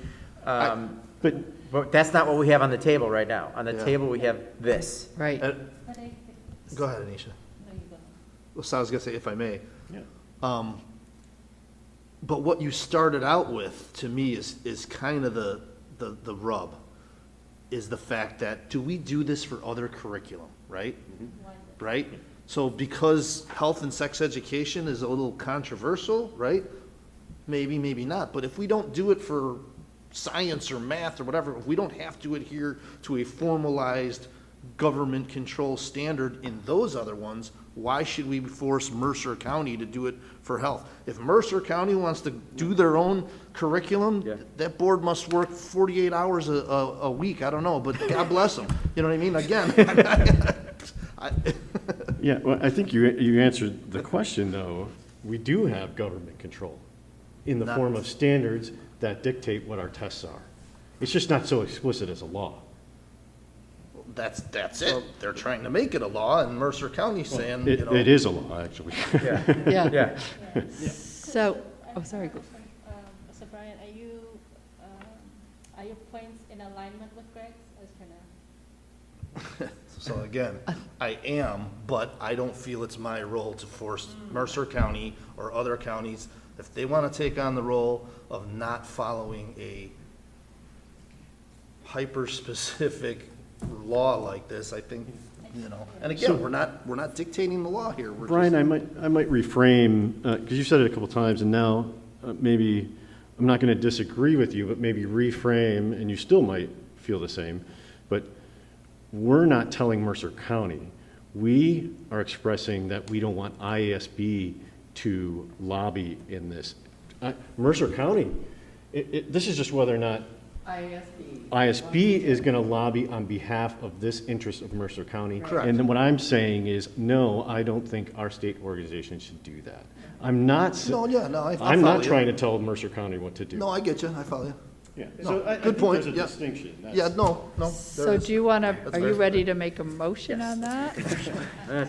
Oh, sorry, Go Anisha. ahead, I'll just say that I feel like it's really interesting that this particular topic, and for the sake of not setting precedents, and for the sake of making sure, I'm not sure of the correct wording, I am in alignment with, I've struggled with this one, so I was one of the board members who brought this up for discussion, so I'm not in alignment with, well, I'm voting at this point, so I'll just, we can vote now.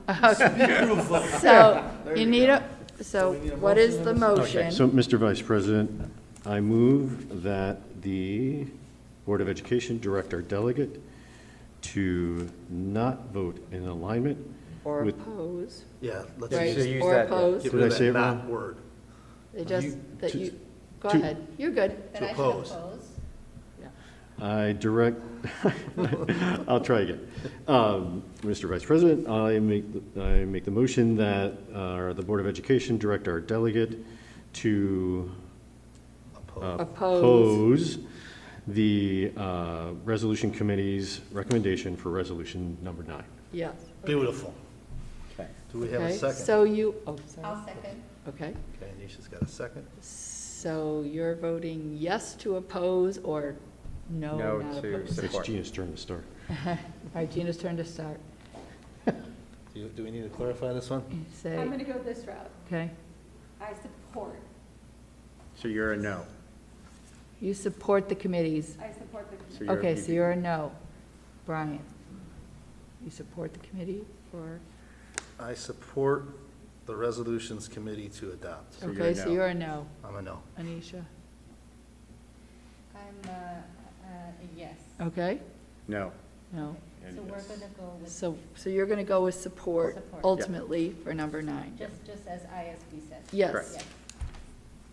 Okay, the next item that was pulled was number 11, which is the clean energy infrastructure federal funding submitted by Champaign School District 4, in which the committee recommends do not adopt.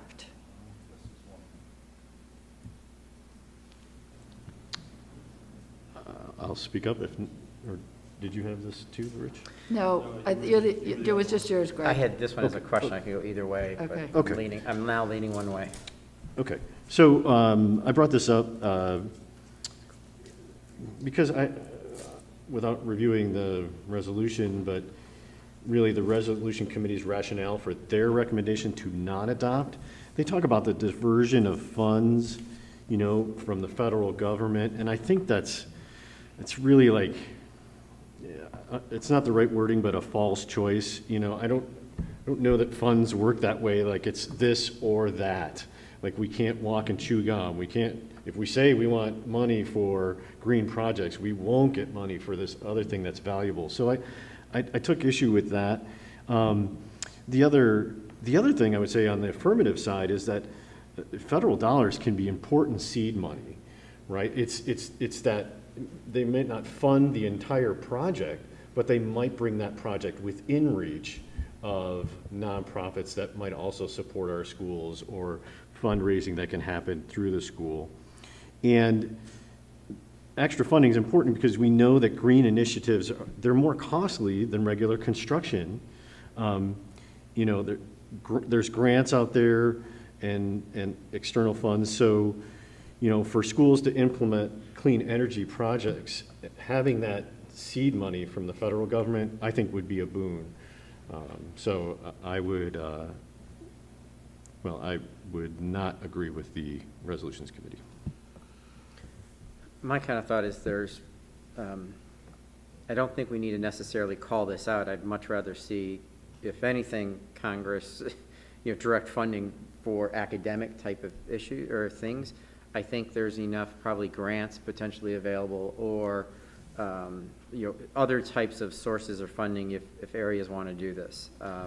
I just look at it as the overall priority of things that need to be looked at.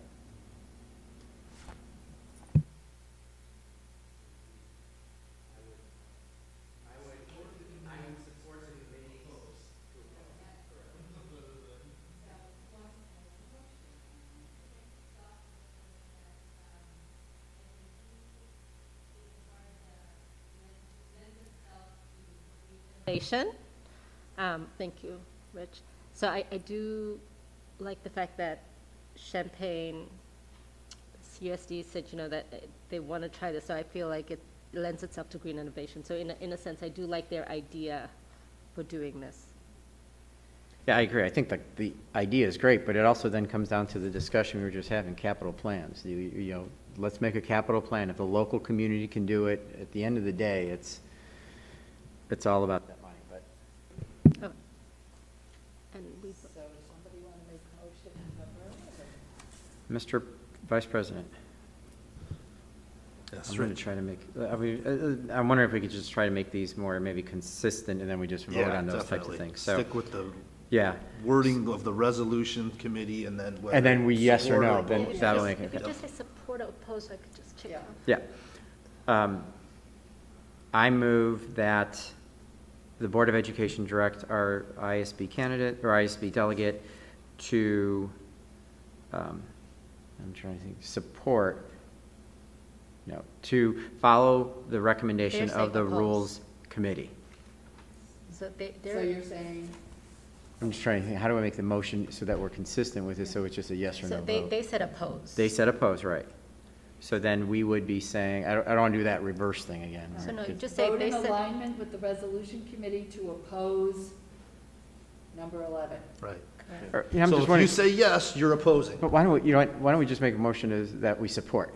And then we say support or Okay. oppose, Yeah. instead of the resolutions So, committee. yeah, Well, I move that we support, I move that we oppose Right.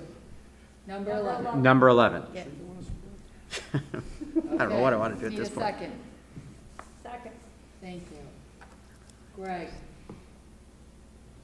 Just say support or oppose. Yes, that'll be easier. No. Support or oppose. All right? Don't throw us off. Support or oppose. Support or oppose. Oppose. No, but it can't. No, Oh, you're saying okay. support. Okay. No. No. He can't, Okay. he can't do that. Oh, so he's saying yes or no to He has the, to vote on Rich's Motion. Rich's motion is that you oppose the resolution. yeah. So yes or no, Greg? No. Thank you. Rich? Yes. You oppose it. Yes, I oppose. Anisha? No. No, because you support it. Brian? No, I support it. No. Got me on one, Greg. Gina? Yes. Yes, so that was I wasn't gonna. 3 Yes. no's, Yeah. or 3 yeses, No. 3 no's to support it. Right, so so the delegate will Support support it. Yep. number 11. Going against the resolution committee, just to clarify.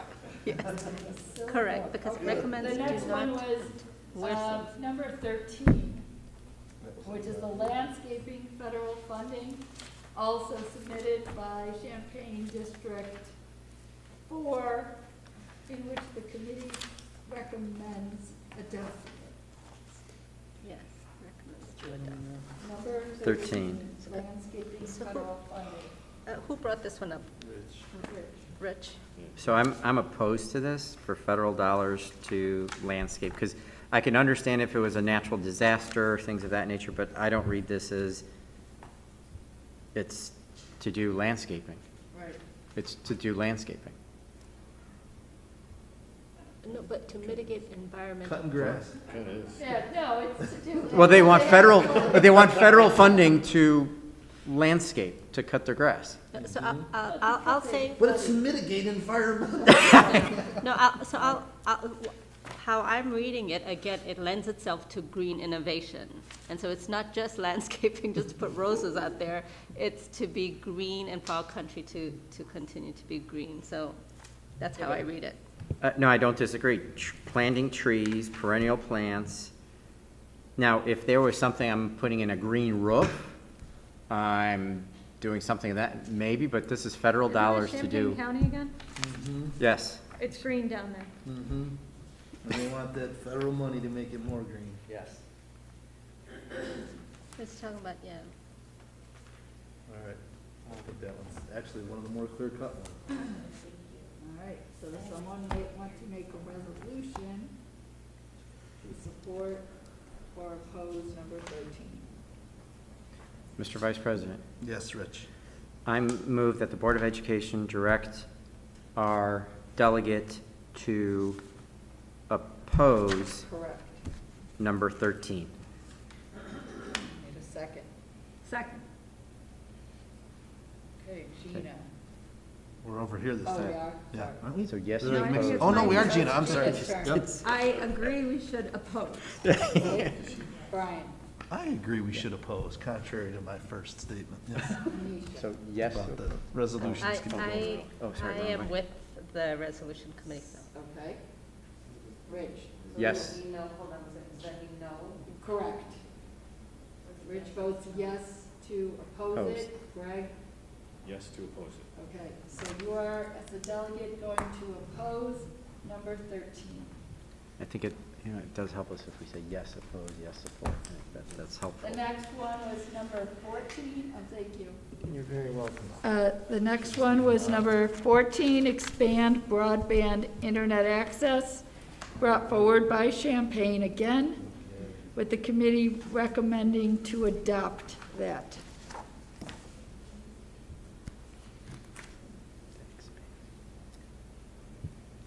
All right, so no landscaping, but how about broadband?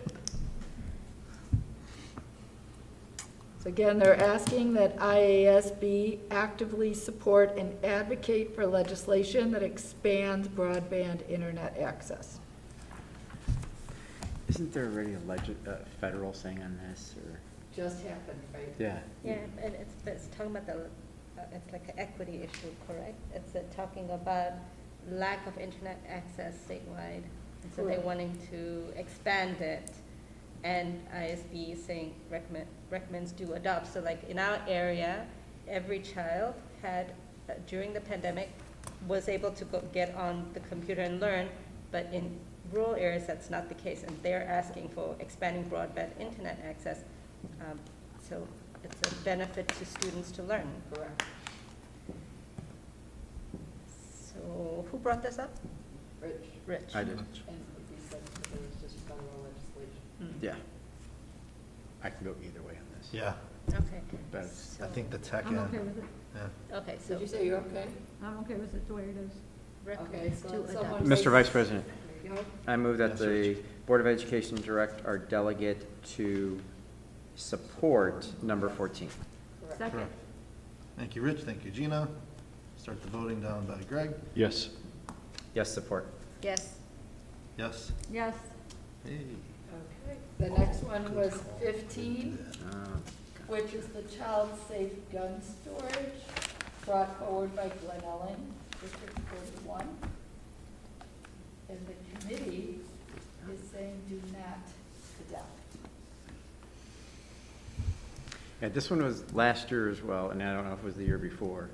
But again, the debate, there's two sides of, as I remember the conversation on this. Number one was, again, more of the downstate that says, hey, a lot of our children are, I mean, that's how they hunt, they just grow up with those types of things. And then there was another discussion that also said, wait a minute, is ISBE going way beyond? I mean, we're now going into the homes, and now we're trying to say, this is what you're going to do in your home. We're not advocating that, saying that yes or no, it's right or wrong, but it was just that whole premise is, should IASB go all the way into someone's home and saying, this is what you should be doing? Right. And that was a big discussion there on that one. Well, they're not going into the home, right? They're lobbying the legislation to go into the home. So the question is, do you want the legislators legislating in your home? Right. And at the information session that we were at, and correct me, Dr. Bryan, if I'm wrong, is that one of the reasons that they recommended do not adopt is because they felt that it did not impact schools, which I disagree with them on, because I do believe that it does impact schools on 3 different points, right? Because there's an issue of school shootings, which we know is on the rise in our country, reducing the suicide rates with firearms and preventing unintentional shootings by kids. So I disagree with their rationale of why they went the way they did.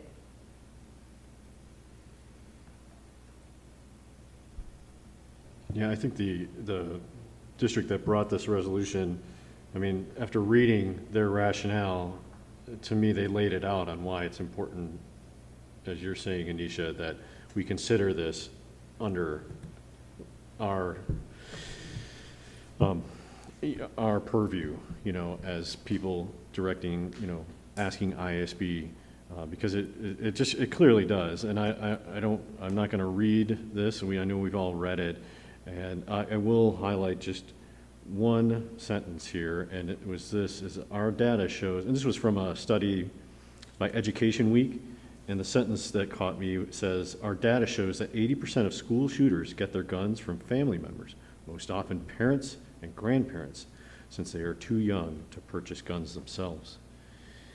And this is, and the other thing that made this, for me, something I could support is, we're talking about modifying an existing law, right? We're not asking for ISB to lobby for a new law, right? We're just changing that age up to 18. Well, that's when you vote. That's when you. So I didn't think that's. It's not. We're not making something out of whole cloth here, and so. Say one more thing. When Brian brought up a good point, and Gina was thinking about that too, as far as, is it going into their homes? It's more like, right now, school shootings, it's coming into the schools, right? So I look at it the other way around. Was there somebody ready to make? A motion? I struggle with this one. Mr. Vice President, I move that we direct our delegate to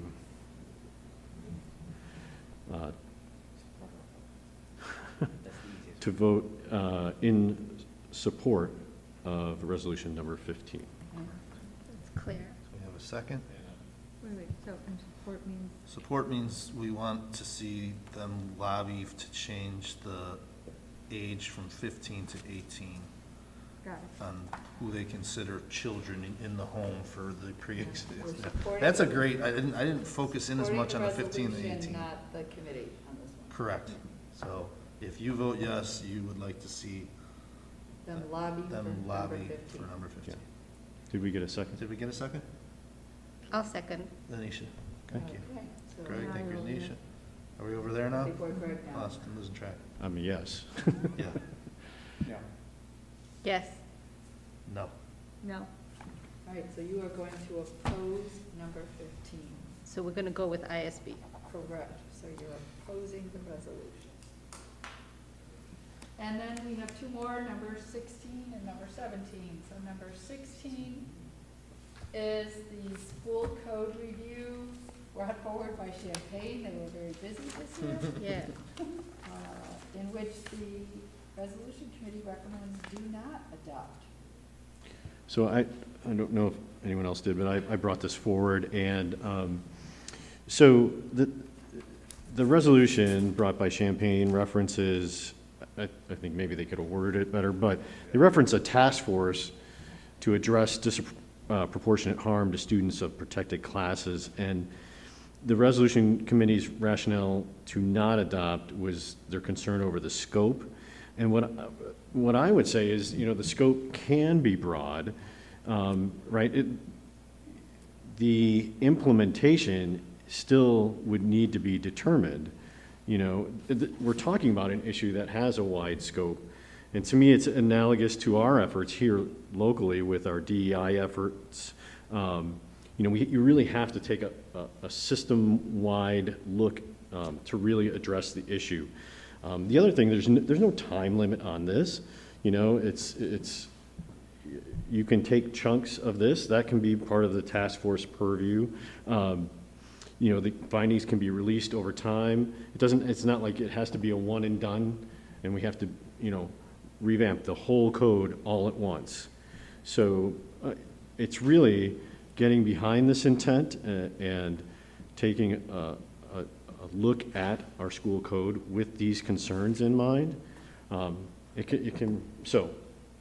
I think it's doable. I think it's the right way to go. So I would vote in support of the motion, or the resolution, excuse me. So Greg, I looked at it, agree with it.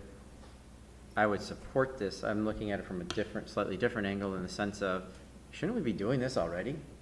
I mean, shouldn't the IASB, as part of their view, be firmly aware of what the school code is and be reviewing it on an ongoing basis to say, here's our current situation, or here's the environment, or here's how it adapts, here's how we should be making those changes over time.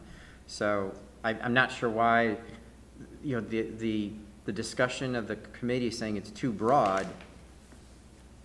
Okay, well, the school code, in reflection of all the code that's out there, is small. It's a lot, but it's small, and that's a large organization. Focus in and be experts at it. So I would recommend that we support that. So you're saying support what ISB said? No, I'd support the resolution. Okay, got it. So you're going against. Yeah. Okay, so does somebody want to make a motion on? Or is there any more discussion on it? No. Yeah, I'm. Mr. Vice President. Okay. Yes, Rich? I move that we direct the delegate to support number 16. We need a second. Do we have a second? Second. All right. Thank you, Rich. Thank you, Greg. Votes down here, is that what you're saying? Yes. Yeah. It's your turn. Okay. Your turn. Support. Support. Say it. I'm Yes. so tired, you guys. Support. Yes. Yes. Okay, All so right. you will support resolution 16, which is different than what the committee had recommended. Yeah. And the last one that was pulled was number 17. As a reminder, this is an amended existing resolution. Number 17 is the position statement on a constitutional amendment on funding by our friends in Champaign. And the committee recommends we do adopt. So I understand the purpose of it. My concern is that by adopting this resolution or going through that, you're changing the funding source of local control of the property taxes, and you're moving it to the state. So the state is going to take over funding, which then means you're one of the largest, most important decisions that we have is how do we spend our money. Now by moving the funding source into a constitutional amendment that would say that it's coming out of the General Assembly brings me to pause. For this one, I'll say, on that page 16, what it's underlined is extremely important. It's talking about a paramount duty for the state to provide a thorough, efficient system of public education that equitably serves students and provides an equitable education to all students with the state of Illinois without regard to their race, social, economic status, gender expression, right? So as far as, I completely agree. It's a paramount duty, and I would go, yeah, it's a paramount duty. And it's important to, it's not happening, and so it has to be sure that. Again, but there's a so yeah, I get what you're saying. I absolutely agree with the words, but it's saying that this, oh, sorry, thank you, that the state will provide. So that just says the work that we're doing here would go to the state. That's the way I read it. So if someone has a different view. It's basically that when it doesn't fund an adequacy model, so school districts that are at 50 or 60 or 70% of adequacy, that they are finding the money and fully funding education to get those school districts at the highest amount. That's what this resolution is about? That's what that's about. Yeah. Okay. So there was just a big case on it again, a Supreme Court case where it's saying that the state isn't fulfilling its duty to fully fund. The reality is where's the money come from? Got it, okay. So, can I push on that last piece a little bit? Because the thing that scares me about this one, and actually I'm glad we called it out, again, contrary to my original trust in the committee, is the very last thing that's underlined is zip code. Equity by zip code. So it's basically indicating that the state needs to figure out how to fully fund education. So in a district like this that is funded above adequacy, it won't affect you unless they try to go back and do something where that failed before. So if you remember before EDF passed, they were actually talking about taking funding from those who have and give it to those who didn't. And that failed because of districts like this saying, wait a minute, like how our taxpayers fund this district should not, that money should not be taken from the residents of 25 and sent to Champaign. right, and the fact that this wording includes the word zip code in it leads me to believe that it would be in fact. I don't believe that's the intent. I don't believe that's the intent either, but why did they include the word zip code along with equity? So Brian, I think as I read this, what I take away from that zip code piece is that that socioeconomic status in our country sometimes is aligned to zip code. So it's an equity issue again. Basically, they're saying that education should be a fundamental right in Illinois, no matter where you live in Illinois. So where towns cannot generate their own, the state should have an obligation to figure out how to make that equitable. Yep. The reality is our system is based on income tax and property tax. So unless we have massive tax reform, again, it won't affect here, but more money will go elsewhere, but where do you generate the money from? That's the scary part. Oh, but to your point, they could just, the lawmakers could vote and say, all right, all property taxes from District 25 are now going to Champaign for their landscaping. No, Or they could say. Or their Wi-Fi. Yeah. No, I don't believe so. I don't believe so. Sarah, could you tell us, is that what the interpretation of that is? Interpretation is not that. It's an equitable funding source. Yep. The reality is that you are in a property wealthy area, property rich area, where this is not something that affects you to the level of Champaign or a level of, where adequacy is at 65%. So, or they don't have any more property to get any kind of more money, so it falls on the state. So I don't believe it's for the intent of taking Arlington 25 money, but what could result as a fact of this is that taxes are raised for everyone. And we're not talking property taxes, we're talking income tax, we're talking sales tax, we're talking other revenue sources to provide that. And I'm also gleaning from this that if we don't support something like that, like this, right? It's not just about Arlington, right? Our country. There's so many pockets and so many zip codes that cannot give students an equitable education, and so therefore we need to. The states have to provide them. They don't have the money to do it. So it's about our neighbors in our country collapsing, if as far as the education system goes. And this would be the IASB just lobbying in the state of Illinois. Correct. Yeah. Yes. But Just to clarify. But as an as an education advocate, I would like. Not that they wouldn't go Yeah. Are you ready to make a motion on 17? And just to be, I want to be clear that we're really talking about this underlined section, correct? Yes.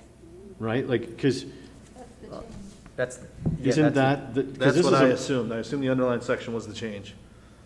Right, so, I'm just, sorry, I'm just being clear, because I thought maybe your comments were directed at the whole Yeah, because this is position. coming up, so last time this came up was in 2014, now this is coming up with new language, and I that's was where. just amending it by adding that Yeah. underlined section. Yeah, so amending we're not, existing positions. Right, we're not remove, that's a Right. great call out. Good point. we're not talking about the whole position. Right. Right, It's 'cause they that still word. say- So I don't know if that, Well, I Making mean, that it does that still change says. your- I don't know if that changes. Yeah, that I does. understand the concept, the language is great language that we've added in there, I mean, I understand it. I'm holding out, just maybe as Brian's, I'm holding out of where's that money gonna come from, and if we make the state mandate, you know, it's just. I don't think it needs all the complexities of the word they're trying to Yeah. add. That's my Yeah.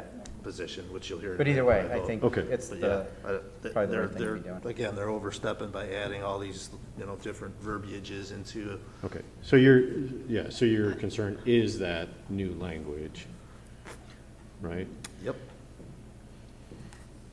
Zip Is code, that, baby. is that the same for you? Oh, No, I I'm mean, I don't only have an asking issue with the because- language, I think if we just said, has a right for equity for everyone, but my issue is more of where's the money gonna come from to provide, to do this equitably across everywhere. That's my concern.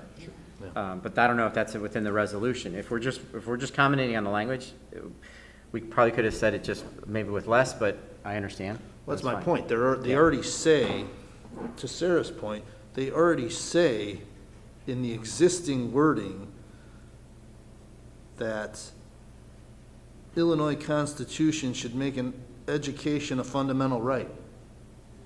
That's current wording. Yes. So they're just trying to further define all these other places where inequity might exist. And to me, that's a slippery slope. And then you throw the zip code in there? Why did they put the zip code in there? Yeah. I'm not trying to sway anybody's decision, I'm just expressing mine, and I think it's talking about historically marginal, right? Even though there's, like you said, Brian, that it says we should provide education to everybody, right? This a paramount duty for the state to provide a thorough and efficient system of public education. Right. They added the pieces of folks, the data shows that the folks that, the listings here of why they went more specific, immigration status, nationality, orientation, those people have been, those groups have been marginalized and equitable education has not been provided. And so they want to go a step further to just make sure that everybody is included in this definition and nobody's left out. that's a very optimistic view. Yeah. So is somebody ready to make a recommendation on number 17? I'm not sure if I can make a recommendation. Can I make Sure, it? yeah. Oh, Okay. yeah. Sure. So I'd like to recommend that our board recommends to adopt this resolution 17. To support. Support 17. Is there a second? Do I have a second? I second. Thank you, Anisha, thank you, Greg. I think we're down there. Mhm. Yes, support. Yes, support. Yes, support. No oppose.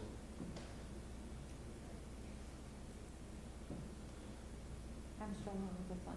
I'm Me going too. to say, I'll say no opposed. Yes, So so you it's covered. 3 Yeah, we're already yeses, covered. so Six. it will support number 17. Yep. Okay. I believe that is all of them. Now, given that it's Good work. tomorrow, Today. Already. yeah. I think we should really spend the next hour just revisiting number 3. 3. Yeah. Hold on. All right, that's a good one, okay. That's the board should be compensated. Yeah, all right. All right, next. Just kidding. Next Strike that from the topic. record. All right, where are we here?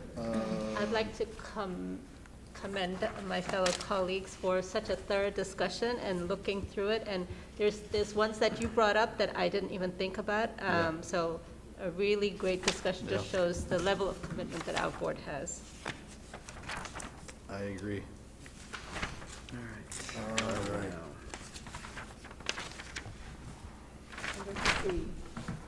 Where is letter C?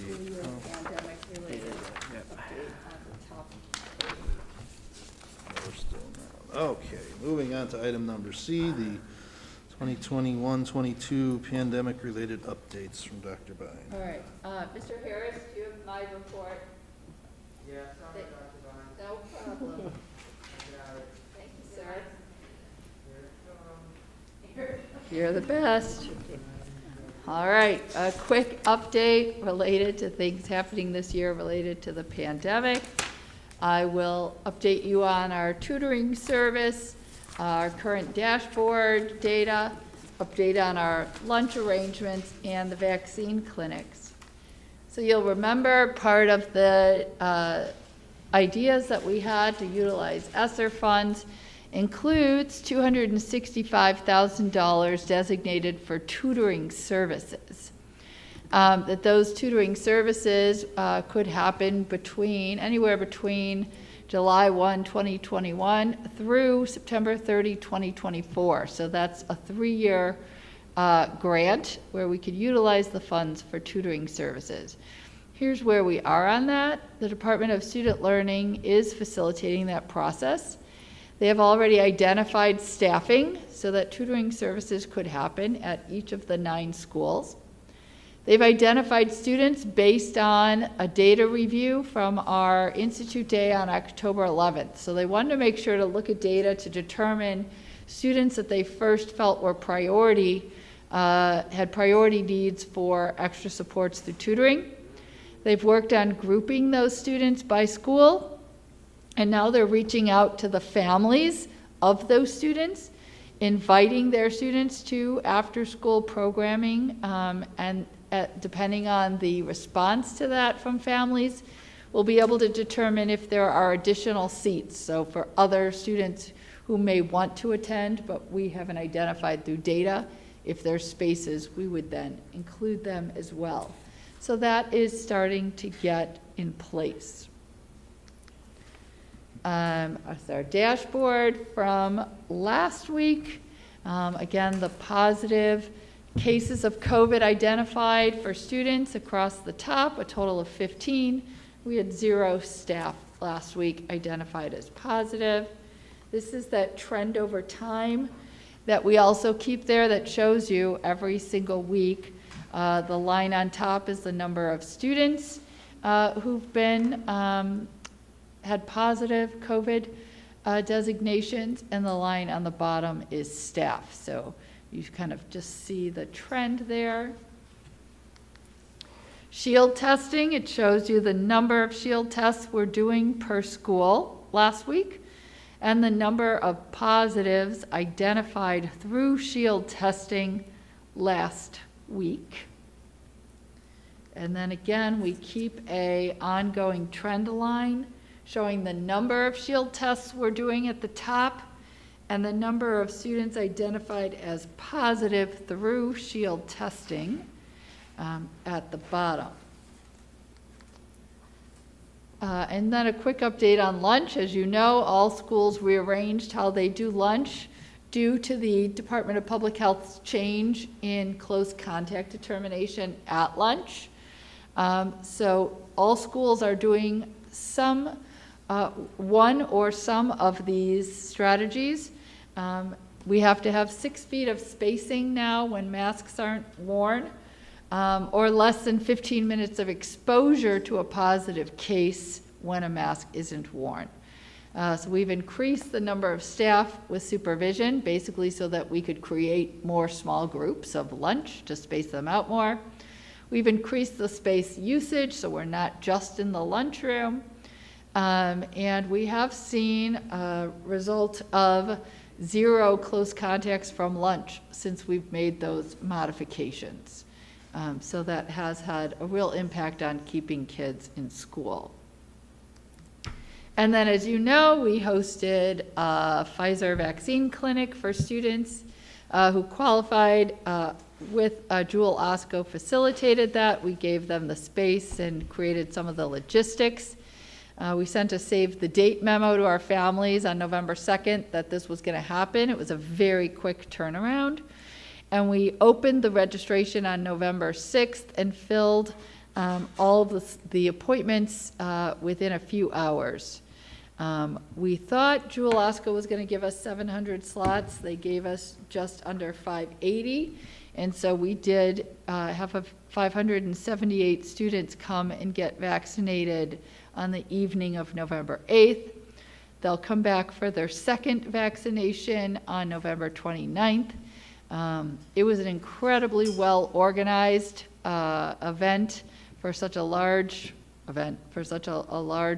number of people that were served, managed well, supported by our District 25 nurses were there, many administrators were there, many support staff and facilities staff to make that work so smoothly. And that is all of my updates at this time. Are there any questions? Anisha? Or was that just for fun? Oh, that was from last time. Rich?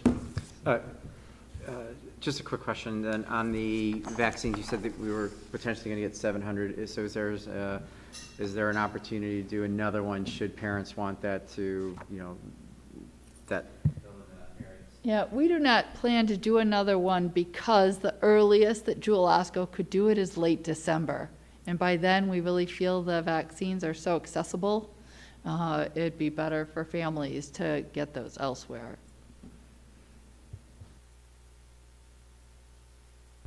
All right. Are we on to item D? Okay, item D. A potential letter from the board. Yeah, and I might ask the board to consider, since we have a couple of board members who had to return to work, that maybe this is something that gets moved to a future meeting. But in general, if you wanted to discuss it now, this is on the agenda. Because board members had mentioned wanting to have a conversation about crafting a letter either to the governor's office, the Department of Public Health, or the State Board of Education about the challenges that we've faced during this pandemic. And I believe the conversation started with, especially in response to some of the executive orders. So this is an opportunity now for the board to either discuss that or to say, let's wait till the full board has returned. Mr. Vice President. Yes, Greg. Given the hour and not desiring to rehash whatever we might talk about tonight, and thank you, Dr. Bine, for bringing that suggestion, but yeah, if we could, I think it'd be great to have everyone here. I agree. We just wind up repeating and maybe not remembering what we said. All right. Community input. Item number 14, community input. Any additional comments from anyone? Oh, right. Couple folks sticking with us. Adam, can you take down the presentation? Thank you. First one here is Mary Ann Zielinski.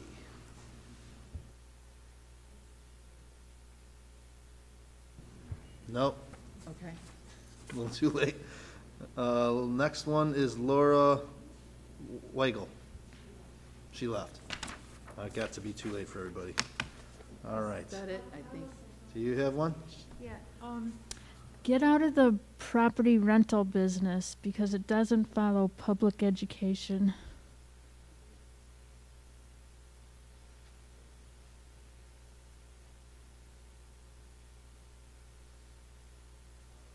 All right. Future agenda items, anybody want to touch that one at the? Maybe one to, and again, I don't know if it needs to be a direct position or just maybe something we reach out to Scott on is, knowing that some of our sessions tend to run longer, if we could start earlier, they may run just as long time-wise, but they won't be as early in the morning. I'm glad you brought that up, Rich, because I've heard colleagues in other districts, at a certain point, like say, I believe it's the 10:30 mark, then they take a vote to say, should we keep going? And of course, we're all very committed and dedicated, but I am concerned about if fatigue then plays into poor decision-making. Yep, I think midnight should probably be our cutoff. As soon as the calendar date changes, I have trouble And even sticking it out, before, but, yeah, maybe 11. So kind of both. what I hear you saying is you would like to discuss on a future meeting the times of Yeah, board meetings. early starts and Right? have Yeah, it cut off. okay. And Yep. like a Got it. cutoff time, like. And or a cutoff time, okay? Yep. Can I go back to, there's two parts to the future agenda items, and one of them is community members submitting topics they'd like the board to consider. So I just need to know if the board wants these on future agendas or not. The first one was asking that the board have a discussion of enforcement of rules related to keeping COVID positive and suspected cases home from school, including appropriate restitution for unnecessary staff time spent contact tracing cases where guidelines are not followed. I'll just share with you that I think it would be nearly impossible for us to know if someone sent their child to school and yet suspected at home that they were positive. I don't know how we would identify that. I think there was confusion when we started shield testing, and we sent letters home that said a child who was last in school today tested positive yesterday. Some people were like, wait, how come they were in school today and they tested positive yesterday? And so we reworded that to say, and we got the results today.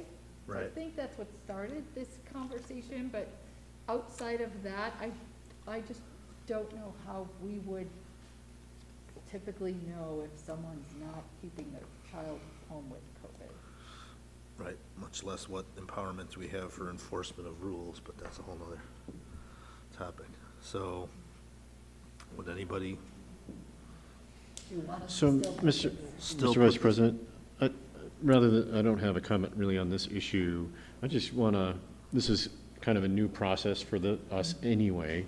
And I just want to take just a minute really to reflect on this process. And because what I don't want any community member to feel like we're giving short shrift to their concern.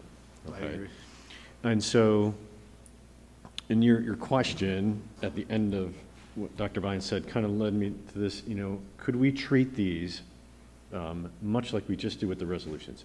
If there's a board member that would like to discuss it, I'm just throwing this out there, that we would then move it to future topics. Because I also don't want to have the discussion now. I mean, we have no time to Good point. I mean, we knew it was coming up. Right. But we don't have background information, Right. all the reasons, right? Well, that's all it is intended, is to say, do we want this to be? So, but I'm just, like, how do we be efficient So in this process? Let me provide Oh, an I gotcha. additional idea. Okay, sure. Technically, the way our board policy and the law works is a community member can submit a suggestion. The board president determines the agenda. So the board president, we could say the board president doesn't have to put this on here, but the board president responds to that community member with, yes, I'll move this forward, or no, I'm not putting this on the agenda. So that is one way to do it, right? And that is what I would say probably every other school district we know does it. We started here during the last year and a half of tension, putting it on here for all board members to have say on, do we want to move it forward or not? So one option is to go back to that the board president will determine if it comes on an agenda, if it comes from a community member. That could simplify that. Or, like you said, we just say, do we want to move this forward or not? And the whole group gets input onto whether it becomes on the agenda or not. Mr. Vice President. Yes, Gina. Point of clarification. This recommended board agenda item feels operational in nature. So is an alternative to putting it on a board agenda the opportunity for you and staff to review, investigate, and determine, Yeah. right, as well as respond to, because to Greg's point, we don't want to not be responsive to community member concerns. Right. Yes. And tell us if there is something That you need our that input needs on. board Yeah. input, or that it's been addressed. Yeah, I think that's a simple way of doing this. This seems to be an operational item, so Dr. Vine, would you please address Yes. it? Is everybody okay with that? Yep. Okay. The second one, that there be a motion for a rule requiring that the Board of Education and Administration actively uphold executive orders. Specifically, that all attendees to public Board of Education meetings be required to adhere to all public health guidelines mandates, either by state or county, including but not limited to proper mask wearing. This includes when they're speaking during public comments as a microphone is provided. Again, I think that could fall under, that's an operational thing for us as administrators to follow through on. Everybody okay with that? Yep, okay.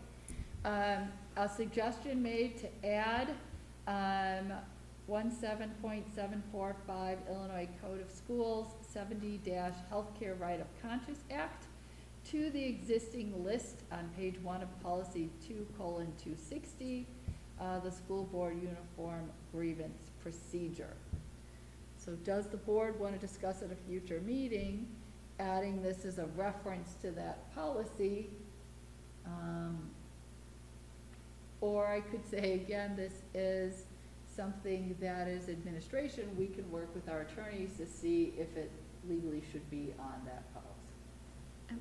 I'm wondering for this specific one, since it mentions a board policy, if then it becomes our responsibility as a board to give it some attention as well. Right now it's asking, do you want this on a future agenda for the board to discuss? Oh, got it, to put it. Mr. Vice President? Yes. I think it would be good to seek out legal counsel on the appropriateness of whether or not the policy needs to be amended with the contents requested. So does that make it a future agenda item? So that Or no? makes it for me to research on your behalf, and if council believes it is something that could be properly added, I'd bring it as a policy reading. Okay. Otherwise, I'd report at a future time that it's not something council would recommend. Okay? Yep. And then the last one, to disclose Open Meetings Act determinations, actions, and compliance training. This one is related to an agenda that I posted, I believe, in August, where the topic on the agenda was a 21-22 school year update. As you know, that's the phrasing I've been using throughout the pandemic. But a community member was concerned that that was not clear enough and transparent enough for the community to know what that action was going to be and what that really represented. And the public access counselor through the Attorney General's office agreed that I should be with Board President Philipek, making sure that our agendas are more clear, that those topics are more clear, so anyone from the community looking at it wouldn't have to go, oh, this is what it's meant at previous meetings, but could know, looking at just that agenda, that it was clear enough to have a better understanding of what was going to occur under that. So the Attorney General did tell us that we should be more. Thank you. Can't hear my voice with this on anyway. That we should be creating agendas that are more clear and to the community. We started doing that quite a while ago by adding all of the supporting documents, but also the Attorney General and Public Access Counselor tell us that there's nothing we have to change about any votes that were taken at that meeting, because the main concern was that we voted to make masks parent discretion, but then the governor enacted the executive order and we followed the executive order, so there was nothing that we needed to change about the action, but just that moving forward that we do make sure that, and that is on me working with Scott, that our agendas are clear for when someone reads it from the public on what really is involved in that topic. So just, I'm going to steal your phrase here, for point of clarification, though. I don't know that we We need do disclose OMA determinations in writing, so I'm a little confused why that's even on here. They're Yeah, available. Open Meetings Act disclosures are public access, but they're typically they're not something that we necessarily put on a board Yeah, we agenda. don't publish them, but they're. Right. But, so basically, I just disclosed one, right, that I need to do a better job of putting together our agendas that are clearer. So I don't know that this is something, again, that needs to be discussed in future. It's something that, with the president and I, that we'll make sure. And if the board ever feels at an agenda item that you don't think it would be clear to a public view, please let me know, and we'll revise it and work better for the next time. And I'd like to say, Dr. Vine, that just that self-awareness that, you just said it to us all here, and continuing to reflect and improve, that we always appreciate that, so thank you. Thank you. And then, sorry, back to where you guys were, are there other new topics other than the meeting times that board members would like us to consider on future agendas? No. All right. I need a motion to adjourn. Before we close, Vice President Cernig, I do want to say, I want to thank these extremely committed and dedicated parents for sticking with us and being here and caring so much about our district that they're here with us. So thank you to the parents, to all the staff, to our attorney for staying here till 1 a.m. today. And the hundreds that are that live streaming, watching, are watching this. Yes, thank This is you. just like the Final Four, so. We so appreciate our dedicated community. I need a motion to adjourn. Mr. Vice President. Yes, Rich? I move that we adjourn.